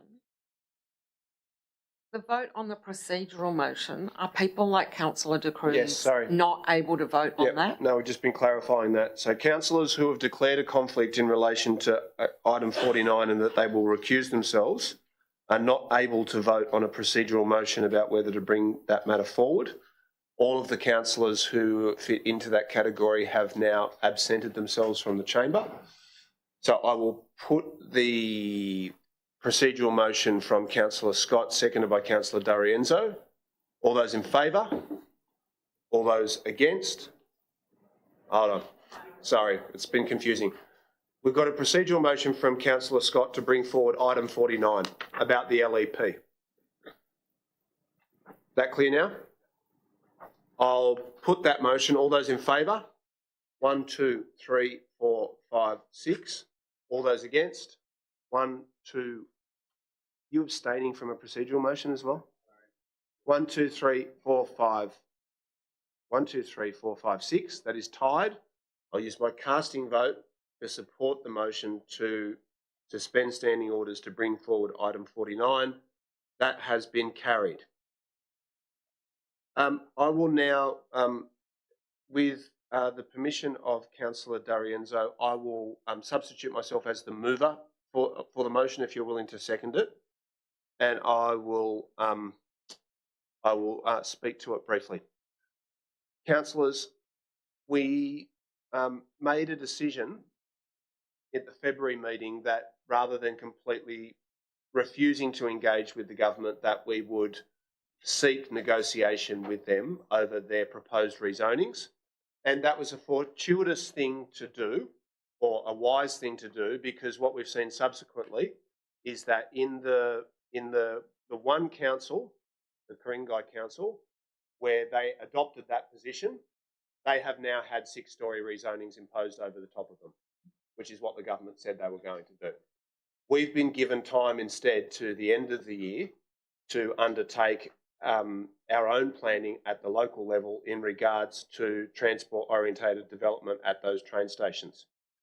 We know that that there is also a proposal for the low and mid-rise SEP to be introduced in a couple of months' time, and that councils who don't progress their own local planning controls may have that imposed upon them as well. And I think we should insist that we want to maintain local planning control over local control over local planning decisions. And to do that, we're going to have to step up and say that we can do this ourselves, we can expedite the process, we can deliver more homes, we can strike the right balance, we can protect amenity and heritage whilst also increasing density.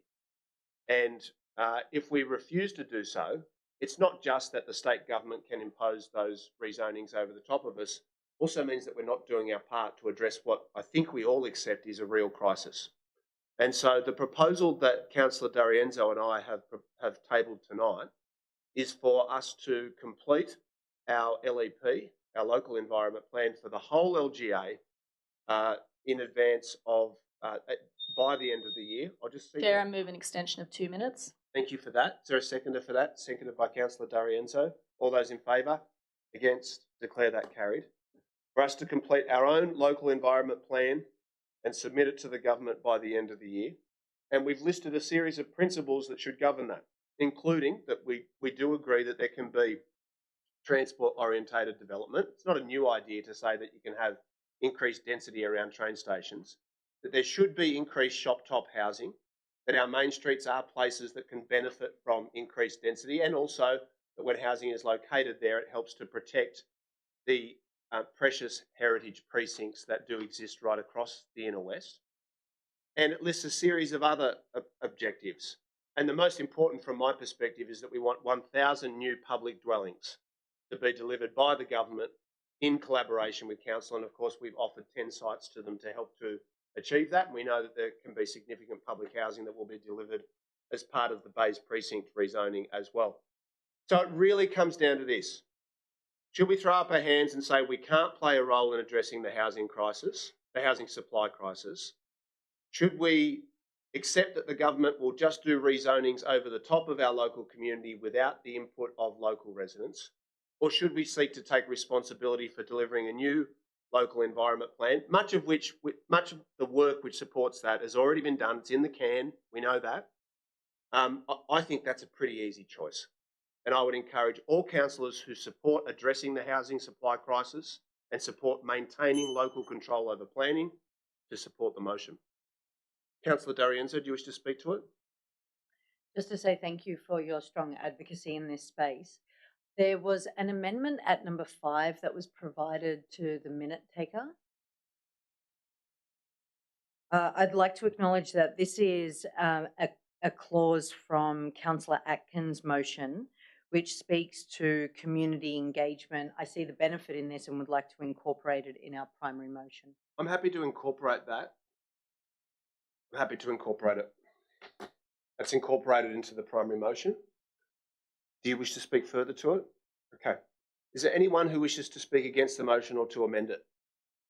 Councillor Atkins. I'm not sure that I'm actually speaking against it. I have some issues to raise about it. Yep. I certainly agree that it will be better for council to have the responsibility to decide on what housing should look like in our LGA. I just have some issues with some of these that I'd like to raise. But my first issue is that we are being asked to finalise the plan and agree the principles for finalisation of the LEP. And then we are asked to undertake community consultation and engagement on the principles, which seems to me to be a bit backwards. Should we not agree these principles for the purposes of being put out for community consultation? And after that consultation, just like in any other process, we would make any changes and finalise the principles for the development of the LEP. That's the way I read this, is that we agree the principles, then we take them out to the community. Does that obviate any ability for them to change based on that community consultation? That, I guess that's a question to the mover or the seconder. No, it does not obviate that. I think it's a statement of the obvious that point 5 means that we're engaging in community consultation on those principles, and that subject to that consultation, the principles can be amended. But we've got to show some leadership here. We've got to tell the community what we want to do, what we think is important. If we start with a blank sheet of paper, we'll still be doing the LEP in 2029. I'm not suggesting starting with a blank piece of paper. I just wanted it confirmed that that's the case. That if we say no, I understand. I've answered your question, and you've spoken to the motion. I haven't finished. Oh, okay. Well, I'm just going to ask everybody. I know I'm not always consistent in insisting upon this, but I'm going to ask that people speak to an item, and then if they've got questions, they can pose the questions at the end, because otherwise it gets complicated back and forth. I think there has been a decision made about the finalisation of PR cuts now. I still think there are questions to be asked around approval of the new special entertainment precincts and various other things. And I think the state government's pattern book, I'm not sure that that is something that is A, finalised, and B, is necessarily seen by all experts as the way to go. Let's put it that way. I'm assuming too that that point 4 about consultation, pretty much it's a very general one. You've picked up one point from my notice of motion. Please. I'd like to move an extension of time of 2 minutes, please. Yep. Is there a seconder for that? Seconded by Councillor Langford. All those in favour, against, declare that carried. I'm just wondering whether there's any possibility that you would pick up any of the other issues in agenda item 50, whether you're able to indicate whether you support any of those ahead of dealing with agenda item 50.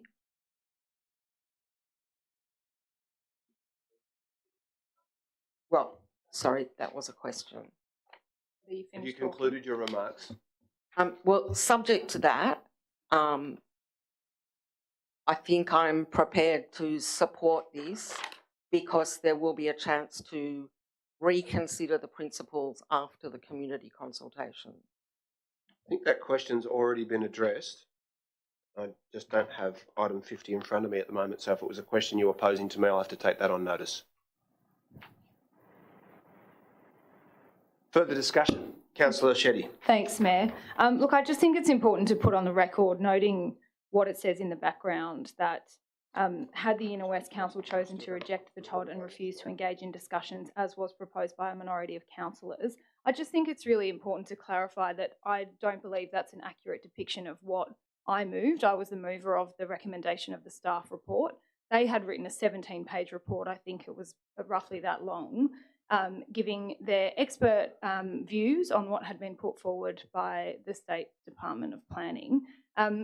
I was proposing, by moving that, and those who voted for that original recommendation by the officers, we were not looking to say no, shake our heads and walk away and end up in a situation like Kurungai. We were simply looking to take the officers' expert advice, forward that to the Department of Planning and use that as the springboard with which to undertake consultation discussions and ongoing communication with the Department of Planning as this proceeded. And I am very concerned of the mischaracterisation of those of us that wanted to make sure that expert advice was sent to the Department of Planning as us refusing to engage with discussions. I don't think that's an accurate depiction of what any of us were looking to do. I don't have any issues with this, given that it's going out on consultation. I think Councillor Atkins has put to the discussion all of the concerns that I shared about certain aspects of it, and just want to make sure that those are given an opportunity to be consulted with the public, so that we have a plan that can be supported by the public. But I think it's really important for us to not pretend that some of us here do not want to engage in a meaningful and thoughtful way to resolve the housing crisis with the Department of Planning, and to help make sure that Council is maintaining some control of the planning provisions whilst we undertake this exercise in trying to make sure that we're doing our bit to help the housing crisis. Okay, thank you for that. Any further discussion? Councillor Stamoulis? Mr Mayor, I'll just check with you whether I heard you correctly. Did you say we'll tell the community what we want? Is that what you said? No. No. Okay, well that's good. Because it seems as though your motion is doing exactly that. Part 2 of your motion says that Council finalise the new LEP to be submitted to the New South Wales Government by the end of 2024, that the principles of the LEP will include. That's not talking about consultation, that's imposing a set of principles on your community. I cannot support this overriding our community. This is about planning. At the end of the day, it's just not about building. It's about planning. And our community at the moment has the fourth highest density of the 130 councils in New South Wales. We are the 6th highest dwelling density of the 530 councils in this nation, and we need to think about planning. That is the primary thing that we need to do, and in fact our LEP should be all about that. So I won't be supporting this motion about imposing whoever's principles these are on our community. I will not talk about, without a community discussing and being involved in this process, I will not be supporting it. Councillor Griffiths. So can we scroll up to point 2, if that's possible?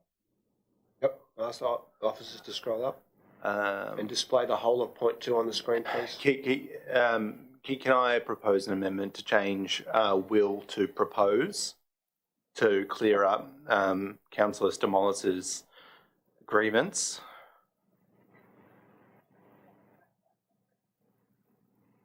Principles of the local environment plan will propose. Yeah, I propose to include. Okay, how about this?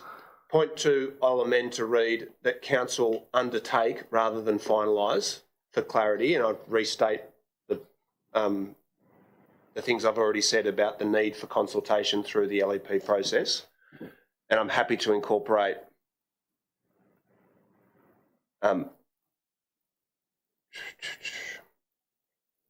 why don't we leave point 2 as its own point, separate it out with a point 3 below that says that council proposed the following principles as part of the local environment plan. That becomes point 3. Happy with that? Okay. Excuse me, Mayor. Sorry, just for clarity, all of those points underneath point 2, A through N, they now become part of point 3. Sorry, I'm transgressing my own rules. I'll come back and liaise with the minute takers to make sure that that's been captured accurately. Councillor Langford? Thank you, Mayor. Yeah, I just had a question to you, well, movers of the motion, but about that special entertainment precinct. Like, if we're still in the midst of consultation, maybe it's a question for the officers, but I mean, are you suggesting that we override the consultation and push that through before the consultation is concluded? No, and I thank you for the question. And I think the amendment of the word from approval to progression of the new special entertainment precincts addresses that concern. We've all voted to progress those already. There's consultation being undertaken. It's almost completed.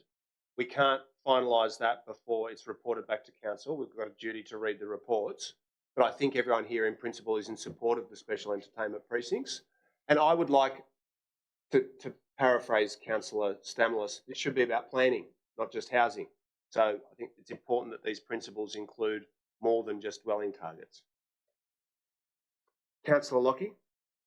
Thanks. Look, I just want to reiterate the points that Councillor Shetty made. I appreciate there is disagreement in the room as to how that was interpreted. It certainly wasn't my expectation as the seconder of that motion that would be the beginning and end of any conversation with the New South Wales government. I would certainly expect that our officers would be continuing those conversations, and certainly, look, one of the reasons I'm supporting this motion tonight is I think the reason I supported the officers' submission was that it raised extremely valid criticisms of the fact that many of those changes that were being pushed through, whilst an admirable attempt to try and address the housing crisis, were poorly thought through, and they weren't good, didn't reflect good place-based planning principles and so forth, and in fact actually spoke to a lot of the points that are in this motion tonight. And I do recognise, and I want to thank our Director Planning, Simone Plummer, because the other reason that it was very difficult to support the motion last time around is for many of us, we only saw the revised proposal on the floor of council that night. And I know I've certainly spent over probably about an hour of poor old Simone's time today while she walked me through, and we talked through each point of this motion in detail so that I could fully understand the implications of what will be the biggest planning reform in our local area probably ever. So I do appreciate the Mayor and Councillor D'Arienzo putting this forward as a motion that gave us the time to consider it, because that's the way we need to be approaching serious planning decisions for our community. And I do want to recognise the fact that as well, this is an attempt to, we're pushing fast because we have to push fast. We've been told that if we don't do it ourselves, the state government will impose something worse on us. And I definitely want to avoid that at all costs. Okay, thank you for that. Is there any further amendments to the motion? If not, I'll make a very brief right of reply. Firstly, now I note that there's been a number of references tonight, both in official debate and just in general conversation, about a lack of consultation on the wording of motions. I want to state for the record that I think the work that Councillor Scott has done in deliberately, in an organised, systematic way, consulting with all councillors on reports coming to council, on Labor motions being tabled. It's taken a huge amount of time and effort. It hasn't always been reciprocated. And sometimes it's been the case that Councillor Scott has had to have discussions with a particular councillor representing a group or faction on the council, only to discover subsequently that there wasn't actually agreement between people in that subfaction or group. So yes, that is a very important principle. It's something that our team can say hand on heart. We have worked really hard on this term because it's so important to include people in decision making. Secondly, in relation to Ku-ring-gai, I don't want to question anyone's motives. Let's just look at the results. Whatever our intentions were, if we'd adopted the motion at the last meeting, at the February meeting, to simply reject the proposal, there was nothing in the alternate motion to say let's negotiate, let's discuss, let's meet urgently with the government. It just said we reject all of this and we'll send in a submission. That is if that had been adopted, we would be Ku-ring-gai right now. In Ashfield, in Marrickville, in Dulwich Hill and in Croydon, there would be 6-storey rezonings that would already have been gazetted. You only have to look at the scoreboard to know that. So I'm not questioning people's intentions, but that's the result. And lastly, in regards to the report that the officers produced, as we said at the time, it was a very good report with lots of legitimate complaints. And if you turn on the TV most days of the week, you see me replicating those complaints and objections to the public. But we don't rely on the officers for political advice. I'll just seek an extension of time of 30 seconds. Moved by Councillor D'Arienzo. One minute. Moved by Councillor D'Arienzo. Seconded by Councillor Scott. All those in favour? Against? Declare that carried. We don't rely on the officers for political advice about how we undertake negotiation with government ministers. That's not the purpose of the advice that we receive from them. We've got to make a judgment about that. And the question now is, do we get our skates on and undertake our own LEP, or do we allow things to be done to us and have rezonings done over the top of us? It's that simple. And the officers can't advise us on which of those is the best to do. They can point out the flaws in the government's proposals, but we've got to make a decision as a political body about that. And I hope that we can make a positive one tonight. So I'll now put that motion. Mr. Mayor, could I ask in point 3 if you could... No, you can't. The debate has closed and the right of reply has concluded. I'll put that motion. All those in favour, please raise your hands. All those against? That has been carried with only councillors Stamoulis and Langford against. The motion has been carried. Okay, next item. Are we up to support for multicultural businesses? Yes, I would move that motion. You wish to speak to it, Councillor? No, I'm going to waive my right to speak to it because I believe that Councillor Howard would like to second it, and I know that he cares deeply and would like to speak to the motion. Okay, thank you for that. Councillor Scott has moved the motion. Councillor Howard has returned to the chamber. And I ask that someone notify Councillor De Cruz that she's able to come back. Councillor Howard. Yeah, I won't speak to it for very long because I know we have to set a cracking pace here. So I just wanted to flag 2 amendments. One is that council hold information and engagement sessions for multicultural business proprietors on an annual basis, including information on key issues raised in the roundtable, including how to become a council supplier. That was obviously a very successful engagement, and I think we should do more of them on an ongoing annual basis. And the second is that that council officers, by way of a councillor briefing note, further report on the specific improvements council can take to better engage with and support multicultural businesses, Aboriginal and Torres Strait Islander businesses and business owners from new and emerging communities, including refugees, following the roundtable. So I just want to look at new initiatives and get a report back so that we can see what kind of specific actions can be taken from here. Okay, thank you for that. Is there anyone who wishes to amend the motion or to speak against it? If not, I'll put that. All those in favour? Against? Declare that carried. I believe we're up to item 22, EV public charging. Chair, I'm happy to move the officer's recommendation.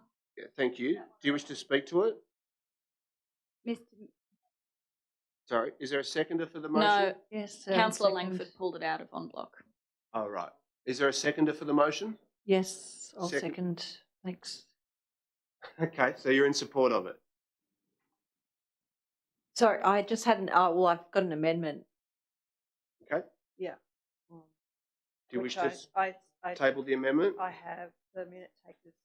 Please play it.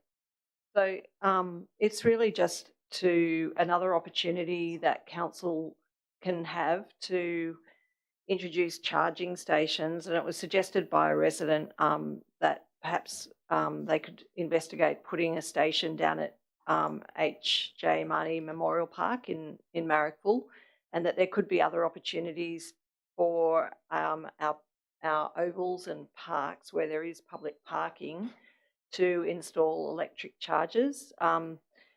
People are buying cars every day. We know that we want to prioritise public transport and active transport as number one, but we know that people will obviously still drive. And it's really great that Council's made so much progress in the EV strategy and the requests for tenders, and that we have that situation now.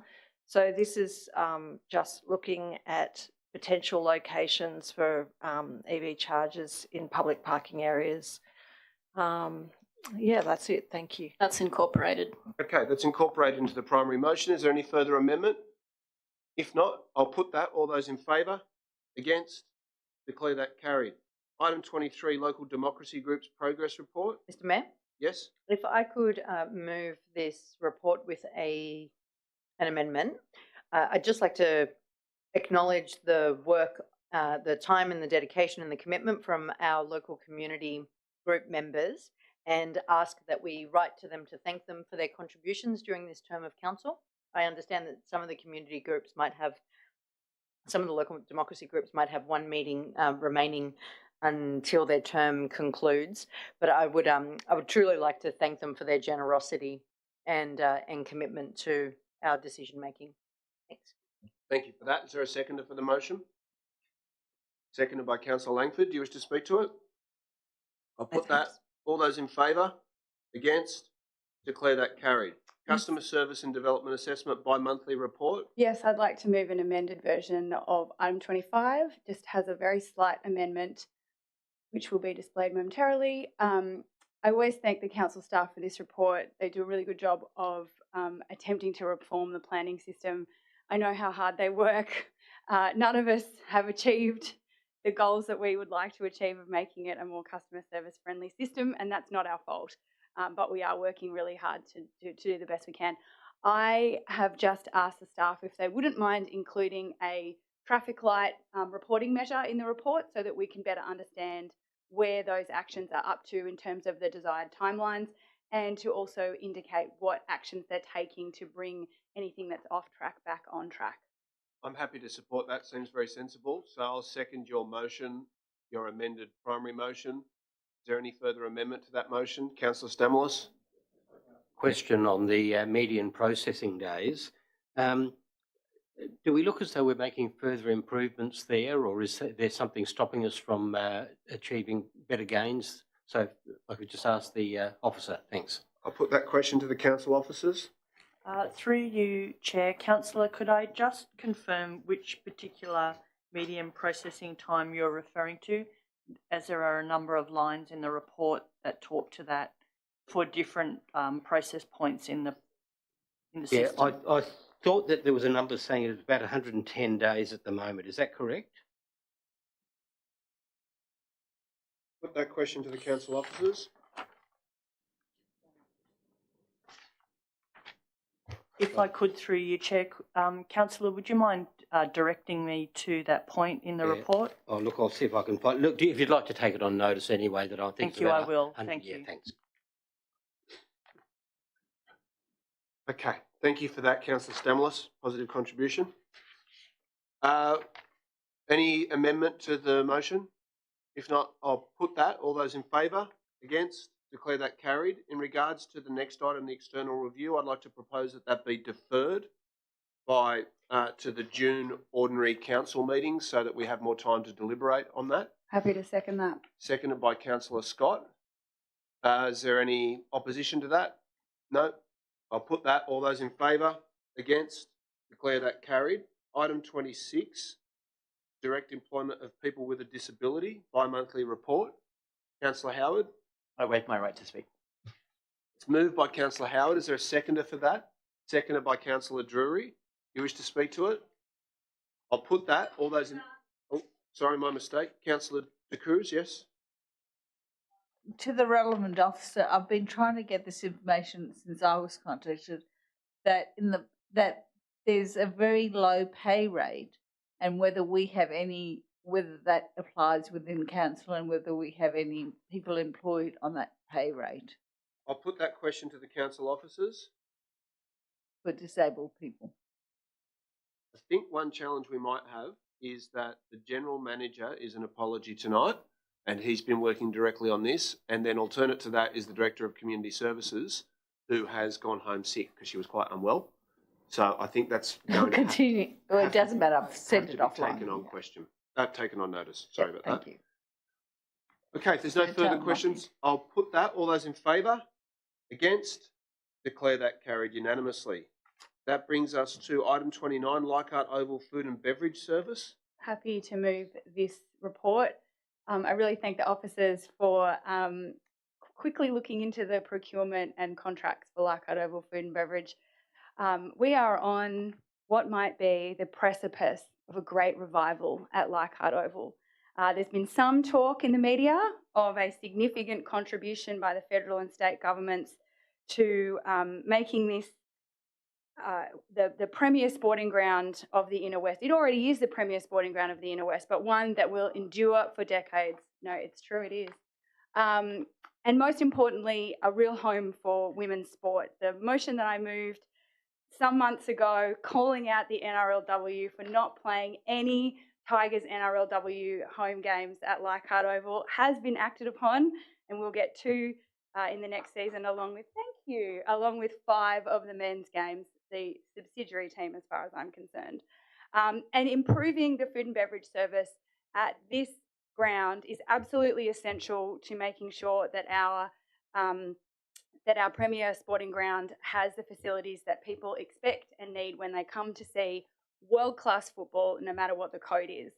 And so I thank the officers for this report, and I really look forward to better craft beers, better food trucks, and a really fantastic delivery of food and beverage at Leichhardt Oval as soon as we can possibly make it so.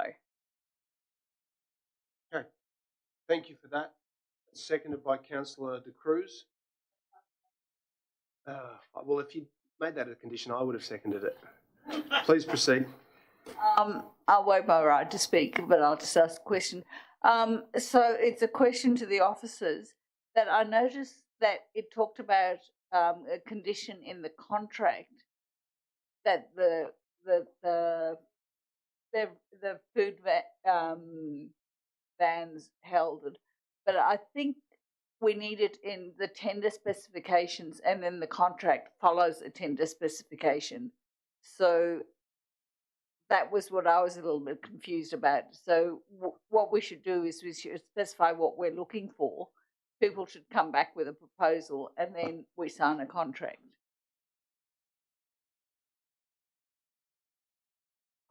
I'll put that question to the officers. Through you, Chair, yes, that is the correct process we would follow. Develop Okay. a spec, go to tender, and then come back. And sign the contract. So just to note that it talked about it mentioned a contract with the food and beverage trucks, but it actually has to specify that in the tender requirement. Okay, thank you. Okay, thank you for that. I'll put that motion. All those in favour? Against? Declare that carried unanimously. Mr. Mayor? Yes? While we are discussing Leichhardt Oval, and as it has been in the news recently, and as there is potentially precarious funding available to this oval, could I please move a procedural motion to bring forward item 42, which is about improved access to the oval, which could potentially be part of a funded master planning process? Okay. Is there a seconder for that procedural motion? Seconded by Councillor Howard. All those in favour? All those against? That has been carried. Councillor Scott, do you wish to speak to it? No, I'm very curious to know why Councillor Shetty doesn't support this, but let's find out. Okay, thank you for that. The motion has been moved by Councillor Scott. I'm happy to second the motion. Is there anyone who wishes to amend it or to oppose it? Councillor Shetty? I'd like to start with a question, if I may, to the Director of Infrastructure. When there's a proposal of the installation of a new footpath, is there normally some sort of investigations process about the suitability of that infrastructure being put there? I'll put that question to the council officers. there's due diligence which is taken on every project that we do. Depending upon the complexity of that project, that due diligence changes. Footpaths are generally a more simple infrastructure piece to actually install and don't take the necessary planning that a more complex project would. Thank you. I just also note that it's also an existing path. It's an existing path that's not located on a road. I hear you. Yeah. Yeah, just one further question. Has any due diligence been undertaken as of yet in this location? I'll put that question to the officers. I understand that it's a desire line. I do not understand if there's been any due diligence undertaken for a constructed footpath there.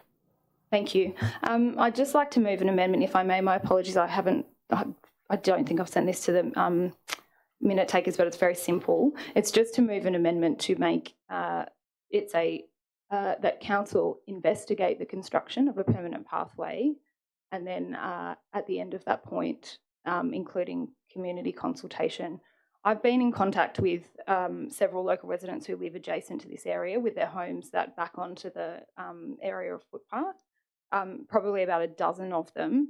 Look, it is a small amount of green space, but it is really important to these residents, and they have just raised some concerns and would like to have the opportunity to make sure that council undertakes that due diligence in case there's any concerns about asbestos. I know that in that area there has been talk about asbestos contamination on that hill. I also understand that if we're considering, if council is considering constructing a hard surface on the back sort of boundary of those properties, that it's probably reasonable to just check any potential drainage issues, any potential kind of flooding impacts that might happen on the back of these properties. Should that cause any changes, particularly with the heavy rain that we've been seeing over the last couple of years.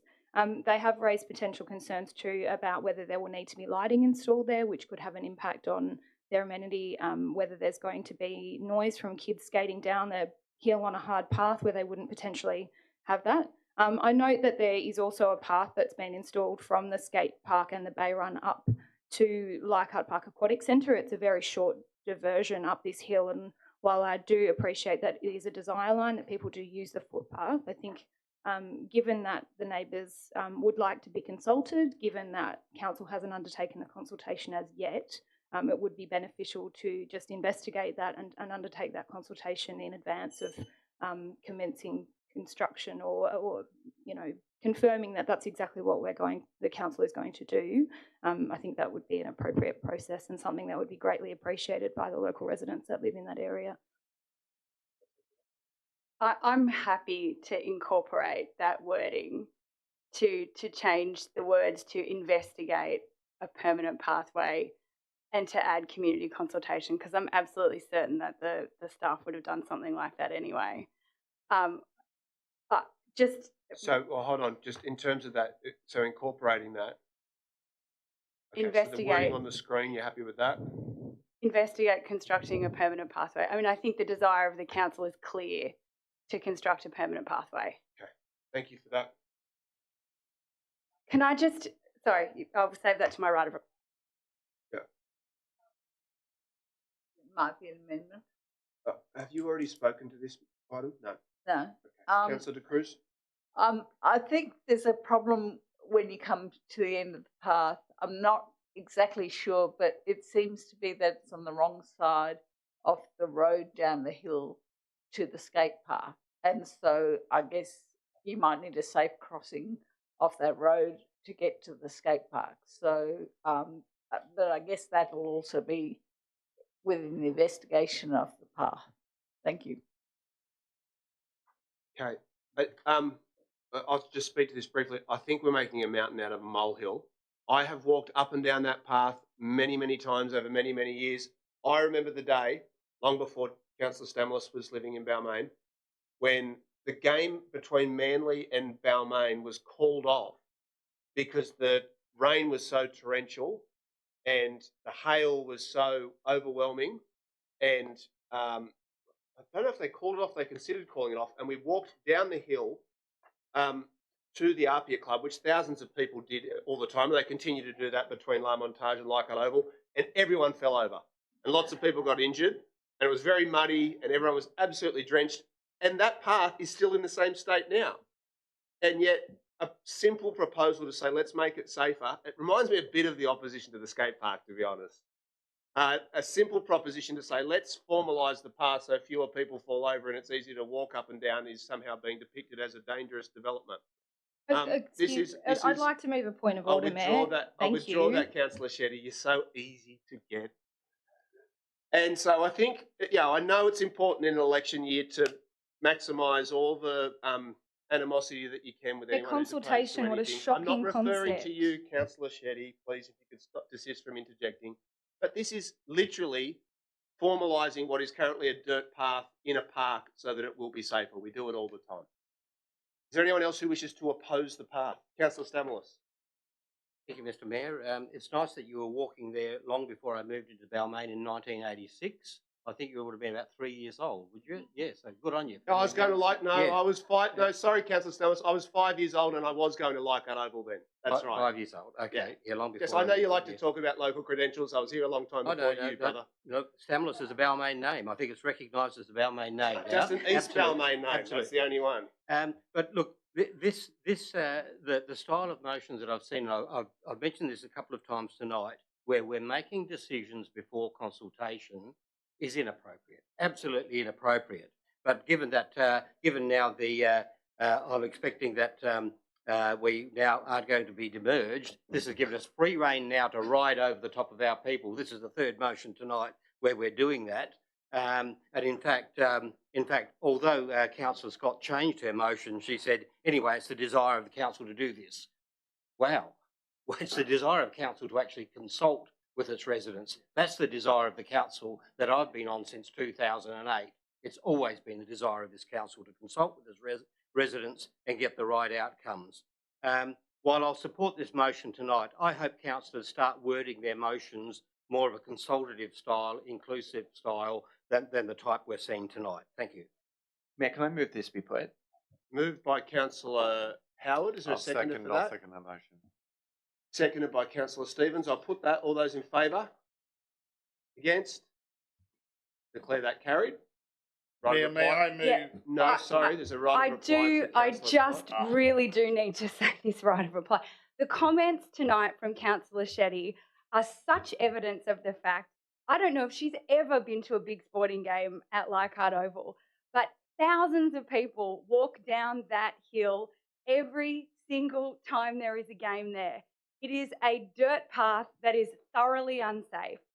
Any fan there will tell you we just need an actual path from the ground down to the bay run where we can walk out of the precinct.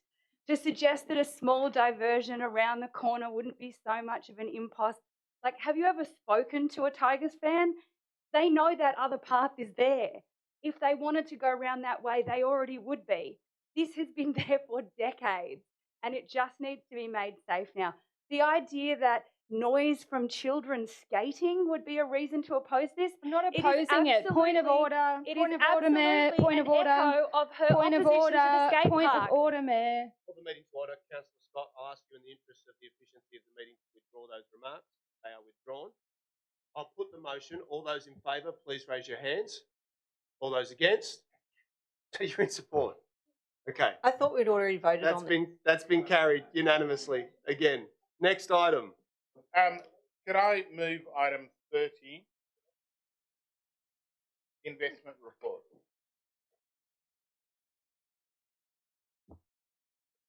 Yes, Councillor Drury. And I'll move it with some pleasure, noting that yet again the investment decisions that our staff have been making put us better than the Oz Bond Bank Bill Index benchmark. There's a benchmark in terms of investment, how well you do. We consistently beat that benchmark, which is a testament to how well we invest whilst maintaining our ethical investments. So I thank the staff for the investment and for the report. Okay, thank you for that. Is there a seconder for the motion? Yes. Happy to second that. Do you wish to speak to it? Look, I've noticed that, Councillor Drury noted there the strong performance in interest there, sitting at about, 5.2% or thereabouts. One of the things that I want to ask about that, given that it's been sitting close to 5% now for at least 4.5% to 5% for 2 years, I'm wondering why our investment balances aren't being enhanced by that, even by a small amount. They're sort of sitting fairly flat. And I thought maybe that additional interest would start increasing the levels, or are we using that for capital spending and the like? That's my first question. Thank you. Okay, thank you for that. I'll put that to the council officers. Through you, Chair. That's correct. We don't, the investment interest that we get on investments, we don't reinvest that. We use that to fund our operational P&L. Okay, thanks for that. Is that we've talked about the ability to find green products from the financial institutions over time. Are we getting any more information about whether more are becoming available for us, whether they're priced at the right mark for the council portfolio? Do we have any information on that? Thank you. Put that question to the council officers. Through you, Chair, we still haven't received responses yet from CBA that were previously offering us green and non-fossil fuel investments, but they haven't the past year. But there has been other options that we have tried to take advantage of or floating rate notes that we've been invested into. We continuously look out for the market to make sure that we can spread the investments so that we're not all stuck in one side of to make sure that we don't hit our policy limits, basically. The rates are good. For you, Chair, the rates are still competitive. It's still north of towards the late 4.9s to the early 5%, which is in line with what we're getting currently at the moment. Thank you. Any further discussion? If not, I'll put that. All those in favour? Against? Declare that carried. Next item. Yeah. Notice of motion, invite the Australian Palestinian Advocacy Network. Councillor Griffiths.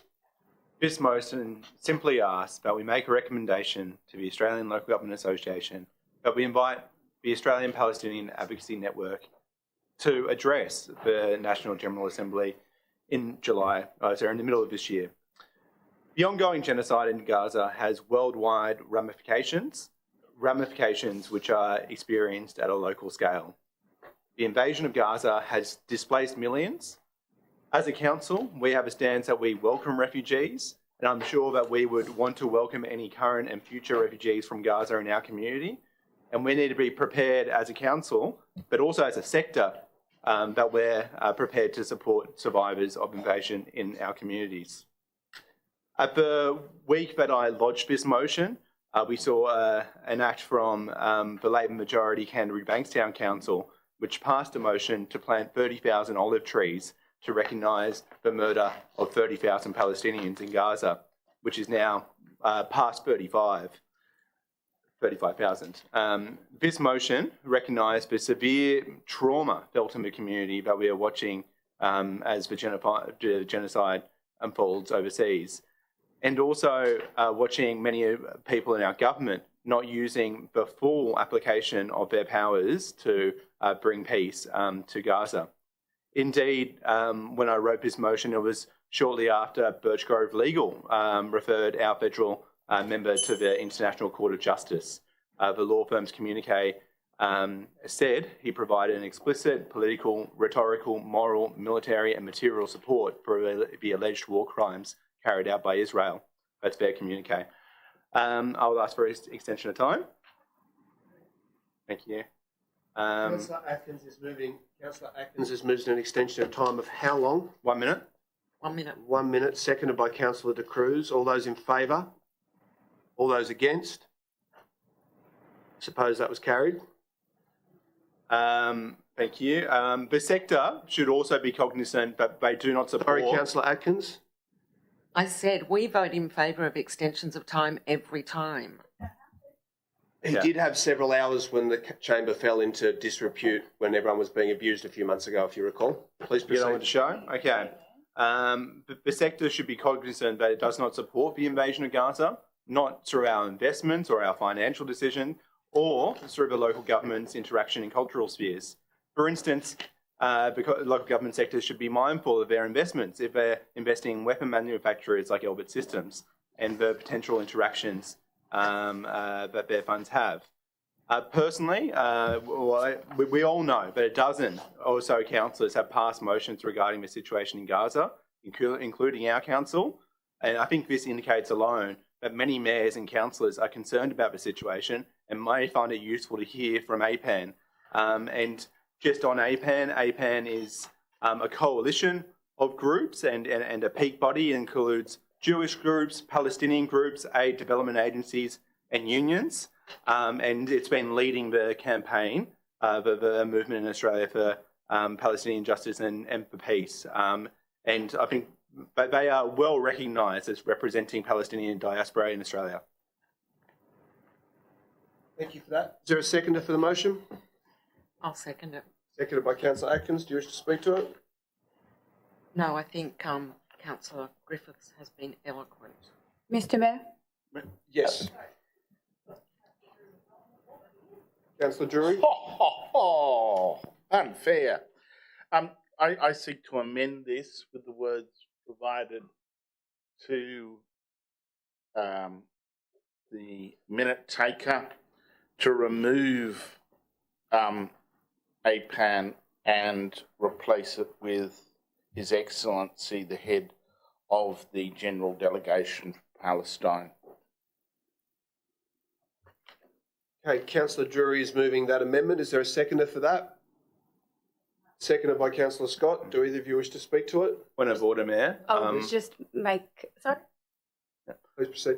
I would suggest that this is actually a foreshadowed motion. It is in contradiction to the primary motion, ruling out APAN and its spokesperson, Naja Mashni, to invite a different speaker. I can rule on that, has Councillor. very different politics. I can rule on that, Councillor Griffiths, without you needing to make a speech to it. It is not in contradiction of the primary motion. It is inviting a speaker, a representative of the Palestinian community, to the same event. So I'm going to rule that it is an amendment. We're debating. I'm going to call dissent in the chair on that. Councillor Griffiths is moving dissent in the chair. I will speak to it. Just you'll need to stick to the code of meeting practice as opposed to making yet another speech. I'm allowed to speak to why you are wrong. Yes, in your to why you believe I'm wrong, not about the substantive issue. That of is because Naja from APAN and Izzat have very different politics when it comes to Palestinian liberation. And also, what you mentioned before, I think is inaccurate. You know, Izzat is a representative of the West Bank of Palestine, not the Australian Palestinian community. But, you know, one of these points that we have discussed here is the idea of a two-state or a one-state solution. Nazar makes it very clear that he thinks that Palestine should opt towards one state where people live with equal rights and there's no apartheid system. But that's not something, is that stridently supports a two-state solution, which is becoming more and more unsustainable and impossible due to the occupation of the West Bank and the growth of illegal settlements. So I think it's abundantly clear that these two people do not hold the same views. And I think replacing them as a speaker actually means that it's actually in contradiction to the primary motion. Okay, thank you for that. I appreciate that you didn't walk around with the microphone this time. I'll put the dissent motion. All those in favour, please raise your hands. There's 7 in favour. All those against? There are 8 against. That has been defeated. We'll return to debating the Drury-Scott amendment. Is there anyone who wishes to speak to it? I will just explain the amendment that I have seconded on behalf of Councillor Drury, with Councillor Drury. The head of the head of the General Delegation to Palestine is the equivalent position that was invited to brief the ALGA conference on the conflict in Ukraine, and this is consistent with ALGA receiving briefings from a particular office when there's an international conflict that they're interested in. Okay, thank you for that. I'll now put the amendment moved by Councillor Drury, seconded by Councillor Scott. All those in favour? There are 8 in favour. All those against? 7 against. That has been incorporated. The primary motion has been amended. Go to Councillor Griffiths for a right of reply.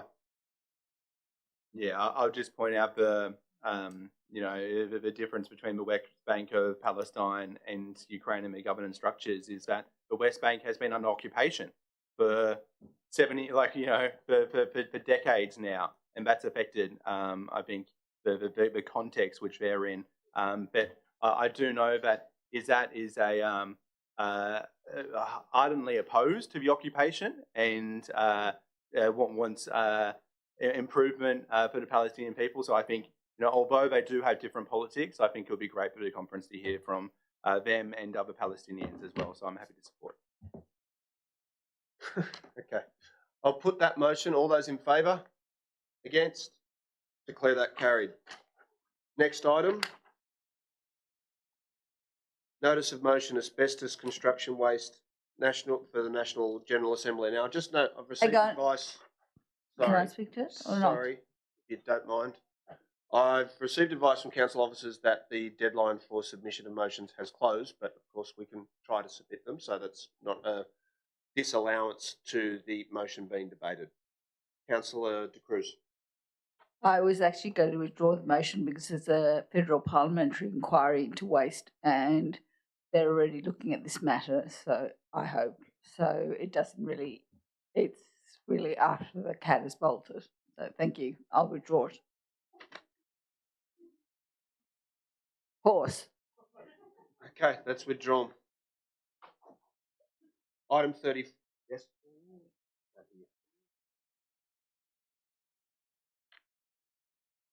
Could you provide the advice to the chamber, please?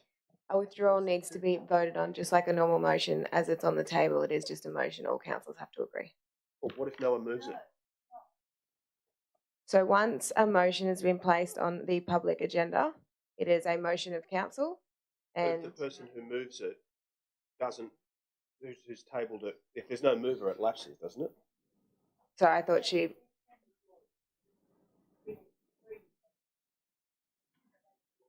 Thank you for that. Okay, we've received advice from the manager. Right, point of order. Councillor De Cruz made a very snarky comment then to the manager of governance, and I'd ask that she withdraw that comment.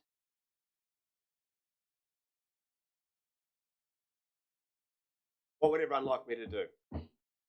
I think you can withdraw a motion, but we've got advice from the manager of governance that it requires a motion. I'll propose that, just in the interest of efficiency, that we get on with doing that. Councillor De Cruz is moving that the motion be withdrawn. Is there a seconder for that? Seconded by Councillor Howard.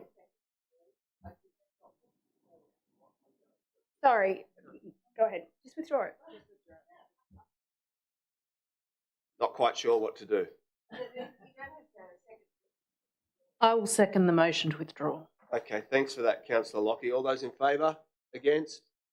Declare that carried. Sorry, just Mr. Mayor, the point of order that I was making was that Councillor De Cruz made a rude comment to the manager of governance, and I'd ask her to withdraw that rude comment. Can I ask you to identify the comment, because I'll have to direct her to withdraw it and I didn't hear it. She said, why don't you read your code of meeting practice?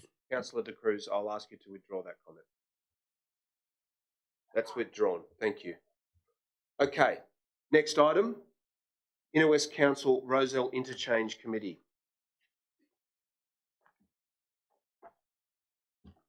Thank you, Mr. Mayor. Mr. Mayor, certainly yourself, our state MP and local councillor Kobe Shetty would be very well aware that of the ongoing problems at the interchange. I travel that interchange a few times a week just heading into the city myself, and it's certainly not during peak hour. I can only imagine that those problems are still occurring in peak hour, because they certainly are, at 9:30, 10 o'clock in the morning. On different occasions, it can be quite jammed up as you go down Mullen Street, as you try and turn onto Victoria Road itself. It's still very, very difficult for our community. But one of the things that we committed to when, Mr. Mayor, you initiated a public meeting at the Balmain Town Hall, is we would have a community committee following this through and making sure that input was coming from the local community and council to the relevant authorities. Now, my understanding is that, well, that's now, nearly 6 months ago, is that only one meeting has been held. I'm not sure what the outcome of that. I heard it was for introductory purposes, but only one meeting's been held. I don't know if there's been any further meetings. I'm looking at the officers' comments there, and there are none to date. So that is the first thing. How do we energise this committee? Is it still relevant? I don't know whether council have made the decision that it's not a relevant body anymore. That's okay. Then let's find out a bit more about that. Point 2 of that motion is saying that there are no terms of reference for this committee, so that nothing's come back to councillors, so that we know what this committee might be addressing. I might pose some of these as questions that can be answered by the relevant officer, if that's possible, so that we can be more informed by that. And then again, if this committee is relevant and we want it to function, is there a timeline for meetings? Thank you. Okay, thank you for that, Councillor Stamlis. Is there a seconder for the motion? Do you wish to second it, Councillor Shetty? Yeah, I won't Do you wish to speak to it? No, that's fine. No. I'll speak to it briefly. I'll speak against the motion. Councillor Stamlis is right that at the meeting at Balmain Town Hall last year in December, which I convened after I'd invited Howard Collins to attend the meeting and insisted that he attend, and done a whole range of public advocacy about the issue during that week and every day and week since. There, I made a commitment that we should bring together a range of local people with expertise in the fields of traffic engineering, construction and development. That group has convened. It was